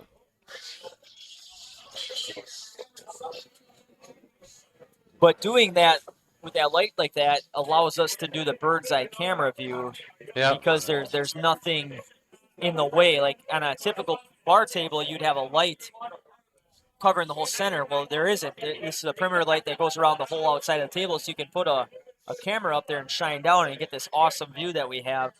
I know we've had a few complaints that people aren't like, people don't realize who's shooting, so we're trying to do our best to explain who is shooting at the ball.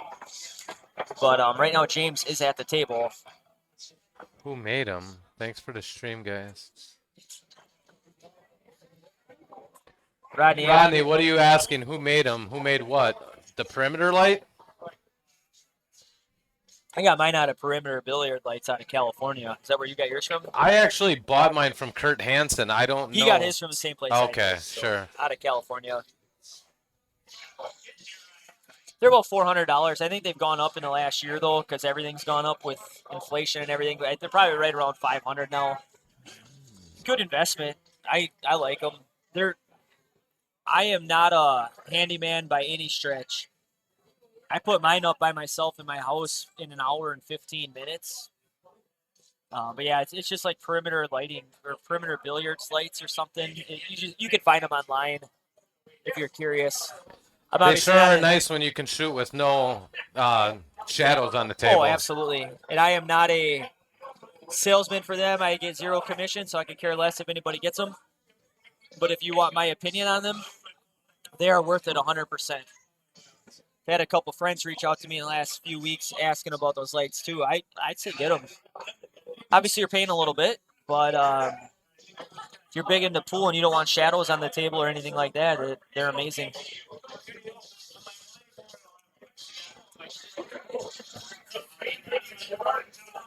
Yeah, this place is still packed. Even the guys that got knocked out are all sitting around watching. That just shows you how big of a tournament this is.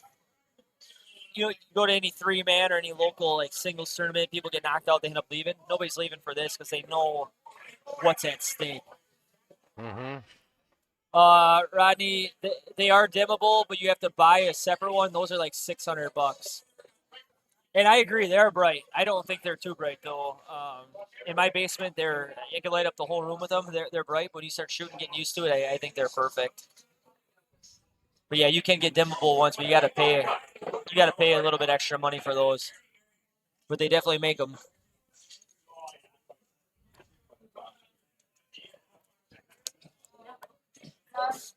Again, if you're joining us late, James is at the table. James took second place to our very own Kevin Kisting last year at Arnott. And he's still undefeated, so he's on a redemption trail for sure. And he's playing this game against Mark Hutchinson, who is a former winner of this tournament. The winner will be 3-0. The loser will move to the loser's bracket, so the loser of this game will not be out of the tournament. So Dale Sabula asked if my dad qualified this year, and if so, is he the only one to do it every year? Yes, Dale, he did qualify week 1 at Kim's Barrel Inn, so it makes him the only person to qualify all 51 years of this tournament. Absolutely amazing feat, if you ask me. They should make a plaque for him. Absolutely. So it didn't happen this year, but there was talks between me and Yogi for the last couple of years where he's only going to do this for so long, and he's looking for somebody to take it over, and I've been expressing my interest in it, and we're kind of working out details about that. And if I do take it over, one of the first things I want to do is start a Hall of Fame. Oh, yeah. That'd be awesome. And I would have a website dedicated just for this tournament. It would show past winners, who won what year. It'll have the streams on there. It just like have player profile stuff like that. I just think it would be awesome for the tournament. And if you ask me, if you had an initial class of 3 people making it into the Hall of Fame, you got to have Yogi in there because without Yogi, this tournament never existed. And you got to have my dad for making it every year, and Rick Ronke for winning it 6 times. I would have said the same 3 guys you just said. When you said 3 people, I said that would be the inaugural class, 100%. Yep, absolutely. I can't think of 3 better guys. And even guys like Kenny Ostrowski. Oh, for all the help that they've done, Yeah, absolutely. Cliff Gagas comes to mind. Yes. Cliff Gagas did a And ton of work. Yogi's daughter, I apologize, I do not know her name, Sandy. but she does a ton of work in helping Yogi out too. Sandy So Kaminsky. absolutely, Sandy too. Yeah, I Huge would shout out to everything that she does. I know Kenny O. There's a lot of, I shouldn't say a lot, but there's a few guys behind the scenes like I That said, you Kenny never O, hear about, Cliff but Gagas that you never hear about. Yep. But they are basically doing what Yogi tells them to do, and they volunteer all their time and do all that stuff. And again, that's why this tournament's been going on for 51 years. Right. Without that type of dedication from those guys in charge, you would never have that. And Kevin, can I get your word on it that if you did take this over, you would never change the rules? Absolutely, And I know because that would is drive Yogi nuts. that's one of the stipulations Yogi told me. He goes, I have no problem turning it over to you, but if I do, he goes, you have to promise me you will not change the format at all. And I said I absolutely would never do that Right. because it's perfect the way it is. It's a tradition the way it is. If you start changing it, it's not a tradition anymore. Correct. You might as well start over with the first annual. Yeah, it's a whole different tournament at that point. It's a different tournament. It's a whole different tournament. It takes away from what people have done in the past if you start changing it. So I would never, ever change a single thing about it. Yeah, these rules definitely make it, for lack of a better term, a crapshoot most of the time. And that's what makes it fun. Yep. You're not going to get 64 different people to win a tournament. So that just goes to show there's a bunch of people who didn't qualify for this. So let's just say you have 200 people who have shot in this tournament. They're not going to do that. You're not going to have 200 people if it's a race to 3 or a race to 5. Because you're going to have the same handful of people winning it every year. Well, then you just go sign up for a weekly tournament at any pool hall. Exactly. That's what it turns into. Exactly. So it's prestigious because it's been around for so long and it's so hard to win, but anybody truly can win it. Absolutely. Yeah, it looks like Dale said Yogi should get a free pass to the finals every year. That's funny you mentioned that, Dale, because Yogi actually took 5th last week. He almost qualified. I don't remember where he was, but I talked to him today for 10 minutes before the tournament started, and just kind of going over what we were going to talk about and all this stuff. He's giving me all his paperwork, so we have stuff to talk about. And he said, Scooter, I took 5th last week, and I missed a easy 8 ball that I should have made. And he was pretty dejected about it and all that. But Yogi's Yogi. He's still happy that this is going well. But like he said, I was right there. And then I think somebody said you should get an automatic qualifier, just like Dale said. And he was kind of laughing a little bit. But, yeah, it does make it more of a coin toss race to 1. Absolutely. You could win the toss. And, the question was asked earlier, I think by Brian Conkle, is it an advantage to have the break? I'm sitting with a former champion from last year. 100% it matters, even with the closed break, because you control the table. If you make one of each, you keep shooting, and me personally, I just always want to be at the table. I want to be in control. If you're not at the table, it might be slight, but there's always a chance you don't ever even see the table. Yep. So yes, if having a break is definitely an advantage. Maybe not be as big of an advantage in this format as other formats, but it's still an advantage. And Kevin and I are as big of BCA advocates as you're going to find in central Wisconsin. We go out of town to shoot all the time. Maybe not as much as we used to. Obviously, life happens. But, you and I used to go down to Oshkosh and Appleton to shoot in round robins when those were a thing. Yep. You and Eric Gagas, we went to one for sure. Me and Eric went to a few other ones. I'll push BCA till the day I die. But I couldn't agree more with you, Butchie Phillips. No changes to this rule because, like Kevin said, it changes the whole tournament and it does a huge disservice to the people who won it before. It's not the same tournament anymore. The only thing that I could see, and it goes to Rodney's comment there, go back to cue ball fouls only. I could see that being a rule change that wouldn't affect it too much because I have unfortunately seen in the past where somebody will foul on purpose to give their opponent, and it's not ball in hand, it's just the opponent's shot where the cue ball lies, and their opponent might not have a shot. Has that been recently, though? No, this was probably about 5 or 6 years ago, but I have seen it. And those are the kind of guys you take outside of the bar. Exactly. You beat those guys up outside of the bar. Old school rules. Yep.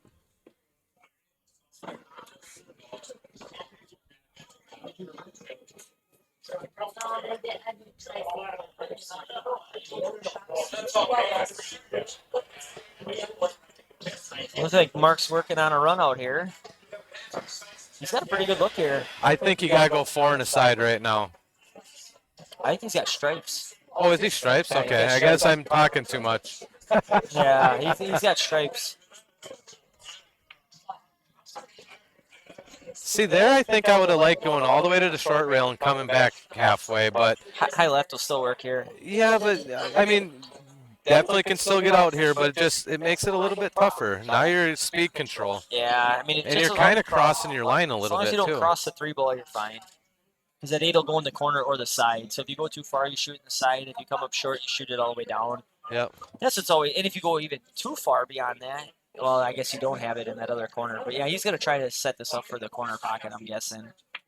Ooh, he kind of steered that one in. He came out perfect. Yeah, just like oh, that. a little tiny bit short, but he's still good. Yeah, I figured he would play that exact same shot and then shoot that 8 up in the top right corner. On this view, it's the top That's a little bit more of a back cut than you think on that angle. bottom left corner. He's going with this 8 ball. Got it. Drilled it. So Mark moves Hutchinson on is to the hot seat. now 3-0. So hot seat game. Hot seat match. Hot seat game, yeah. So our hot seat matchup will be between Gerald Bevent and Mark Hutchinson. James moves down to the losers bracket. And our next game will Steve Silver and feature Steve Silverfeather.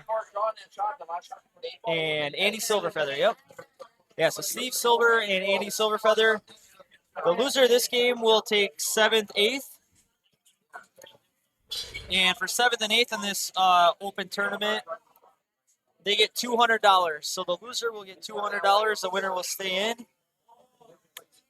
And again, it's Andy versus Steve. So good luck to both gentlemen here. Andy should have had a table run in his last game. He missed that 8 ball on the side. And then who was he playing? Scott Hunkins ended up not getting out, and then Andy made it. Andy made it after that. So we do have Gary Claysmith in the house now. Well, there he is. The man, the myth, the legend. Absolutely. I'm guessing he didn't even try this year because he didn't. He never even tried qualifying. He'd probably be shooting right now if he did. You never know, though. Never know. You never know.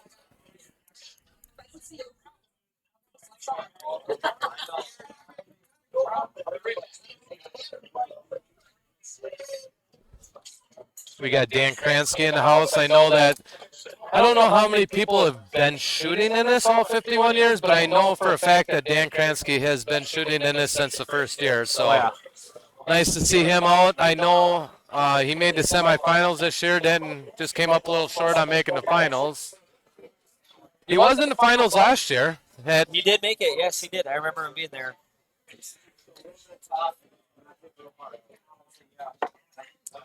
So Andy's at the table. So yeah, ball in hand in the kitchen in this format. Oh, that's just, you could see what he was doing there. He wanted to get his only prom ball was the 5 ball, and he hit it good and just got a little unfortunate. That's the most unlucky shot in pool. A double carom scratch shot with the cue ball. You don't see that happen very often. No. Some you definitely can't expect. Especially with 14 other balls on the table. Like, you think you'd run into something to kill the cue ball. No, it's like it had eyes. So I'm guessing this table's still open. I believe so. 1, 2, 3. Because if Steve scratched on the break, yeah, it's still open. And then Andy scratched on his next shot. So Steve can shoot at whatever he wants, but cue ball's got to stay in the kitchen. I think he's still going to take stripes. And I would assume these aren't rules that Steve's terribly familiar with. But if he started with the 5 ball and just stopped shot and got on the 6 next, then the solids are wide open. Yeah, I would actually be very surprised if he didn't start off with the 5 ball, right? And he's looking at it right now. If I'm Steve, and again, Steve's way higher caliber shooter than I am, but if he shoots a 5 and shoots a 6. He's a lefty. That's why he set it up that close to that 2 ball. If he shoots a 5 and gets on the 6, he's probably out. Yep, I agree. That 6 is the only The problem. only thing is that 11's got that top side pocket block for the 8. So you're shooting the 8 somewhere on the bottom of the table, probably bottom left. So what is your key ball? I'm asking you, what's your key ball going to be to get on that 8? If I got to Because, get down over here, well, anywhere to just to run out. Oh, I'm shooting the 2 ball last. okay. Well, Now it's not gonna, not the 2, whatever's on the far right. That's the 4 tough. ball. 4 ball. The 4 ball. Yeah, if I can get an angle over here to come up. That's another thing. I should make a telestrator. Oh, so we can draw. So we can draw on the screen. Add it to the list of a million things. Yeah, we can start because diagramming. Scooter's here pointing with his finger, and obviously none of you guys can see that, but I just got that replay. That was one hell of a shot. Yeah, that was a great save. He might have been selling out the game if he doesn't make that. That was a great save for sure. Again, Steve's at the table, shooting at solids. Apologize for the leg.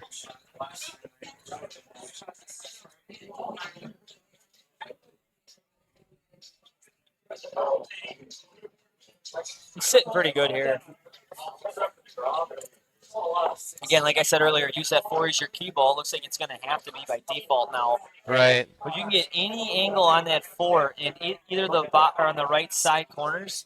You can shift that cue ball up to where that 11 ball is and shoot that 8 in the bottom left. Yep. I'm guessing that's what he's going to do here. So he's going to play the 1, come off 2 rails off the right short rail, then the bottom long rail.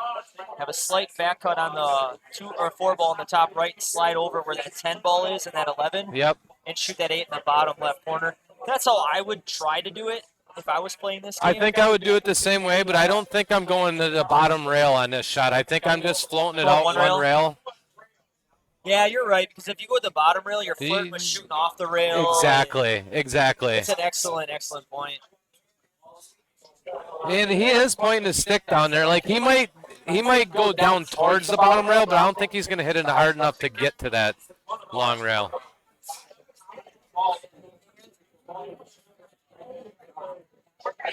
Just like that. He is too straight. He is too straight. Boy, oh boy, oh boy. He needed to be 6 inches to the right of where he is. This could be deceiving. He got down on that kind of quick. I wonder. Oh wow, is it going aside? I don't think so. I don't think so. Because if he could power draw and draw it up between the 13 and 14 and either shoot the 8 in the side or in the top right corner, not saying that's easy position, but I don't know what else he has. Worst case scenario, you power draw it to where you were saying, and then you cut the 8 in the top right corner, but that's a tough shot. It's so crazy in the game of pool. 99% of the time, the one thing you don't want to be is straight in. Straight in. You always want angles so you can manipulate the cue ball.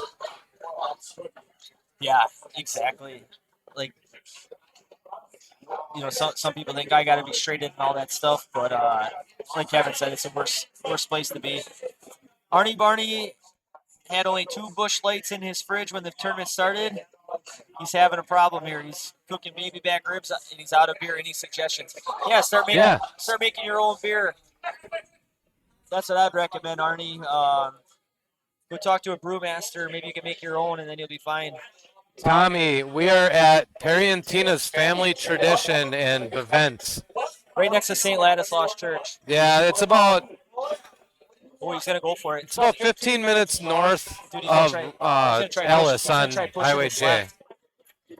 I think he's going to... Oh. I think he's going to try it.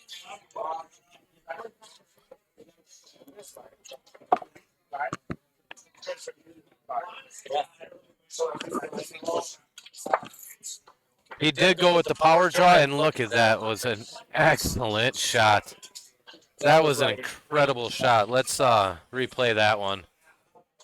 I think he was playing that a 2-way, too, because if he comes up short, he can shoot it in the top right corner, but now he came too far, he can shoot in the bottom right. That was honestly, that's exactly how I would have played it. I really didn't see any other way. You try and force it, you're going to miss the shot so many times.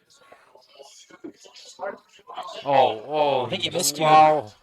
He might have miscued. That made a funny noise. It made a very funny. I could hear it. I could hear the tick. I know he didn't get out there, but let's go ahead and replay that last shot. That was just a phenomenal shot to even give yourself a chance at that power draw. And look at that, was an excellent shot. The lagging cut it out. Shot. He did go with the power draw, and look at that. I'm definitely going to have to get a new computer for next year. That was an incredible shot. Let's apologize about the lagging, guys. It's not an internet issue.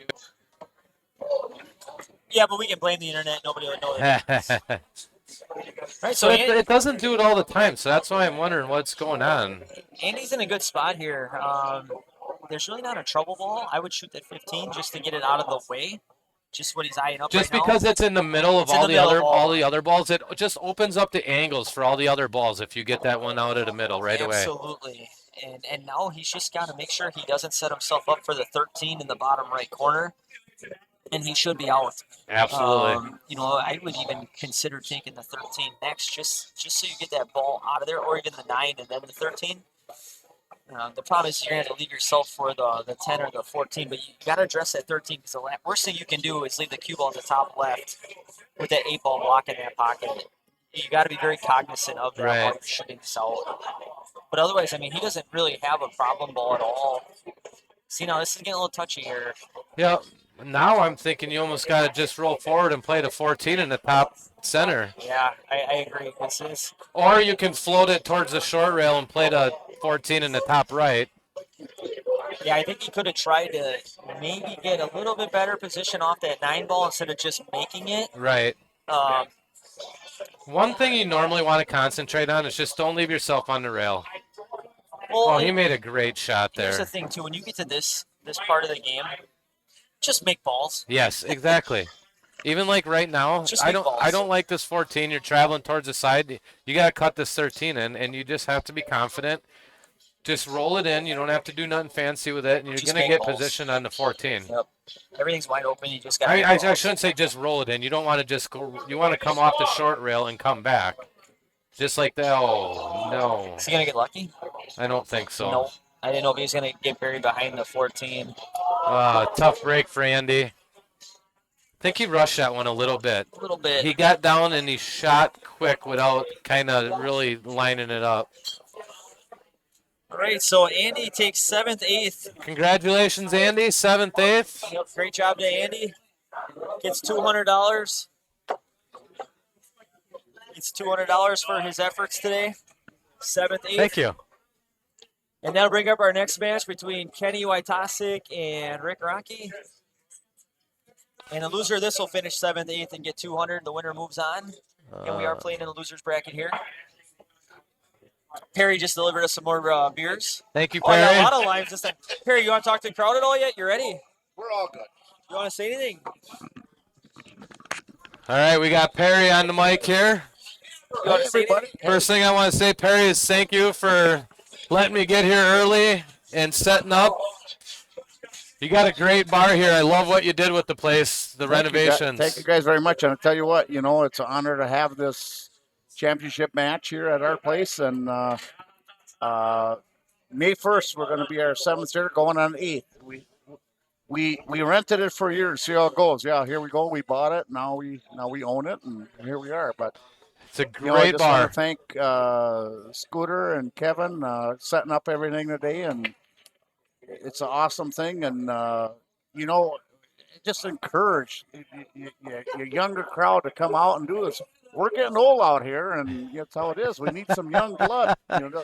So hopefully we got some young guys out there watching this. I can only do so much already, and these young guys are trying to trim me up, and that. Well, I got to do what I got to do, but it's awesome. It's an awesome league and tournament. You guys, anybody out there, come and challenge it. That's how it is. It's a great Absolutely. time. And again, come see our bar out here. We're the only one in Bevent left here. I got it from my my aunt. We bought it, and they built this in 1949, and it's the only one left in Bevent. And wow! And all the renovations you've done. Yes, it's beautiful in here. We remodeled it inside and out, windows and everything, ceilings and floors, and we got some more coming up on it. So, yeah, you guys come on out. And then another thing I want to mention is our event coming up on the last week in June. everybody come on out and stop in. We're right next to the church. That's why we behave out here, because otherwise we get that lightning, that bolt of lightning could hit us, and then we're gonna have something on that one too. So, And thank you also for all the food. You guys, you don't have to do that, but you went well, it above and was beyond. that's the old Polish way to doing it. You That's know, right. everybody, like Grandma always says, you gotta have something to eat before you can't just drink all the time. So that's how it is. Yeah. Well, we try it, but it don't always work that way too. But I'm gonna have something before I go to bed. So All that's how it right. is. But I like pork chops. So thanks everybody, and I tell you what, these guys they're doing a great job, and continue watching, and we'll see what happens here at the end. Thanks All right. everyone. Thanks, Barry.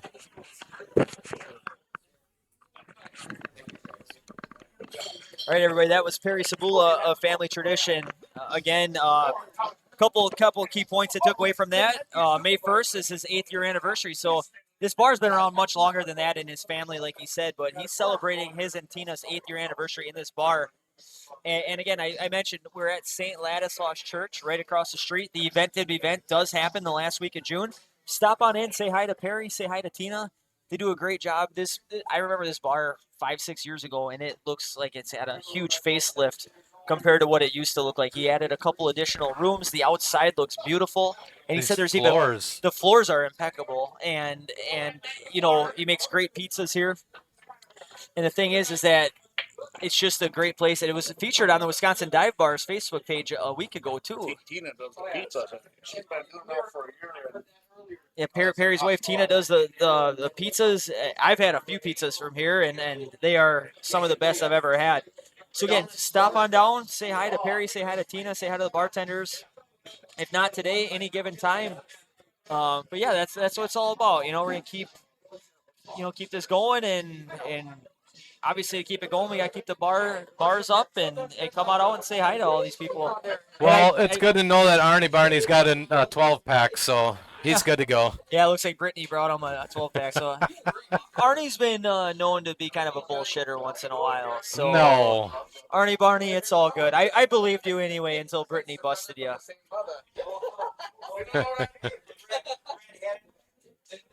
Well, So, in yeah. the meantime, Kenny's running down here. It's going to have a lot of work to do to get on that 13. And who is he playing against? Rick Ronke. Oh, yeah, it's on the screen. Duh. Where am I? Yeah, you're probably half asleep from last night. It's all good. Well, I keep getting more Coronas lined up for me from Perry. He's on the ball.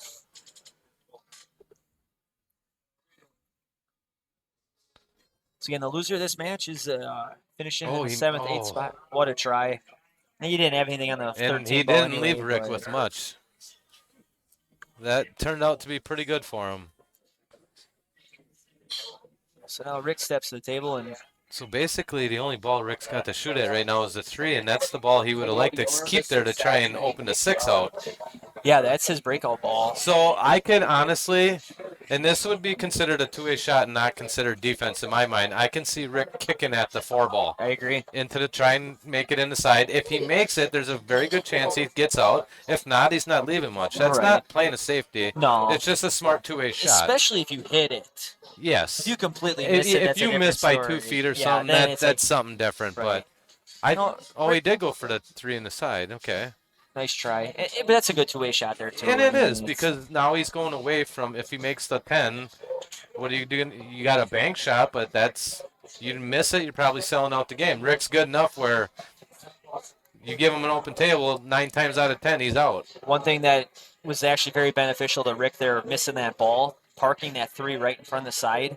You can still use that 3 ball as a breakout ball on the 6 now. Yep. If you would have left it tight on the rail or something, that changes everything. But he can get the angle on that 3 to still break that 6 out on that left side short rail. Yep, that's a great point. So, just missing that ball. He almost made it. Obviously he probably wished he would have made it, but it's not in the worst spot for him. Right. No, Kenny's got to get really, really creative here. If you're Kenny. I mean, you might have to just try and make this 10 float to the middle of the table and bank the 13. Ooh, Richie Sadinsky watching from Vegas. Thanks for shouting us out, Richie. I saw you last week over at BJ's Pit House. You were there watching His sister. Yeah, it was nice watching you. It it was nice running into you again. And I know we talked a little bit, and you said you were on the road traveling quite a bit. So I'm glad you're in Vegas, and hopefully you're tearing it up and taking all the casino's money. That would be nice. But yeah, thanks for shouting out again. If you guys are out there watching, feel free to tell us where you're watching from, state, location, whatever. Obviously, we don't need your address, but just a township or anything, that'd be cool. Just see how far the spread's going. And again, keep sharing it if you're watching this. And go to YouTube if you have a minute. Go to Pool Hub Streaming and hit the subscribe button. Kevin doesn't have a whole lot of content out there yet because he doesn't have 100 subscribers, but we're hoping in the future, if he gets 100 subscribers, that we can host all this stuff on YouTube, and then they'll all be saved in one spot on the YouTube channel. But we need 100 subscribers before we can do that. So go on out there and do that if you want and you enjoy this, and we can give you an even better stream next year and the years to come. Looks like we're up to 64 viewers right now, and that's just individual viewers. We know we have a bunch of watch parties out there at That's just Facebook various accounts. bars. Exactly. So I'm sure we're over 100, but let's get over 100 live viewers. Start sharing it. That's a big shot for Kenny because, I mean, honestly, I don't know what he can do. Yeah, I think right there is Gonna about all bank you it. could do. That was, you know what? Let's go back to the overhead. That's what I said. Just make it float out to the middle. That And was the best shot he could have done there. Yeah. 'Cause now he has a chance to bank that 13 in the top right corner. Yep. And he That was in the his only shot natural he had. position. If he just plays a little Yes. top, he should have natural position on the 8. Not going to lie, this is a really tough ass bank. Probably less than a 10% chance of making it, but it's still better situation than anything that he would have had. Thank you, Tommy Treb. If you look at Tommy's Oh, chat thank you, there, Tommy, for giving the link to the Pool Hub streams. if you're Appreciate watching this, that. take 5 seconds out of your time to click that link and then hit subscribe. Don't hit like on it, hit subscribe. Hopefully we can get up to 100 by today, and then we can do that. Thank you so much, Tommy. We do appreciate that. Tommy's our other expert when it comes to technology. I laughed about this on that Monday night. I work at a tech company. Well, not really a tech company, a software company. And Kevin and Tommy blow my doors off when it comes to technology and stuff, which is kind of embarrassing for me a little bit, but whatever, it is what it is. Back to that shot, though. Hell of a try by Kenny. Yep. 2 things I take away from that shot. One, he's kind of fortunate he didn't make it because he wouldn't have a shot at the 8. But 2, he knocked that 3 ball out of that side pocket. Right. So now Rick's really got to address that 3 ball differently than he would have. So that was. If It I was was Kenny somewhat coming, productive. it was very productive. If I'm Yep. Kenny coming to that table with those 2 balls left in the 8 ball, I'm pretty sure I'm not getting out. Right. You couldn't have asked for a better outcome. Now, I'm not saying Rick's not going to run out of this. Rick could very easily run out of this. But that was the best possible outcome he could have asked for Well, not getting out. Thank you, Andy. Awesome shooting. Congratulations. Just saying goodbye to Andy Silverfeather here. Looks like he's taking off.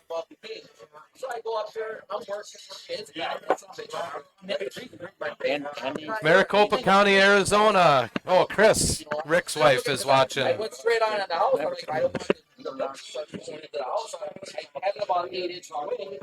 So I don't want to give me no head.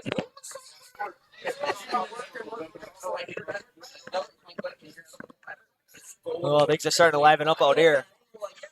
You know, Rick keeps trying to get on that 4 ball, and he keeps hiding behind that too. Eventually, it could come back to bite in the ass.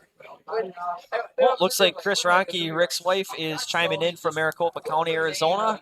Obviously, we know who she's cheering for. Or do we? Just kidding. Oh, very nice shot.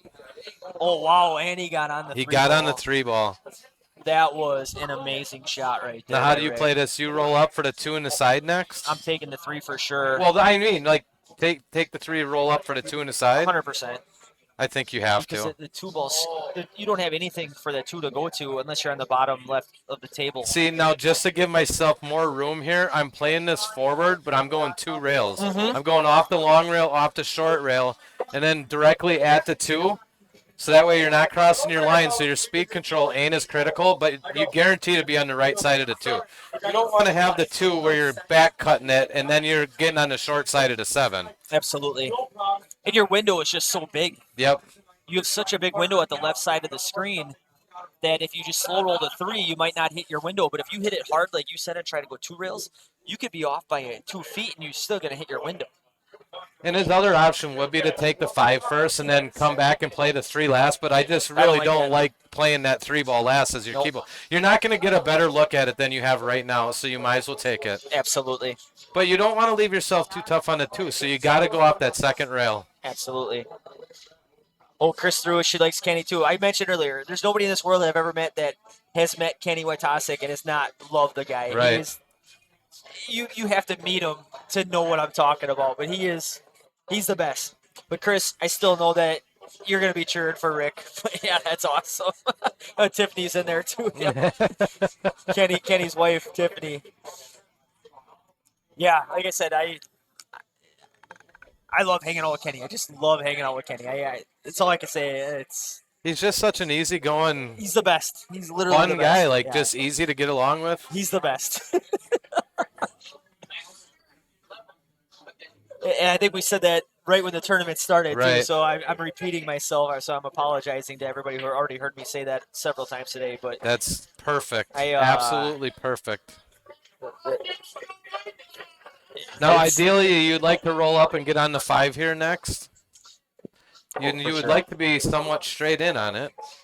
One of the few times you wouldn't mind being dead straight in on the either ball. straight in or a little bit to the left. Yeah, I mean, you can have an angle either way. You just don't want too much angle. Yeah, straight in or to the left of it. And then this way, even if you play an angle off the short rail on the right side, you come back for the main 7. thing is, excuse me, guys. You want to have that angle on the 7 ball is the one that you want to have the angle on to get off the rail for the 8. Played just that. like that. Nice. That's exactly how I would So now he played could it. just float off the short rail and come straight at the 7. Like I said, just leave yourself a little bit of an angle on the 7. Don't get straight in. Yep. That's a mistake a lot of new players make. Like they'll shoot the shot and they'll get straight in on the 7 and then all of a sudden be like, oh, that makes the 8 tougher. Right. Yeah, when you said straight in, this is what I meant. The alternative is just come up short of the 5. Right. Because now you can play 2 rails, you can play 1 rail, but like I said, don't leave yourself straight in. Leave yourself a little bit of an angle so you can pop it off the rail or draw it to the center of the table and shoot that 8 ball straight in.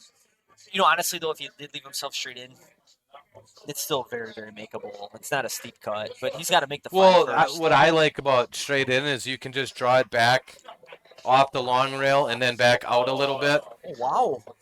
He's going 7 first. He's going 7 first. Interesting. I'm very surprised by this. Did you see how he steered that in? Wow. Really bad. And now I'm shocked he shot that ball.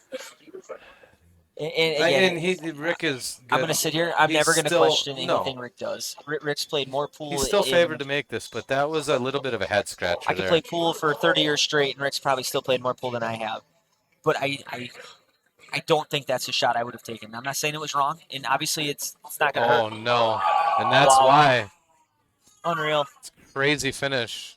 Unreal. I think Rick is going to go back and look at this one and question his why he didn't shoot the shot 5 first. on not shooting the 5 first. I said I'm never going to question anything Rick Rocky does on a pool table, ever, ever, ever. The dude's light years ahead of me. Rodney's saying he would have taken the 7 first don't know also. why. I don't agree with that at all. And again, we can all agree to disagree. That's fine. It is what it is. That's how the outcome was. Rick ends up finishing 7th through 8th, and that's just how the game went, So Rick will walk away with $200, finishing 7th and 8th. Kenny Wojtasic will move on. And our next match features, not sure yet, Mark Hutchinson and Gerald Bevent. Oh, so we're going to play the hot seat match. Both these guys are 3-0. The winner moves to the championship. They'll have to get beat twice. The loser's still in it. We got a battle of crafty veterans here, in my opinion. Mark has won this tournament in the past. Mark won this tournament back in, we had it pulled up earlier, 2009. Gerald is my dad. Scott Bevent, Gerald Bevent. So no bias in the booth. No bias in the booth, yeah, right.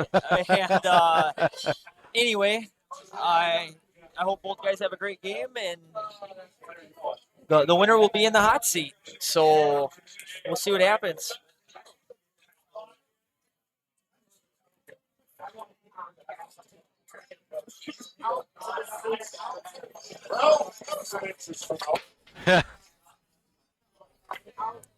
Say Gerald breaks dry. So that'll bring Mark to the table. These guys are both undefeated, both 3-0. So the loser is not out. The winner has to get beat twice in the championship in order to lose. So they're playing for quite a bit here. Last year, Kevin, when you shot, forgive me, I don't remember. Were you in the hot seat? Yes, I played James Mayer in the hot seat and beat him. And then he came back through the loser's bracket, beat me the first game, and then I got him the second one. So when you were playing for the hot seat, did you feel any additional pressure at all at that point, just with the stakes that were there? Not the money, obviously, but just the pride in knowing that you've been trying this for 20, 30 years. Like, what was going through your mind when you were playing this game to get to the championship? I was actually fortunate where I don't remember who broke now. It wasn't a break and run, but when I did get to the table my first time, the table was wide open, and it was a very easy runnable table, and I did run the table to get to the hot seat. So, and So you didn't really have any time to even think about it. You just went up there and shot pool. I did. I just went out there and shot pool. Which is the best thing you could do in that situation. I didn't overthink anything because I think that would have just gotten my head like, oh, yeah, it's wide open. I could just make 5-6 balls in a row. I'm in the hot seat for the Portage County Open. Sure. I just went up there and shot my game. Like I said, I was fortunate. I didn't have anything super tough, nothing to break out. It was just there for me. I just had to execute. And I'm telling you, I'm going to give another shout out again, just shooting the last 2 years in league with Tommy Trebatuski and watching that guy's fundamentals has helped my game out so much. It's crazy. I'm telling you, people, if you want to get better, focus on your fundamentals. I was talking to Tommy a couple weeks ago, and we were talking about situations and, pressure situations, everything, and he said the same thing, and he goes, Scott, or Scooter, he goes, when you get yourself in a pressure situation, if you have a good fundamental base, you just need to reset your mind before every shot and just say, my stance, my follow through, my stance, my follow through, make the ball, try to zone everything else out. He goes, if you have bad fundamentals, it's so hard to get yourself in that mindset because you can't reset to anything other than, okay, I just got to shoot this ball in. Right. But it's like, okay, my legs are there. I lined up my shot. I'm down on it. I got a good stroke, all of that. Everything else just goes by the wayside. But if you don't have that base to resort to, you're never going to be able to do that in those situations. Now, I'll be honest. Yesterday in that big tournament I was in, there were a couple situations where, because we were playing for a lot of money. Mm-hmm. And granted, I didn't win it all. I took second. But I was playing in matches to get to the big money matches. Like, you win this game, you're guaranteed $400. You win this game, you're guaranteed $1,500. Right. It's like, I got to get that spot. And, you get deep in the match, you're racing to 7, and you're at 6, and you've got 3 balls left, and it's like, it starts to get in your mind. It's like, I was honestly thinking about Tommy's talk with me. I'm like, eye up your shot, walk into the table, walk into the stroke, and get your fundamentals down, just make the shot. And that got me through yesterday so much. So big shout out to So Tommy. basically, Tommy, Scooter owes you some of his money. Yeah, I'll give you $1. No, I love it. I love it, Tommy. WWFD. What would Federer do? So in all seriousness, though, if you're looking out there to improve your pool game at all, I know Tommy does give lessons in his basement. He's got a 9-foot table. I'm not trying to make this a big sales pitch for Tommy or anything, because he probably wouldn't want me to do that. But I'm just saying the guy is a wealth of knowledge, and you're going to learn a lot of stuff from him. So if you're ever just struggling with your game a little bit, give him a call. He'll work with you for a couple hours, and you'll learn something. So. Another thing, Tommy and Gina, like Scooter just said, they got a 9-foot diamond in their basement, and they are looking at building a soundproof booth in their basement, and we're going to start running, get teams together and start running Moscone-style matches. Yep. And we're going to stream them. That is going to be so much fun. I can't wait. I can't wait for that. It's just going to be awesome. I'm going to get so torn up on that 9-foot table. I'm going to make such an embarrassment of myself, but I don't even care because it's going to make me so much better. What a shot by LB. Oh, wow. I got to save that replay. That was incredible. A shot. Nice shot, Dad. Yep, that was a great shot. think he's going to look at this one for a minute, so I'm going to play that replay right away. That it's just a great place, and it was That featured wasn't on it? the Wisconsin. No, Big Tour. I got Up on part that of the nine-foot last table. one, too. I'm gonna make such an I hit it a embarrassment little of too myself, soon. but I don't even care because it's gonna make me so much better. And he got What the a 9 shot ball by out of there. That was a LB. great shot. I got to Torn up on that 9-foot. 14. Oh, He looked like he steered that one a little bit. yeah. Too. He really didn't. Oh, he's got the 7. got the Okay, 7, yeah, and the then- table's open. Does the 5 go all the way I down think past it the does. 15? If that does, he Yeah, doesn't see- have to shoot that in the side. I think Mark's gonna slow roll the 7 in the top left. Shoot the Where'd he 5 go all with the the way up 3, to the top though? right, but you're gonna break out when you shoot the 5 in the top right. You're gonna break out the 9, which is gonna push the 3. He's just gotta make sure he doesn't get stuck behind the 11 ball with the cue ball. But there's a natural break shot on that 5 ball if he hits this slow enough. He might hit it too Oh, slow. see, He that hit it is too that slow. ball rolled off. Yep, he That hit it ball, too you slow. can actually, I'm gonna catch a replay of that one. That ball rolled off on him, and that's one of the problems with slow rolling a ball, especially if you don't know the table. Yeah. So what? Go ahead and I share. think share that. Gerald's gonna take a little bit of time here. Watch this cue ball really closely. It rolls off towards the Torn up pocket. on that 9-foot table. I'm gonna make. He might hit it too Oh, slow. see, Oh, got a little that too is late. that Had a- ball rolled it's off. the That leg, ball, the you video actually, I'm gonna flagging. catch a replay of that one. That ball rolled. He might hit But it too I, slow. in real time, I watched it. It definitely rolled off. He might hit it too Oh, slow. see, Nice shot, sorry. LB. Sorry, guys. But anyway, I know what Mark was trying to do there. Trying to slow roll that 7 and then shoot that 5 in the top right, and then he'd have a natural breakout on that 3 ball. Unfortunately, it rolled out on him. LB just made a great shot all the way down. He really wasn't rewarded much. He still got No. the 15 in the top But center side. you really didn't want to shoot that 15 now because you could have used that as a break ball. But you're almost forced to shoot it now. Well, you could try to shoot that 14, then cut that in the bottom right, but even then, I mean, that's such a tough shot. And, you know, that might not be the worst because you're probably going to run in at a 10, and if you do miss it, you're not selling out. You're not leaving a great shot on the solids. An extreme back cut on the 3. I'm going to go to the other view. We're lagging really bad right now. So he did elect to take the 15, and now he's right back where he was. Yep, almost identical He's got a little bit spot. better angle on the 14 now, though. That 9 and that, I don't know if that's a 13 ball, but Yeah, 9 it and, is. 9 and 13 or 9 and 11. Or, yeah, 9 and 11. Yeah, those are kind of tore up. He might get it right here, though. Nope, he hit the 10. No. See what he was trying to do there is he was trying to play off the right short rail and come back and break them up, but he ran into the 10. Mm-hmm. You know what? He's still got a break shot here, though, too. If he cuts that 10 in the bottom right corner, he might come around one rail back into it. He still could do this, but, I mean, he's got to get a break somehow here. 'Cause those two balls are tied right up. I think his only option right now is to shoot it in the bottom right corner and try to hit it hard enough with enough speed to get back up to that center and maybe tickle the 3 or touch the 3 into that. I know it's a crazy shot, but depending on where you leave yourself, the 9-11 combination in the top right. You think it goes? The 11 there? I don't know. That's asking a lot. I'm just saying if you play this 10 and you don't get an ideal position, it might be something you're forced to shoot at. Hey, Butchie, that's something we talked about, put an icon near the player shooting. We can't do that this year, but that's something that Kevin added to his list of a million things to do. So we're going to try to get that for next year. But, yeah, that's something I thought of a couple hours ago. There it is. Look at this, just like that. Oh, he did not. He's got the 9 in the bottom left. It's not an easy shot, but I think And it that's might the shot I just said. You gotta slam it to the bottom right and come back up through the middle. I would go for it. It's so close. You gotta go for it. Oh, I think you have to go You for have it. to. But can you see enough of the 9?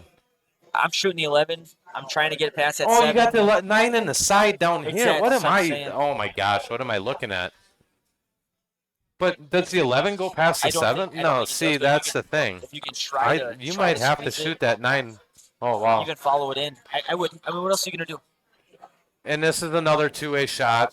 Not You really get- though, because you're still gonna give them the 3 ball. But if you block the pocket and leave the 7 on the short rail, That way, yes. But I mean, you gotta shoot the 11 in the top left because if you follow it up, you have a straight and 9 in the side if you make it, and then you have the 8 ball in the top left corner. If you don't make it, I don't think this 11 will go. I don't see it going anyway. no, he hit it way too hard. And Oh, did he call called that it pocket? over there? Well, Oh my so gosh, yeah, he we called can't that. see the table. Gerald called it in the top right, and it was going there, and the cue ball got in the way. He was trying to do that. Wow. He didn't completely sell out, but he definitely left Mark a shot on the 5. That 8 ball comes into play right now, though. It does. That 8 ball is definitely coming into play See, here. I don't think you can play this one with top or even middle because I think the cue ball is going to carry him off to 8 and go towards the short rail. I think you almost have to draw out of this, but then are you going to knock the 8 in the bottom left? That's what I'm talking about. You know, This is a touchy little shot you might here. even have to try to bank it just to avoid that opportunity. Let's for see that what 8. I don't even know what he called. He did try call to a bank. That I figured that's what he was going to call. Really?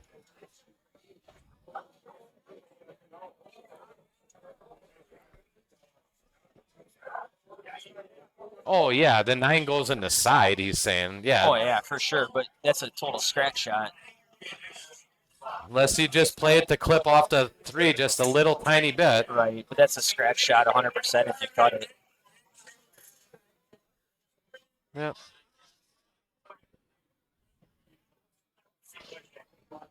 Another thing that I was going to do for this tournament, but I just did not have the time, is I have the ability to do slow motion replays, which is awesome Remember you were for talking about that. seeing if you get good hits or not. Yeah, you know what? You wouldn't need a referee anymore. Use the slow motion replay. So 9 might go on the top left side, but I don't think he's going to shoot that. It's almost a guaranteed scratch shot. I think he's trying to figure out a two-way here. You look at the tangent line from that 9 to the top side, that's going straight in the bottom right corner. Me personally, I would try to play this 9 ball off the 3 into the bottom side pocket. That's what I would try to do. Again, you're selling out. Right. You're selling out no matter what if you hit the 9 Yeah, ball. I mean, there's no two-way shot here. There just isn't. So I actually kind of like your idea of playing that carom off the 3 in the bottom center. Right.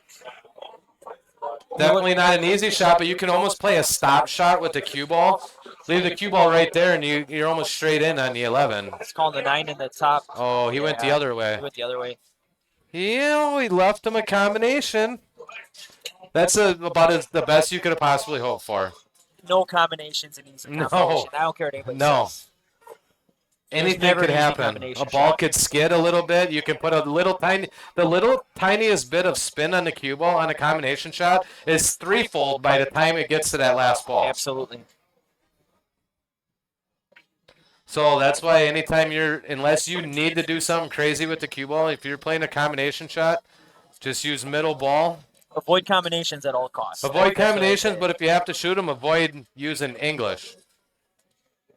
Although if you can. Mark just kind of quieted us up by drilling that one about as well as you could. But anyway, in general, nobody wants to shoot a combination shot till you have to get out. I guarantee it. Right.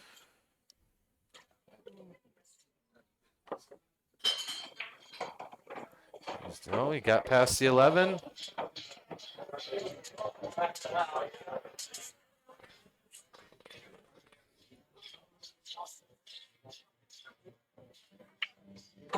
And Mark takes it down. Mark's going to sit in the hot seat. He's going to have to get beat twice. Shoot, Mark. All right, so Mark's in the hot seat. He'll have to get beat twice. And our next matchup is a loser's bracket matchup between, I'm not even sure.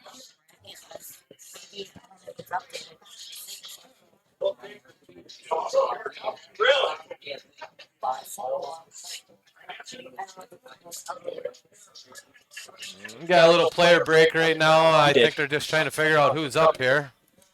All right, looks like it's going to be, There's only 4 left on the loser side. yeah, it looks like it's going to be James Mayer and Kenny Wojtasic. And I want to give a big shout out to my cousin Amy Filtz. She was here cheering on, or she still is here, but here cheering on her husband Jesse. He got knocked out. He ended up finishing 9 through 12. But she's been a runner for us, getting us information this whole time. We don't have like the 8 monitors in front of us that are pulling up stats. We don't have a stat crew or anything like that. Everything we're coming up with right now is off the top of our heads. So again, everything's unofficial. We're just professional bullshitters. Tell you what, I don't know damn good at it. I don't know if I'm gonna be able to sit in here for my dad's next match. I was getting kind of nervous. My hands were shaking. That's right. I could do solo for his Granted, next he game. lost, but I know how much this tournament means to him too. You know, he's never won it, and you know, being his son and growing up with him, it was like kind of nerve-wracking. Camera see my hand shaking. Yeah, I actually zoomed in on it. It was terrible. No, just kidding. We're joking with Mark Hutchinson here. He is on the hot seat, everybody. So Mark's sitting in a good spot. He's going to be waiting about an hour here, maybe a little bit less, for an opponent. But he's got to get beat twice. 2, 3. But we're going to find out who's going to be playing against him. So we're down to next 3 or 4 matches are going to be loser bracket matches. Losers will be knocked out. In this match, we have Kenny Wojtasic, James Mayer. James took second last year to our own Kevin Kisting at the finals over in Arnott at Hitch and Rail. Great venue as well. Go check that place out. The loser of this match will make $225 and finish 5th, 6th. The winner will move on to play in the 4th place game. Excellent break, but nothing went in. Excellent. Yeah, absolutely. Boy, oh boy. Kenny breaks Leaves stride. a wide open table for James. Like we said, James is very good at running wide open tables. Well, I said it because you said it. I don't know that much about James other than Portage County last year, but you said you've seen him shoot on Wednesdays and stuff. Yep. Yeah, obviously the dude can shoot pool. I mean, we were talking about him all last year during the tournament. Now we're talking about him all this year in the tournament because he just doesn't lose. Yep. He's consistent. He's consistently good. I mean, if he can start off making his 13 ball right away, the table is wide open for him. A little bit of a tester here. Especially, I mean, the nerves got to be getting to you at this point. There's only for 6, sure. down to 6 players. And you lost your see. And you lost your mulligan. Yes. You can't afford another loss. Yep.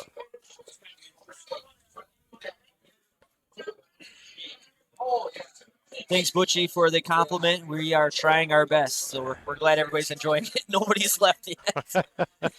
Yo, Still got like, 66 people. I'm like Kevin. Like, I can't watch pool with. I mean, I have, but it's hard for me to watch pool without commentary in the background. However, I have listened to some commentators where I just had to shut it off. But you know, we try to do our best to talk a little bit about the game, just talk about things going on, and The one just kind thing of a I like, hodgepodge of stuff. the one thing I like trying to do is talk about the players themselves. Give They're everybody kind a background. Yeah, give them a background of the people. Yes. Talk about some of their accomplishments, stuff like that. Recent successes, past successes. I mean, everyone likes to go back and watch it and like, hey, they talked about me a little bit. And Absolutely. I mean, that's what this is all about. I mean, we're all friends here at the end of the day. Everybody's still drinking beers together and everything, and between the lines, you're just trying to beat each other. But other than that, it's a little bit of a we're all- tester here, we're all good buddies. shooting over top of the 7, but caught the point and it still wiped its feet and went in. Well, that's those valley pockets for you. See, but it's just crazy how when you get out of that position that little bit, how it just keeps accumulating. It's so hard to get back. Like, even here, he could take the 15 in the side, but then you're floating down.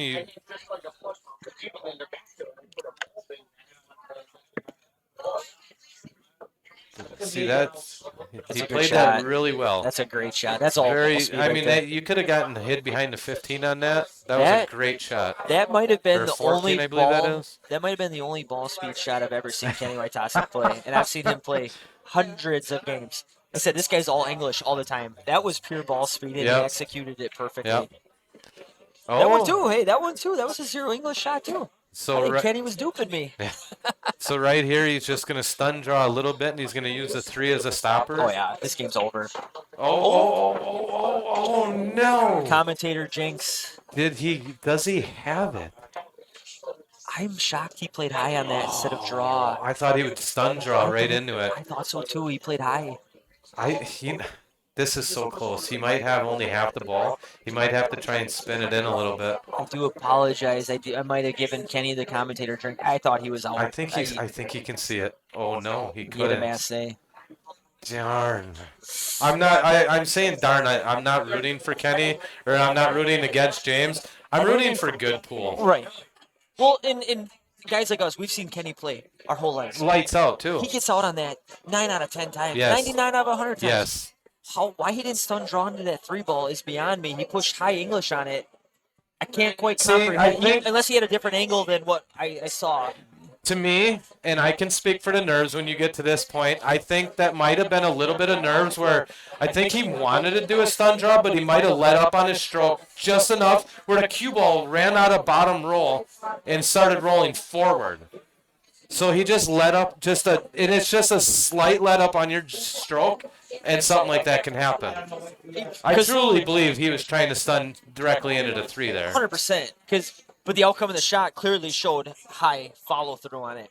And again, I apologize for the commentary. I said this game's over literally right before he buried himself.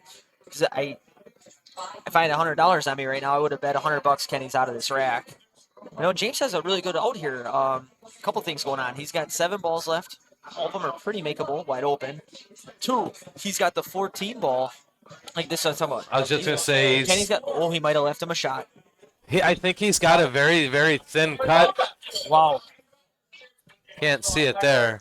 I think he can see this ball, but I mean, he might be plowing into the back of the 8 coming out of it.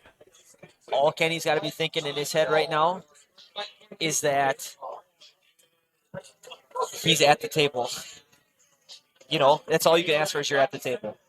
So even if this shot's a 90-degree thin cut in the top left corner, it's better than not shooting at all. Very low percentage shot if he can even see it at all. I actually like playing inside English on these shots, and it helps to kind of throw the ball in.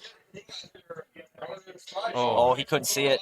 He must not have been able to There's see. no way because he didn't even hit it. I think he tried coming off the rail and cutting it in. That was an almost impossible shot. Again, James is in the same situation. He's got 7 balls, all pretty wide open, especially if he shoots. He's going to start with that combination right there because even if for some reason he misses, he's not leaving him a shot. But this is a pretty easy combination. And Kenny's in no man, Kenny's in no man. He's in 1 ball hell. Yeah, 1 ball hell with the 14 on the short On rail. the That's rail, like yes. purgatory. That's like that's 1 ball purgatory right there. Absolutely.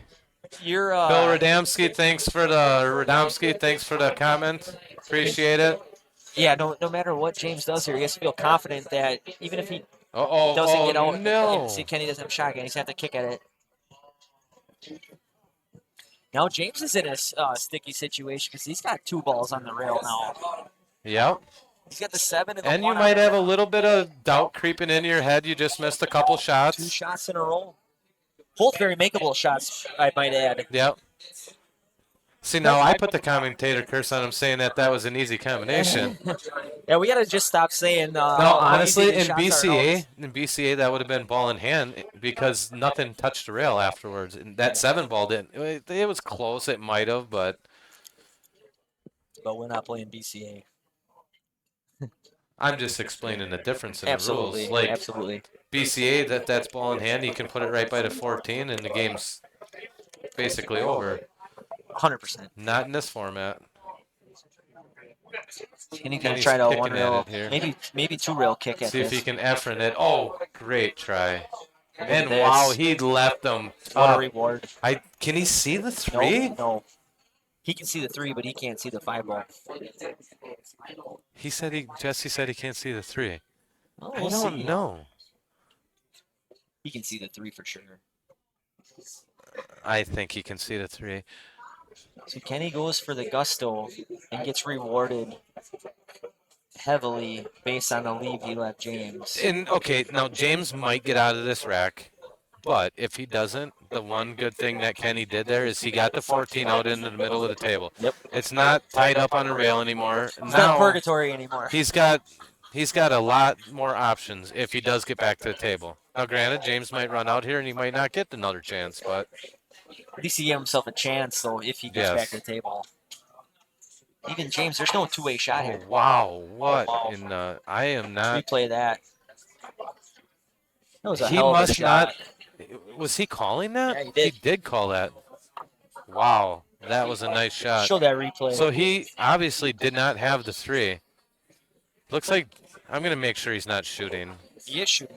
No, I'm saying make sure he's not shooting while I show the replay. Oh, gotcha. I'm gonna go ahead and show the replay. That was phenomenal. I thought he was cutting it, but he called There's no two-way shot here. Wow, what a shot! Triple a bank. I am not combo. That. And if you miss that, you're selling out.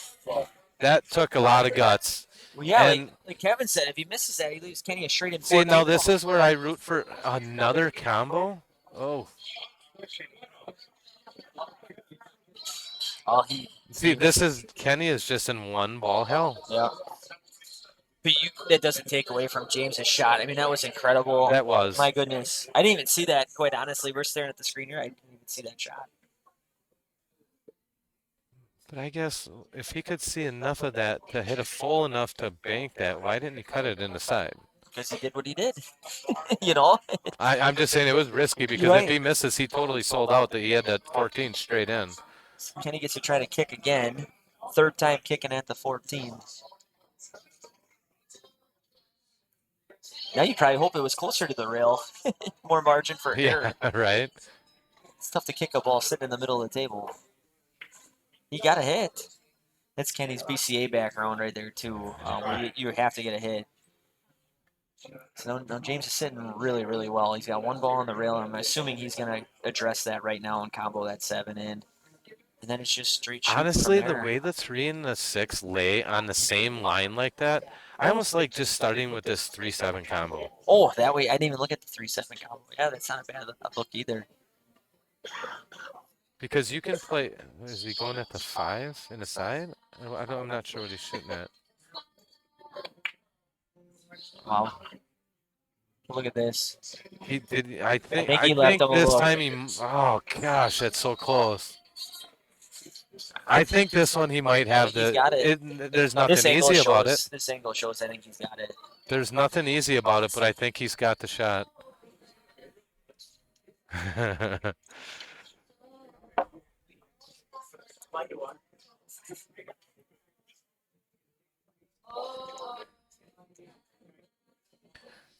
Now, do you play it with pace and try and get all the way back around the 5? Nope, I'm just making it. Like, that's what I mean right there. Get back Just behind the making it. 5. Yep. That was an excellent That's shot what I'm by doing Kenny. right there.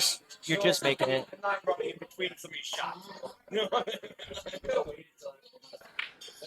Yeah. What an out Very by nice Kenny. out by Kenny. I wish I would have replayed that one, but that's all right. But no, I love your question. Like, what do you do here? In this situation, I'm just making the ball. What did we talk about earlier? Do you slow roll or do you hit it medium speed or heavy? You talk to any pro, they're going to hit hard or medium at every shot, and that's exactly what Kenny did. And it's going to come out naturally 2 rails. So James was 5th, 6th. Yep, James took 5th, 6th, took home $225. Congratulations to James. Definitely not the way he wanted to finish after finishing 2nd last year, but, I mean, you got to get up to the guy. He finished top 6 2 years in a row. That top 5, basically, 2 years in a row. That's an incredible feat. Yeah, top 5 for sure. That's an excellent, incredible feat. Yeah. I wish I could say I did it, but.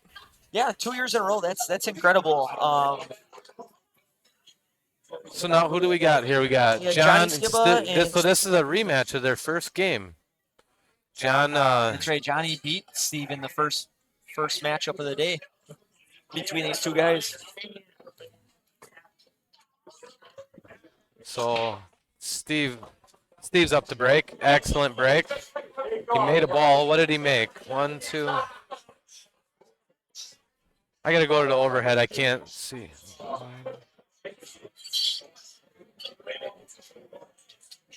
So he made a solid. So obviously his problem ball is going to be that 1 ball.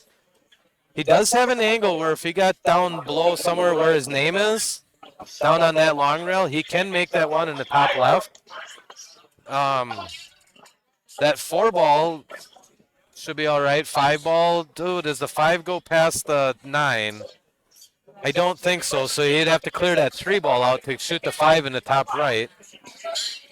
He might try and run into that 1 ball right now. Clear it out. Yep. Oh, and then he puts it in there, though. That's not what he wanted. Yeah, that's This definitely rack not just what he got wanted. very tough. Yeah, he's sitting in a tough spot now. His only shot right now might be the 2 ball, and he's going to be tree-topped over to 9. Combination. Combo off the 13. Off the 13. That 13 is so far to the left. That is a super tough shot. Yeah, because if it was more in the middle of the pocket, you'd be fine, but that's so... You got to catch this 13 so thin. You just got to barely rub it. Yeah, and you're comboing And you're into it. comboing into it. I And we don't. just spent 5 minutes talking about how difficult combo shots are. Well, we'll see what he does. I mean, if anybody can do it in this tournament, it's Steve. I mean, Yep. Steve's a AA player, low 600, Fargo. He can play. Well, this is obviously the shot of the match. Oh, See, yeah. he hit it way I too don't. thick. That was a Hit it way little too too much thick. pace too. Yeah, way too Even much if he would have, I mean, unless that one went in completely clean with the pace he hit it at, it wasn't going in. And what Kevin was saying even before the shot, since that ball was so far to the left of that side pocket, you have to just graze it, where if it was more in the middle, you can hit it thicker and it's going to follow in. He came up short by about a half an inch, which tells me that he hit it so thick, not thin enough. Right. And like we were saying, you're comboing into it. Which, He was just in a really bad spot. Yeah, He just absolutely. tough spot. I like the shot that he played before that, going into the 1 ball. He just hit it a little too hard, and then the 1 ball ended up kicking into the trouble, his other trouble balls, which had pockets before that. So Johnny's stepping up now. Johnny's shooting at stripes. He's only got the 9 ball. I think he's going to roll this in and try and get somewhere near the 8 to play the 11 in the side next. Yeah, if the 11 goes, you really got to address that ball because that frees open the 10 too. I think he tries to play right there is Tempo down, exact, tempo almost down. exactly where I thought he was going to play. I By think he the got 8, it. he's there. I think he got it. That 11 goes all day long. I thought maybe the 8 was going to get in the way, but I think he's got it. See, the nice thing is he had a backup ball with the 14 by the bottom side pocket, where if he got behind the 8, he still had the 14. And that's why I like the shot that he played there. Address that. You always want to try and get on your trouble balls as soon as you can. Kevin makes such a great point there. Not only do you want to get on your trouble balls, but if you don't, you need to have an insurance ball out there for yourself to pocket just in case. And in this case, it was the 14 ball. If that cue ball would have rolled another inch or two, he's going to shoot the 14 anyway. Okay. Okay. I think the only reason he did that is because it led to the 13, but now he didn't get on the 13. Wow. Okay, yeah. I think he was trying to get on the short rail to play the 13, and then he could have played the 10. Sure. Or the, what is that? Why does that ball look blue? I think it's the 14. But either way, I still think he would have shot the 11 to open up the 10. And if he would have got behind the 8 with that cue ball, then shoot the 14. Right. Now he's a no man's yeah, land. you weren't getting any better on that 11. I'm a little bit He surprised doesn't by have a that, shot. but He doesn't have a shot right now. well, he can cut the. I think that's the 14 into the bottom That's left. a tough shot. But what else do you got? You could try to kick the cue ball up towards the top right, and then And- back down into that 13, Sure. and then you shoot the 10 in the side after that to break those balls out. But you know, Or the I 14 guess rather. I guess right now, if I'm at the table, I feel like if I miss, I'm probably gonna be done. So I'm gonna take the shot I think I have the best chance of making, and Drilled I it. think that was. Drilled it. And now he's still got that 11 in the side. That was a great shot. He's That got was- the same shot he had a little while ago, but he's a foot deeper than he was. I think he's gonna think about this one for a second. I'm gonna replay that shot. That was It was a hell of a shot. an incredible shot. James, there's no Save two-way this. shot here. Wow, we still got But- James. I am not. Replay that. So That was a he hell of a must shot. not. Oh, The shot. I think I might have have the best missed chance of Oh, making there it. it was. Oh well, I I don't don't want want to. I to- don't want to miss this. This is more important. Yeah, this is the shot of the game right here. He should be able to roll up for that 13 next too. Oh, he Oh, missed the it. 5 was in the way, so it wasn't open. Well, look at this. Look at this. Oh my Look at this. goodness. He left him the 1 ball, but I'm telling you right now, shooting out of the jaws of that pocket, almost straight in, 7-foot shot. I don't want to shoot this 1 ball. How about you? No, no, God, no. The only good thing about shooting this one ball right now is if you don't make it, John doesn't have a shot. Right, Unless that because 10 goes past so that three. let's say that cue ball rolls up somewhere on the long rail, somewhere up by the 5. On the left side He's of the got ball. all 3 of those balls kind of in the line, so now he's back cutting that 10 ball is probably his only shot. Yep. And let me tell you, that's not easy, especially when you got the 3 ball in your path there. If It's just something to distract you away from the pocket. If I'm Steve, I'm hitting this one with a little bit of pace and leaving that cue ball up at the top left corner. Oh, that was a hell of a nice try. I think the 10's open. Well, he overcut that by an inch. Yeah, so he was almost dead straight in on that. I think that 10 ball's open. I really do. Oh, yeah, I'm pretty sure that 10 goes past that 3. Yeah. So now here, you almost, Jesus. I think the cue ball's rolling right towards the 3, so if you try and follow up for the 13, if you run into the 3, you might be in trouble. That's why you hit it extra hard. Flow through the 3. Oh, you see, it's so tough to see the angles here. Look at this. He's sitting perfect now. I think you play it in the side and stop it right there. Yep. If it's straight enough to just hold it there and play that gap between the 4-2 for the 13. He's sitting golden. You just got to hit that little window between the 7 ball and the 2 ball with the cue ball, which is just a slight punch shot forward. You got to roll maybe forward a 1/4 inch. The main thing on this shot is you don't get to shoot at the 13 if you miss the 11, so you got to make sure you make the 11. Perfect. Right there, short little punch shot. Just like I said, there's your punch shot. Now this is just natural. A little bit of high right, natural angle, and it's going to come down to the bottom left of our screen. He's going to shoot the 8 ball in the top left corner. Okay, I'm going to tell everyone who's newer or wants to learn position a little bit better, you want to play this ball with right and hit the long rail above the side pocket, because you would not believe how many times if you just play straight middle or top, you will scratch in the side and go, how did I possibly scratch from that angle? And it's crazy. See how he played off the rail? So he took away the any chance of scratching. He made this 8 ball slightly tougher, but he took away any chance of possibly scratching. Exactly. Which is all you can ask for. I think he can make this. Oh, I know Johnny can make this. This is 90% he'll make this. Yeah. Now here you just use a little bit of bottom so you don't scratch in the side again. Drilled it. Nice. Nice shot, Johnny. Good job, so Johnny. Moves in. It's going to take Steve out in 5th, 6th. Silver takes 5th, 6th. He makes $225. Hey. Oh, wow. Shelly Becker commentated. JR's women just won at Club 161. Okay, so last year, Canteen Uncorked won it at 161, which is a combination of Country Canteen and the Corky's Bar women, and now JR's just won. So 2 years in a row, we had teams from our area go down to 161 and win the women's 6-woman tournament. Excellent job, ladies. That is freaking awesome. Congratulations, ladies. Kevin just fist bumped. You can't see us on here, but actually, hang on. Oh, rock and roll, ladies. That is awesome. So 2 years in a row, the ladies got it done. I don't even know where the camera is. Oh, is it down here? Oh yeah, I don't know. There it is. Hey, 2 years in a row, the ladies from our area ended up winning the tournament. So that is awesome. That is awesome. Rock and roll. All right. So now 4th place pays out $275, and our matchup is between John Skiba and Kenny Wojtasek. The loser is out, makes $275. The winner goes on to meet Gerald Bembenek. Or LB, I didn't update this. Who do we got here? Johnny and Kenny. Down to the nitty-gritty, Final 4. Yeah, Final 4. If you want to get down here, you're running out of time. If you want to watch some good pool tonight. Thanks, guys, for everything you do. Excellent shooting again. 2 years, top 5. Awesome shooting, man. A little bit of a brain fart at the end there, but it happens to all of us. It sure does. Yeah. Thank you. Cheers, bro. Awesome shooting, man. Just giving a shout out to James Mayer. He came up and thanked us for the stream, and he shot well. He did. He shot well. Like He's he said, a he had damn a couple good shooter. brain farts that last game, but that 3-ball combo bank shot he made was probably the coolest shot I saw all day. Yep.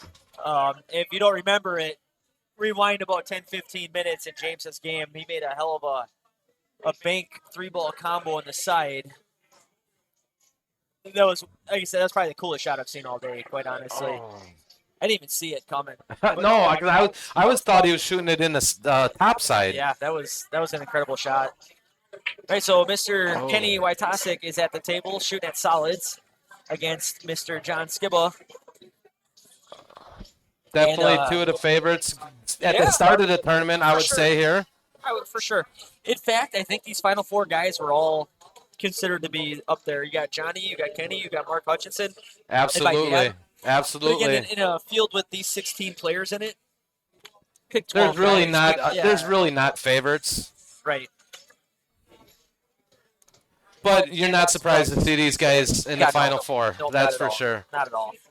Not at all. Like we said, John won this whole thing 2 years ago at Country Canteen. And Kenny, I know, has never won it, but Gerald's never won it either. Kenny's a fixture in the finals. Like, if I had to guess, I'd say this is probably his 10th time in the finals. Probably. He hasn't broken through yet, but he's consistently there every year, and he will get it one of these years. Trust me. He's that damn good of a shot. Absolutely. Absolutely. Yeah, so out of these 4 players left, 2 are former winners. Mark Hutchinson in the hot seat, he's won it. We mentioned it several times. I think it was back in 2009. And then John Skiba, like 2 years ago. Kevin just alluded to, in 2022, he won it over at Country Canteen. So 2 of the 4 players still in it have won. And so we'll see what happens. We could have a repeat winner. We could have new blood. We just don't know yet. And I would say the odds of having a repeat winner are pretty high with Mark having to get beat twice. Yeah, oh yeah. You know, he's sitting in the hot seat there. That's a good spot to be. The first time when we were watching, it was really fun.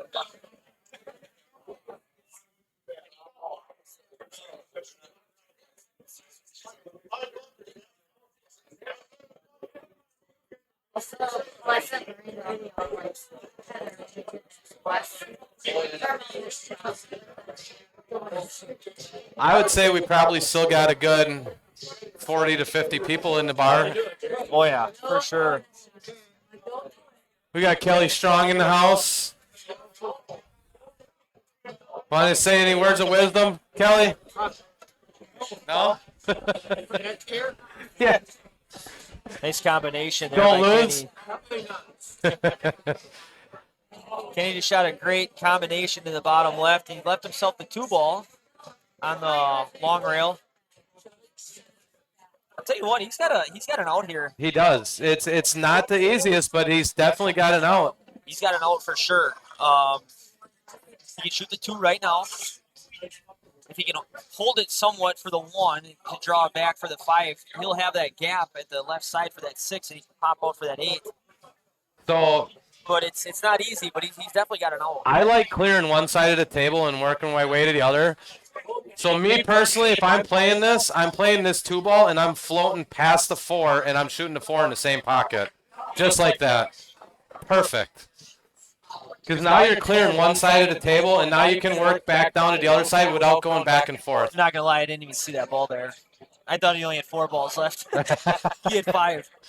Yeah. He got unfortunate. He left himself on the rail, but the good thing for him is he left himself an angle, so he can just go forward here 2 rails, and he can get on that 5.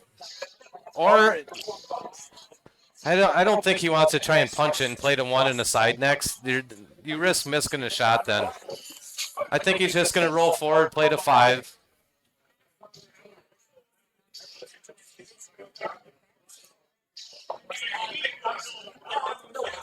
He would have loved to have gotten on that 1. Oh, he's got the 1 in the top left, I believe. If he's got that 1 in the top left, he just stops it. He's got the perfect angle on the 5 to float above the 6.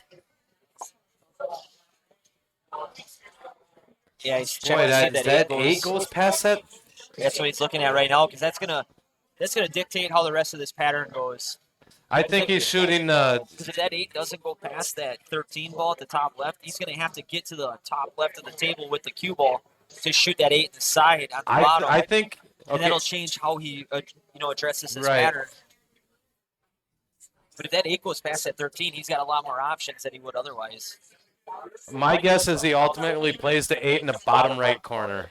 And he might. Yeah, he's got the perfect angle now. He actually, I think I'm he's surprised he floated down that much. I would have liked a little bit more angle than this. I think he's sitting all right, Kevin. I mean, he can definitely get above the 6, but it's a little bit more of a punchy shot now. We're talking about the English king here, though. Yeah, see, he would have loved to have gotten a little bit more towards that 10 ball. Well, now he better hope that 8 goes past that 13 because that's going to be his only option. Or do you just crash into him and hope for the best? Spray and pray. Because I think he's shooting this shot with a bridge. I don't think he's going to be able to reach this. Yeah, he actually, right on cue, he went and grabbed it. Are you doing spray and pray here? Yeah, I think I do. Just because of the way those 2 balls sit, I think if you hit that 10 ball anywhere, they're going to split open, one on each side of the 8, and the 8's going to, and if you don't hit it too hard, you should just part the Red Sea. Well, hopefully he prayed to the pool gods this morning then. Hey, run right into the back of the 10. They split open. The cue ball sits right where it is right now, and you got the 8 in the side. But like we said earlier, when you go for a breakout shot, you're leaving it up to the pool gods. the You powers absolutely that be. never know. Oh, he's not going to use the bridge. He's gonna shoot it normal. Another thing, he's gonna do a spray and pray, which I don't blame. I would do the same thing in this situation. Like there's really no other option because he can't get any English on the shot. he could thin it enough, and if the 8 goes in the top left, he can thin it enough and stay He's below gonna have to hit him. it too hard where the cue ball is gonna fly all the way down to the bottom right. Oh, You know what I mean? I don't want to be shooting this shot. I know that. I'm shooting this with a bridge. And in the back of his mind right now, he knows Johnny Skib was on deck with a wide open table if he Right. doesn't make this. So I mean, this is do or die. Oh, Overcut it, and he broke those out. I have to admit, I'm really surprised he didn't use a bridge there. Because did you see how much he really poked at that? Yep. And what he did is he poked at it with a little left-hand English, coming down on it, so that actually threw the cue ball away from the ball, and that's why he missed it. Yep. Absolutely. I think he was trying to play with a little left to stay underneath and play the 8 in the top left. But all that throw caused them to actually, that was cue ball deflection at its finest right there. 100%. So Johnny steps to the table. He's got 7 balls left. And again, I don't see a trouble ball other than the 15. And he can I think probably he starts adjust with that it right now. Yeah, he can shoot it right now. Shoot it right now and just would. kind of stop the cue ball right there, and the table's wide open then. Absolutely. Oh, I'm a little surprised he rolled forward there. No, he still got the 10 on the side. Or I don't know if that might be the 14, whatever that is in the bottom side pocket.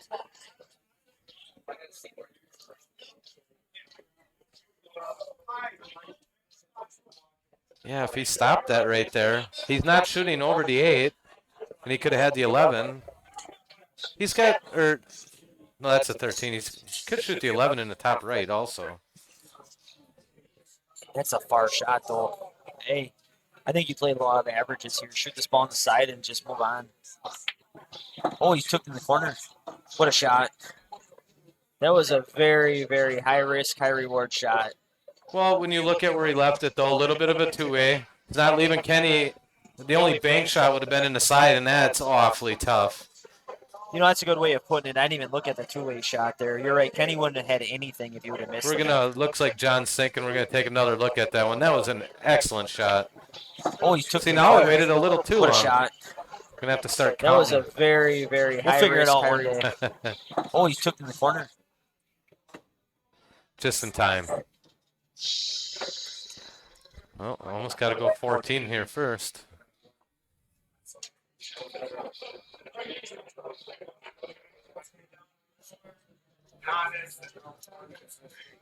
Eight goes past the 6, no problem. I know it's not the shot you want to be shooting. It's a little bit longer than you want, but I think you got to take this 14 bottom right. Right, I got a question poll of the audience here. Obviously, you see how this game's going, but Who's your favorite to win? You got Johnny and Kenny playing right now. Johnny's obviously at the table. The winner plays LB, Gerald Bevent, and the winner of that has to beat Mark Hutchinson twice. So I'm just kind of curious who you all got out there, whether who you're rooting for or who you think's going to win.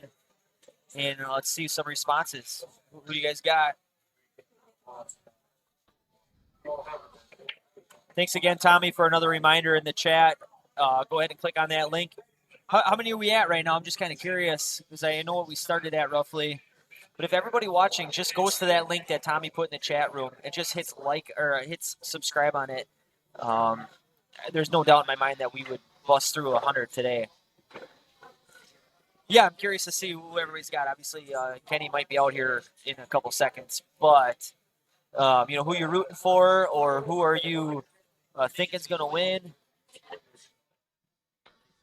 Kenny Glodowski thinks that Gerald's going to win. Scroll up a little bit. I think he put something funny in there too. He was so good watching until you guys put a face to the voice. Thanks, Kenny. Appreciate it, Kenny. Love you, man. So Johnny does get out there. Very nice out. All right, so that means Kenny Wojtaszek ends up in fourth place with $275, which will now bring up Mr. John Skiba and Gerald Bembenek. The loser takes third and gets $325. Now, mind you, these two squared up earlier in the night. And Matt Wiersba picks Johnny. Johnny had a table run and missed a real thin cut on the 8, and LB, Gerald, ran back on him and beat him. Oh, yeah. Johnny's going to be looking for some redemption here, and Gerald's going to be looking to make it to the finals. Gerald's the only person left who has not won this ever before.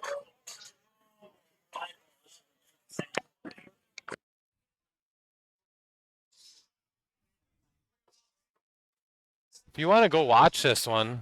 Oh, okay. All right, let's see Gerald and John line up here.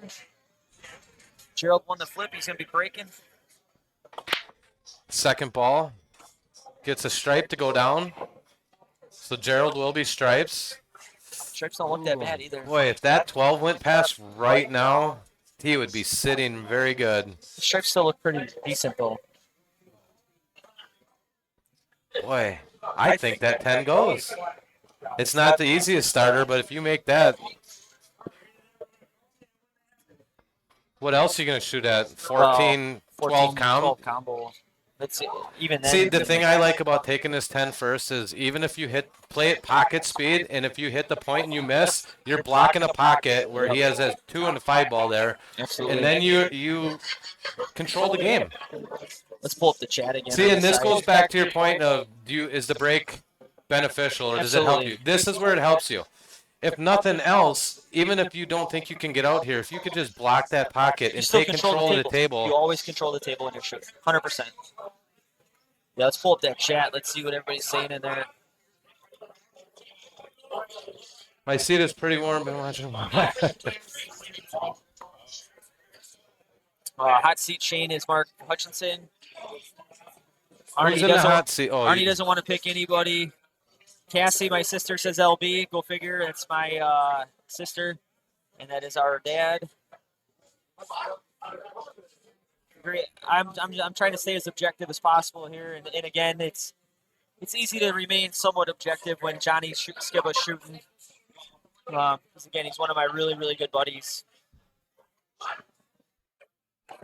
So back to JR's winning the Club 161. Julie Hunkins' team actually took second place, and I forget. Wow! Who Congratulations! she shot for. I think it was Old Saloon or something. But great job to all them. So local talent representing here, representing over at it's just Club 161 last year and this year. It's just incredible. And you ladies out there, if you want to shoot state BCA, get into it. I've been trying to advocate for you all shooting in it the last 10 years, and nobody listens to me. Go out there. If you need anybody to talk to Julie Hunkins. She's got more hardware than anybody from the area. Get out there. Ask her how to get signed up, get all that stuff, and you will be super impressed with how well you do. I know all of you ladies would hang with any of them. And I promise, if you go one time, the experience will be so amazing. You'll be hooked. You're gonna want to go back.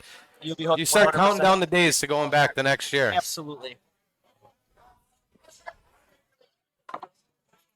So again, congrats to JR's team winning the 161 6 woman. Oh, wow. If somebody wants to go in the chat and mention who the team members were, I don't even know who was on the team.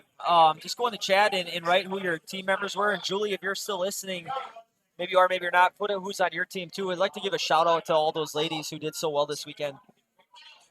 The amount of talent in our small community is just insane, men and women. It's stupid. Hey, Johnny's still picking apart this rack. Uh-oh, look at this. That might work out. Oh, that worked out pretty well for him. Well, I'll tell you what, if that 7 would have been lined up for that 3-ball combo, that would have been really well for him. Unfortunately for him, though, he parked that 7 on that short rail. That changes everything. If that 7 would have been off by like 4 inches, he could have shot a 3-ball combo, and then Right. I would bet he would have been out. All he's got to do. This is tough. All he's got to do is get on the 6 to shoot it in the top left and roll forward for the 7. It's true, but it's tougher than it could have been. Oh, I guess is what I'm saying. absolutely. There's definitely an out here, though. And if anybody can do it, it's Johnny. Controlling this combination. Oh, wow. Oh, he did a 3-ball combo there. I actually looked at that and I'm like, no, it's too much off angle. I got to save that one and replay it. That was. He didn't really get rewarded like he would have liked to. No, he didn't. All he's got is a 6-ball. Yeah. He's going to think, well, let's try to see if we can look at that one again. I was not expecting that. I wasn't either. Oh, he took in the corner. Controlling this combination. Oh, wow. That was a great shot. I actually looked at that and I'm like, no. Yeah, that was a hell of a shot by Johnny. He addressed the 7 being on that short rail. But you know what? After you mentioned that, Kevin, if you would have just shot the 2-ball combo and then came up for the 6 and then shot that 7 later. That's what I meant. Yeah, that's 7 and another excellent shot by John. Johnny's stroking.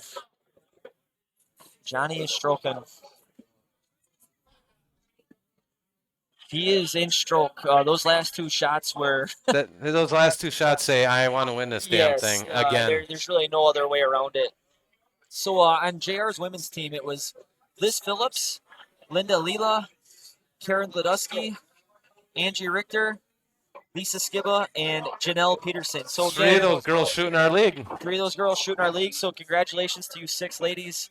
Thank you to Lorene Walkush for hooking us up with that information. Johnny got a really good look on that 5. I just see a little bit of a power draw here and shoot that 8 in the top left corner. And just get it. Just keep the cue ball off the rail. That's the main thing here. Yep. You don't even have to draw it back to the rail if you want, but it'll give you a better angle on the 8 if you come all the way back to the rail and come back off about a foot. Just like that. Little bit. Yeah, that's perfect. Yeah, you can answer 2 better feet. look than that.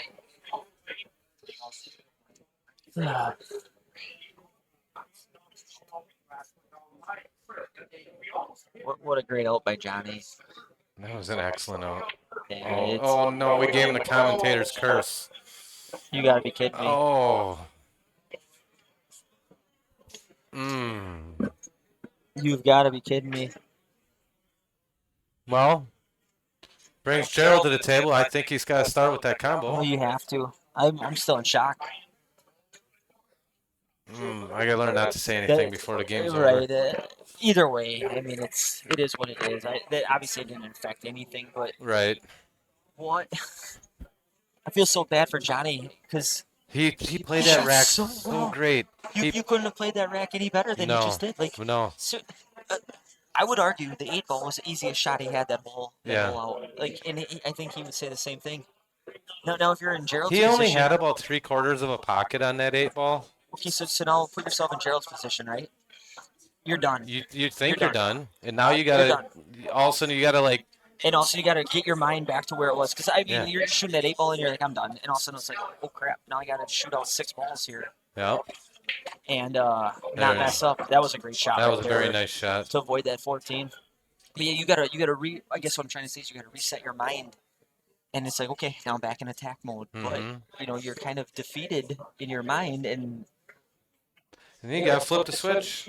You do, and then let's see if he can do it. Well, this is the key shot here. If he gets good on one of these two balls, oh, you might be 50-yard line. Oh. Perfect. It's gonna be tough to get back for that 14 mark or whatever ball that is.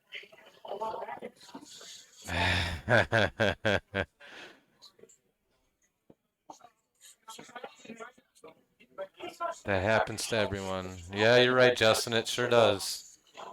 Oh yeah, I've seen Shane Van Boning miss in even easier shots. And he missed easier shots than that to start the Moscone Cup this year. What an excellent shot. Oh, and he gets a friendly rub on the 8. Now here, This is tough because I don't know what kind of angle he's oh, got. it almost looks like if he draws it, he's coming right at the 8. So you almost have to just do a stop shot here. He's shooting over the It's so hard to see the angle. Oh no! Oh, wow. No, he can see it. Wow. Now here's where you really got to buckle down. You got to break. Wow. Wow. Drama to end, getting at the end. Drama. Why you guys scare us like that? Let's see if I caught any of that one on the replay. Wow. No, I didn't. No, he can see it. Wow. Wow. Maybe I did. It's lagging again. And you know what? It seems to lag when I do the replay. What a change though there. I mean, it's talk about a game of. You're right, Justin. Wow is right. Talk about a game of. What's the word I'm looking for? Just emotions. Just a roller coaster of emotions. That's exactly the word I was looking for. I mean, Gerald thought he was done. He gets another chance. Then he thinks, oh my God, I'm done again. John's thinking I'm back in it. And then you have enough room just to Oh my God. squirt that 8 ball by. That's why this game is so fun. It's so crazy. It's so crazy.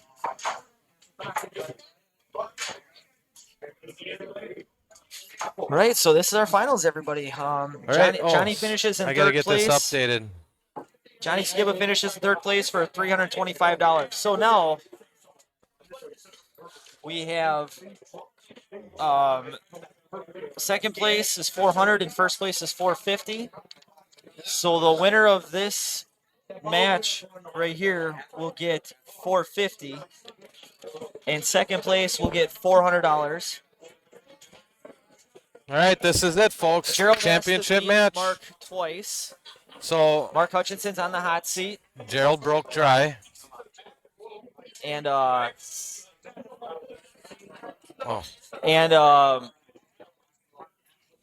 yeah, third was John Skiba. So great tournament for him. And yeah, I agree, Tommy. That was just that whole game was dramatic. And me again, I'm trying to be as objective as possible. That's my old dad. That's my old man shooting right there. That's Gerald.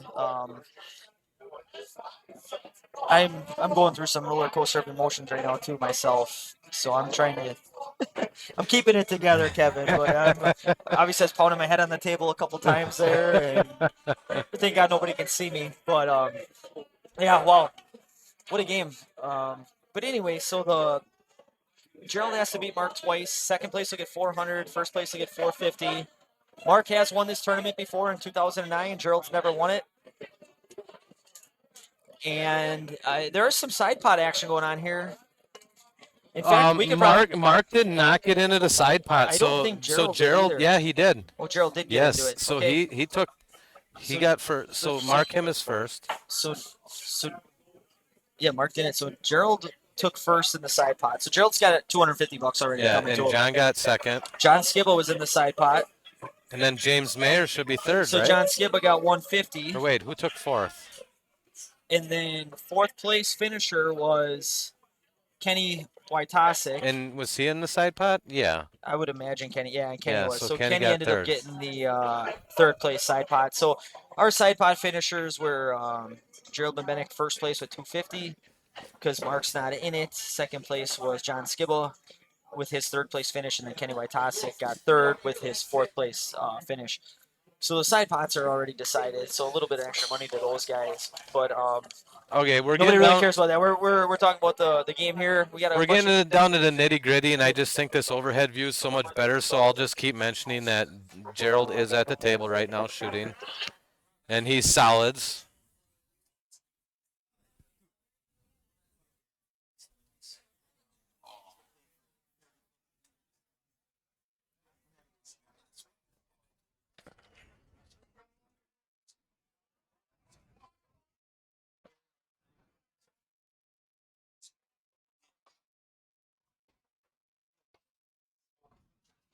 A very nice shot there.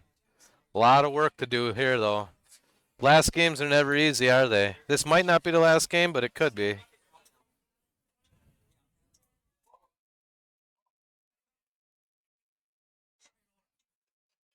Richie Rich says, "Go, Gerald." Zach chiming in.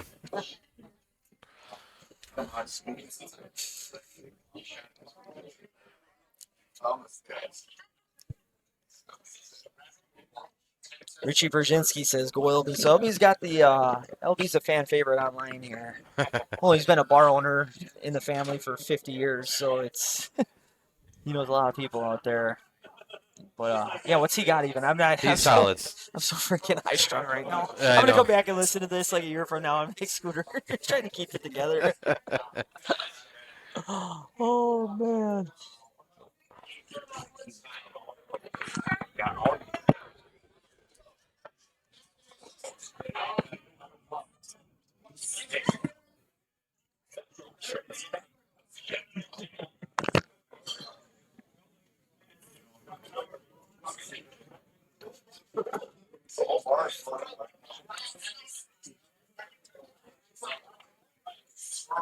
Wow, what a nice shot by Gerald. He's saving that replay. He's still got work to do with the 7 ball and the 1 ball, but that was Last week. back when you played against Moses.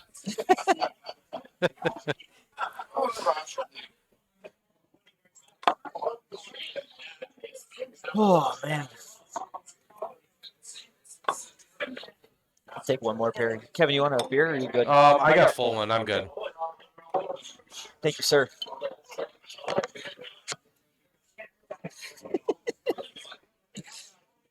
Yeah, we're still kind of at a loss for words over that last game. Talk about a roller coaster of emotions. Like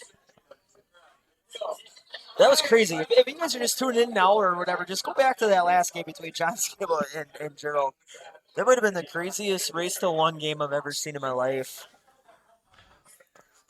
I don't know. Oh, LB goes for the breakout. Is on the it more one. crazy than Tommy Trebb and Randy Budsberg's last game of the finals?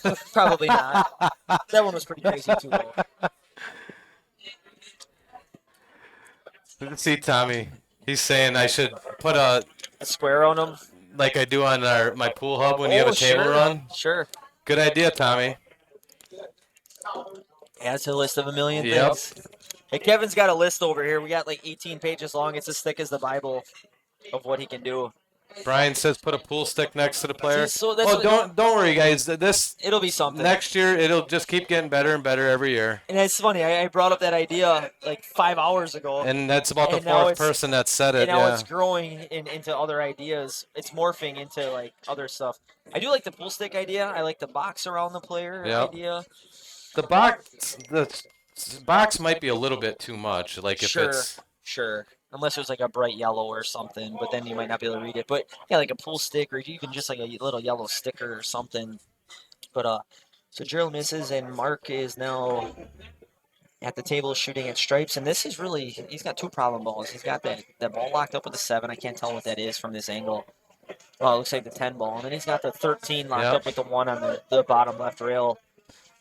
If he was feeling really frisky, he could play the 10 in the bottom side, run into the 7, then he can play the 9 and try and run into the 13 to open it up. Remember, Mark has won this tournament before. He won it 15 years ago in 2009. Gerald's never won it. Still do it now. And I'll be honest, I wish I knew better. I don't think my dad's ever been in the championship. The final two? I think he finished third one time. I don't think he's ever been in the final two, so this is new territory for him. But yeah, I mean we're either gonna have a repeat champion or a new champion. So we'll see what happens. Nice shot. Oh wow, no reward. So Mark just made an incredible shot on that breakout, and if that one would have fallen, I would argue that he's going to be out. But he parked the one in front of the corner, and now he's got to work around that with that 13 ball at the bottom left. He might even just try to shoot it in here. He's going to try to follow it in, which is a two-way shot. Oh, wow, he snuck around it. What a good shot. I didn't think he This had enough could be room. the end of the tournament. That was a hell of a shot. 3 balls to win the Portage County for the second time. I did Yogi not. Open. I did not think that he had room around there. Oh, That's a Emily great Gorski idea. has a great idea. That's my favorite one yet. That is a great idea. Because then it tells you what suit they are. Yes, instead Absolutely. of the balls out there, just a suit. That is Great idea, Emily. Love it. I think I'm going to go with your idea. And then obviously with who's shooting. But yeah, that's look at that. See, we opened up the ideas for everybody. So Mark's just got the 9 and then the 8, and then he should be not a repeat as far as years, but a repeat champion because he has won it once before. But we'll see what happens. We've seen crazier things happen today.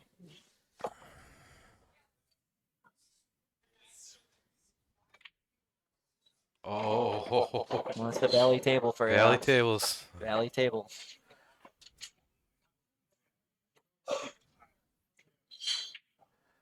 There it is. There you go. There's your Congratulations champion. to Mark Hutchinson. Mark Hutchinson. Second time winning it. So Mark Hutchinson takes first place. It makes congratulations to Gerald taking second. There's nothing to hang your head about that. Yeah, Mark ends up winning it second time in his life. So 15 years ago he won it, and I got to find the sheet here now. Sheet's all over the place. He won it back in 2009. Shoot, Mark. You can see the plaques there on the table. He won it back in 2009. So we had a two-time winner in Mark Hutchinson. Congratulations to him. Congratulations to everybody that made the finals. Gerald.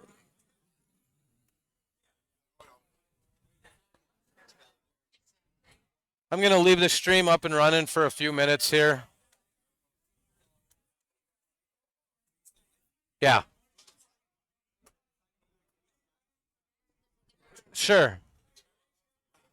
Hey, have them kind of sit down, and then you can see them on the screen.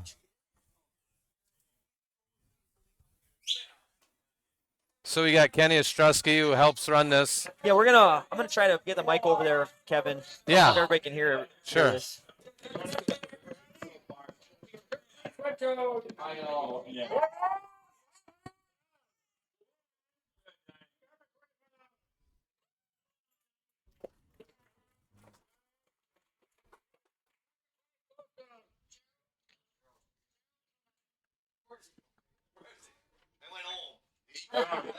there. Hey, come back. Yeah.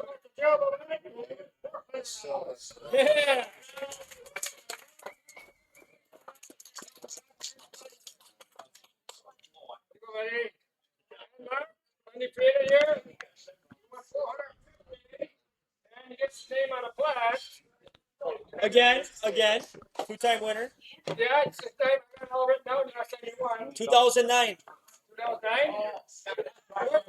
There's the flag right there. I'm gonna put your name and address.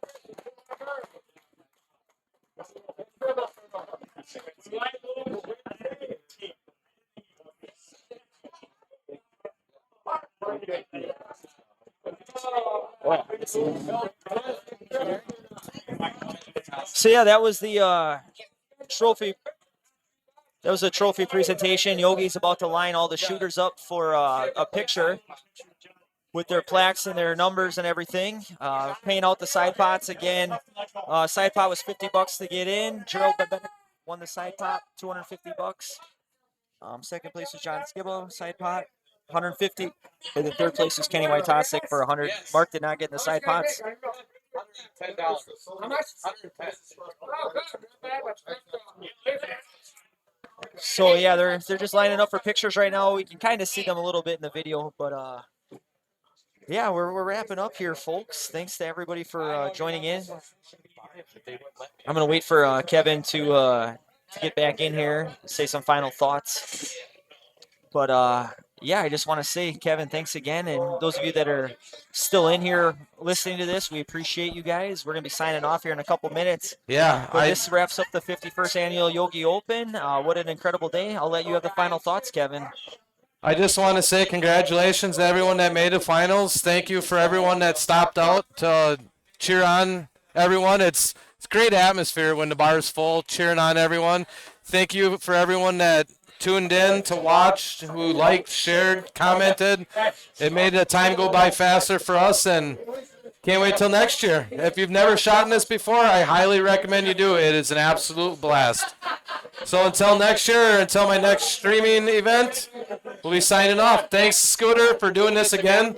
We all know you don't have to. And Andrea, if you're listening, thanks for letting them come. Camera shot. One more camera shot from your Oh, commentator. sure. Where are we at? Kevin and Scooter signing out. Peace. Thank you, everybody. Have a great week, everybody. Love you all.